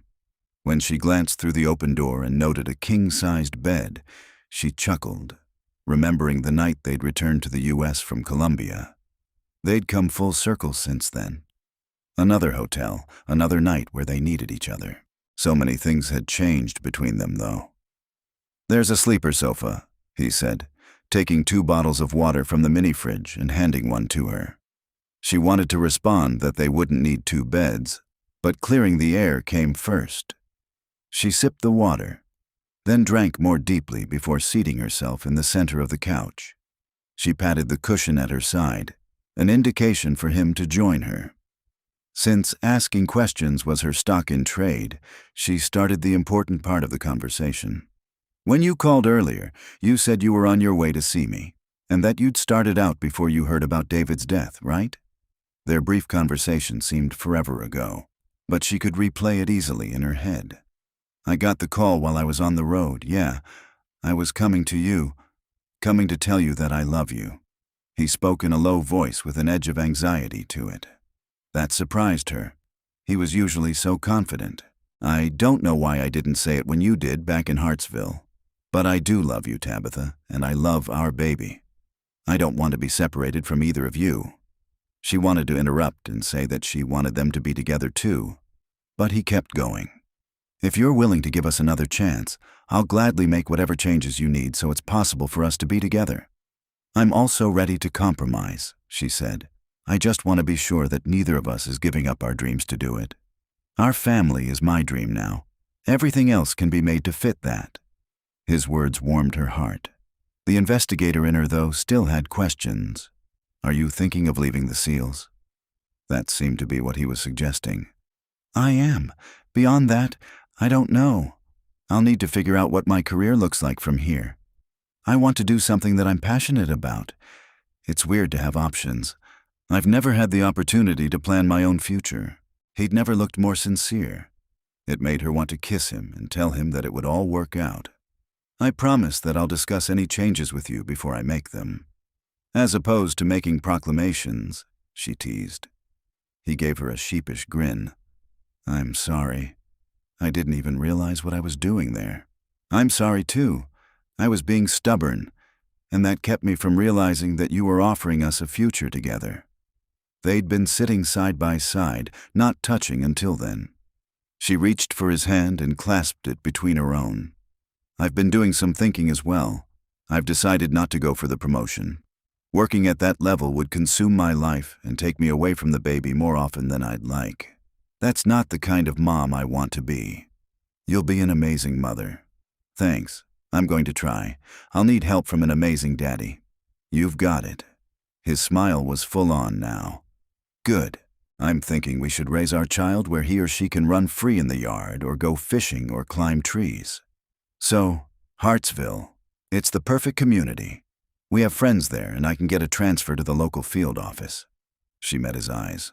"If that's what you want." "Nothing would make me happier." He pulled her onto his lap then, placing his hand low on her stomach. "We should make this little one a promise to always put our family first. And our love." Her arms were around his neck. She'd never been more certain that this, him and their future together, was what she wanted. She brushed her lips against his and whispered, "Jonathan, you're not really planning to sleep on the sofa bed, are you?" He didn't answer, simply stood and carried her into the bedroom. Chapter 20. 4 months later. "Do you think we're allowed to go in now?" Jonathan pulled up in front of the home in Hartsville that they'd lived in for just over a month. "We promised to give them 10 more minutes before going inside," Tabitha said. Their friends were throwing a combination baby shower and welcome to your new home party for them. Everyone had arrived 2 hours earlier to set up and decorate. She and Jonathan had used the time away to shop for furniture for their guest room. "Let's wait on the porch then." He got out and jogged quickly around to help her from the vehicle. With only 2 months to go before the baby was born, her movements were slowing. She still did yoga and went to work every day. But she stuck to investigations that could be handled from behind a desk. At least, that was what she told him. He sure hoped it was true. They settled into the porch swing's pillows together. He kept a foot on the floor and gently pushed the swing forward and back. She rested her head against his shoulder, her body warm and relaxed against his. "I love it here," she murmured. "Me too." He pressed a kiss to the top of her head. "Almost as much as I love you." She snuggled in closer. They'd had several properties to choose from in Hartsville. They'd toured them all, some twice, but this one was special. That might be because it was the one he'd first described to her, with the lake frontage. Something about it connected with each of them. The house was large, with 4 bedrooms upstairs and a spacious downstairs. The house wasn't perfect, but that suited them too. Jonathan had called on his SEAL buddies to do some renovations before they moved in. More were planned, but the goal had been for the first round of improvements to be completed in time for the baby, who would be with them soon. "I think we'll spend a lot of time out here with our baby girl in the warmer months," she said. The porch had been the biggest selling point for her. Late October sunshine was keeping the south-facing porch warm. The yard between the house and the street was filled with trees. Behind the house, the wooded lot stretched down to the lake. "I know you're excited about the backyard. I've got plans for it."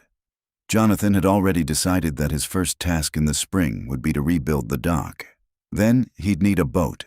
Nothing big, just something to cruise around the lake and do some fishing. He intended to teach his little girl how to drive the boat and bait a hook. "You're going to be busy," she said. "Between a new baby and starting your law degree, I'll be lucky to see you." She was only teasing, he knew. He'd make time for her. "I'll manage. I think the last of the paperwork is finally done. In no time at all, I'll be a JAG officer." The Navy had seemed pleased to have him switch his career path, but it meant he had to apply to law school and file transfer papers to end his SEAL career. That had been bittersweet. He did love being a SEAL. In JAG, though, he'd be able to serve his country in a different way.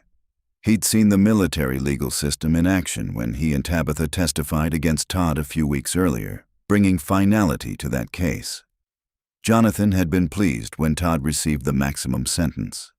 Tabitha's work, and that of other investigators, had uncovered a decade-long history of deals Todd had cut with drug lords. The former DEA senior agent made sure that attempts to shut down the drug lords went sideways, and, in exchange, they paid for him to live a lavish, pampered life. It made Jonathan's blood boil, thinking of the good, honest people. SEALs like Sebastian and Matthew, and who knew how many civilians, who'd suffered or died in order for Todd to have a fancier car, or belong to a country club. He hoped to work for JAG to prosecute corruption in the ranks. "Ready to come in?" Mia poked her head out the front door. "Just waiting for you all. Is our house covered in pink?" Jonathan teased. "See for yourself."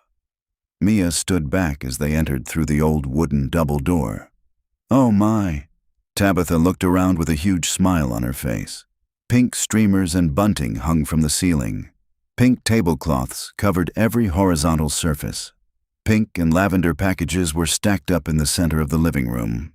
Even the food was part of the theme, with pitchers of pink lemonade and a pink frosted cake. Jonathan was beyond excited about having a daughter, but he wasn't prepared for this much pink. "You'll be okay," Kenton said, putting a hand on his shoulder.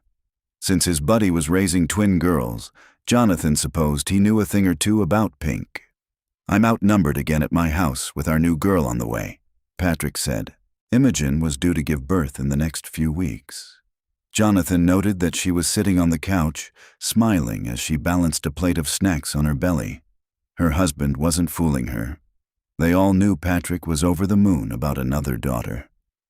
"Happy with my girl," Garrett commented. He had his and Harley's newborn on his shoulder and was pacing the room while rubbing the infant's back. The baby, wrapped up in a pink blanket, was making gurgling sounds.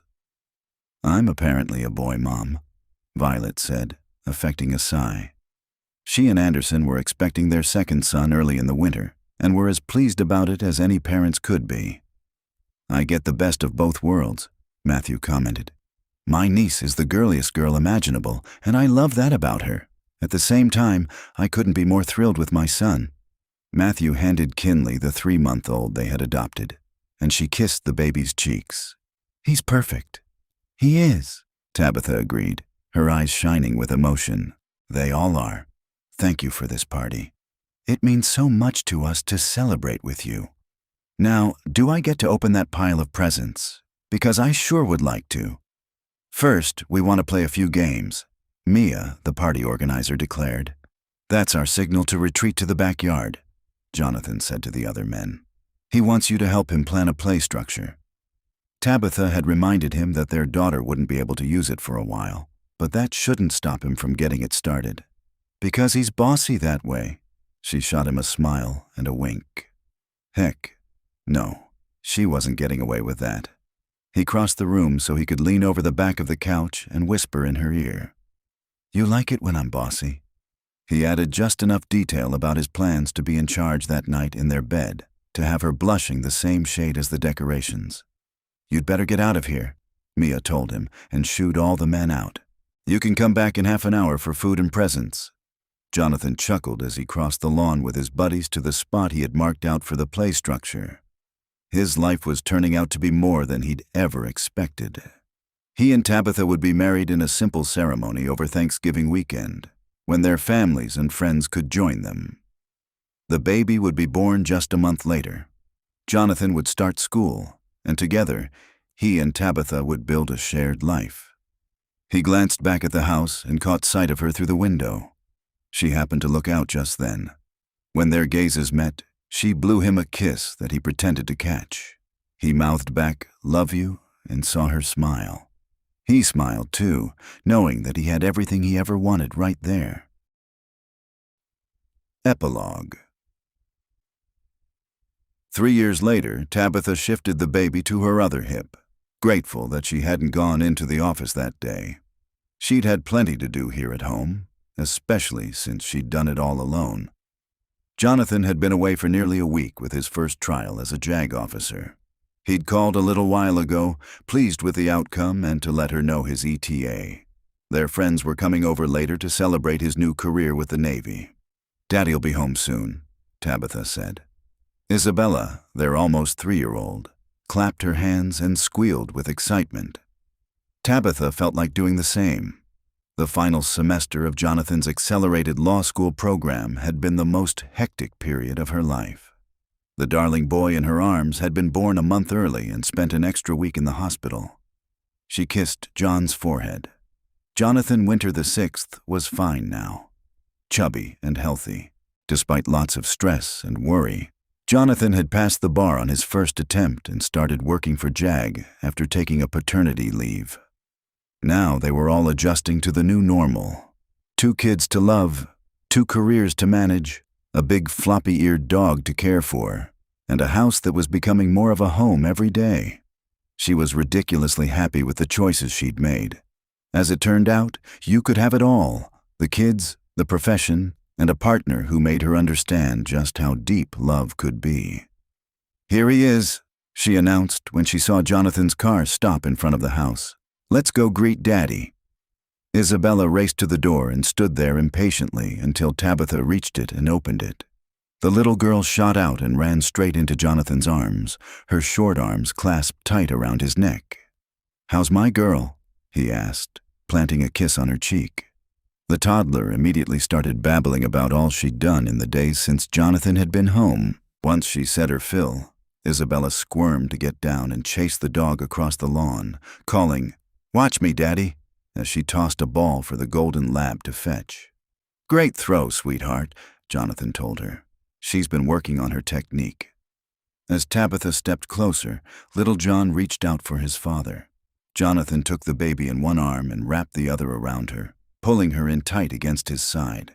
He kissed the baby first, then closed his eyes and rested his head against hers. "I've missed you all so much." He kissed her and whispered, "More kisses later. A lot more."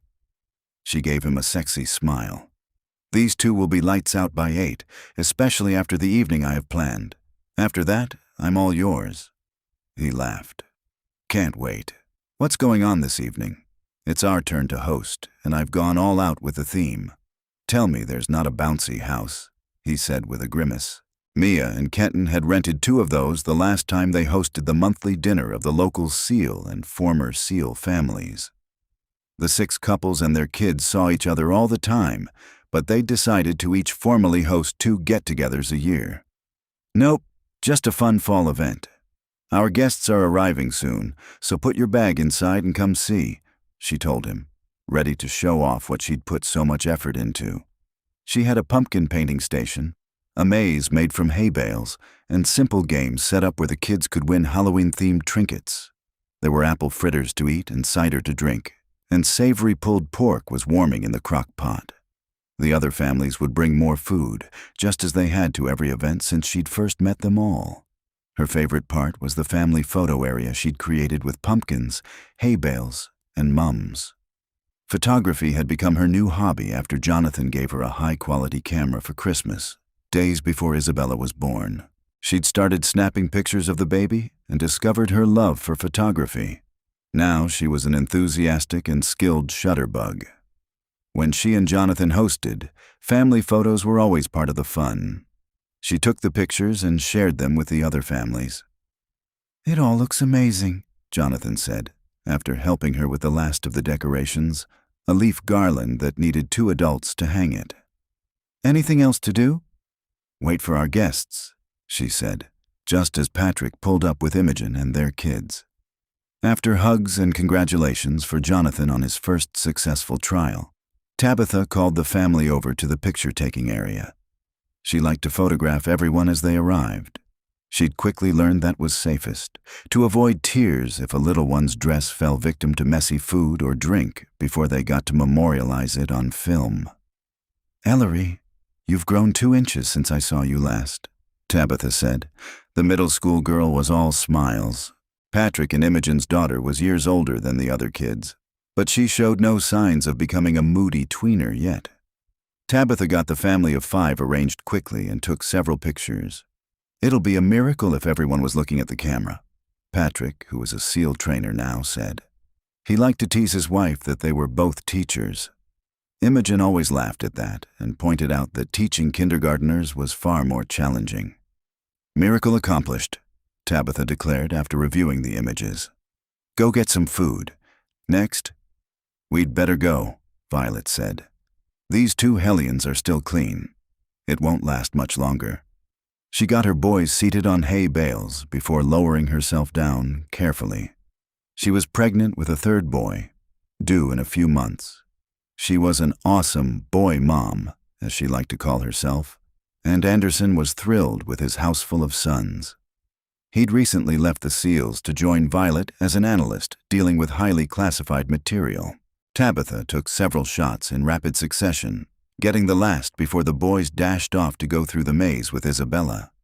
Violet laughed as Anderson dashed after the kids. "Get an apple fritter and sit down," Tabitha suggested to her friend. "I think I will. I see a sunny spot with my name on it." Violet wandered off just as Harley and Garrett arrived for pictures. First family photo for her. Harley held their 1-month-old daughter, who was wrapped tightly in a pink blanket. The couple's older girl was 3. Their family vibe was more relaxed. Harley had once been anxious and fearful, but with Garrett's steady love and 2 beautiful children, she'd blossomed into a confident woman. "I hear you've got news too," Tabitha said once she'd gotten several family shots and a few of the 2 girls. "Yep, it's official. I'm retiring from the Navy at the end of the month," Garrett said. "I'm going to love being with my family more." He'd been doing home renovation jobs on the side and planned to make it his full-time business. Harley laughed at that. "You should see how much work he has booked. We may never see him." Garrett shot his wife a grin. "I'll be home every night, babe. Count on it." "Being home at night is a good thing," Kenton said, coming up with his family. "Even better is having him home in the morning," Mia added. She'd recently bought the bakery where she'd been working for several years. Her days started early, leaving Kenton, who was now an administrator with the SEALs, to manage their twin girls and preschool-aged son. His and Mia's brood was going to expand again come January. "Are you finding out what this baby is?" Harley asked. Mia shook her head. I like to be surprised. How about you, Kenton? Garrett asked. Whatever makes her happy, he answered diplomatically. Wise man, Garrett agreed. After Tabitha snapped a few shots of the newcomers, the two families wandered off together toward the pumpkin painting station. We're always the last to arrive, Kinley said as she walked across the lawn toward Tabitha. She held her and Matthew's toddler son by the hand, while her husband held hands with their niece, Anaya. That's because you're the most successful physical therapist in 3 states, Tabitha said. Kinley sighed. I'm hoping to scale back my hours soon, which is why I'm taking on a partner. She'll still work too much, Matthew said. Who's talking? Kinley teased. You were the one who got home at midnight last night? I was closing a case, he explained to Tabitha. As it turns out, the civilian world has just as much paperwork as the military. Matthew had climbed rapidly through the ranks at the local police department to become a detective. Tabitha took their family picture before surveying the party. It warmed her heart to see their friends gathered together. Everything good? Jonathan joined her, his arm going around her waist. Couldn't be better. Their son was being pushed in the baby swing by Mia, and their daughter was laughing as she played on the lawn with several other kids. This is the best life I could ever have imagined,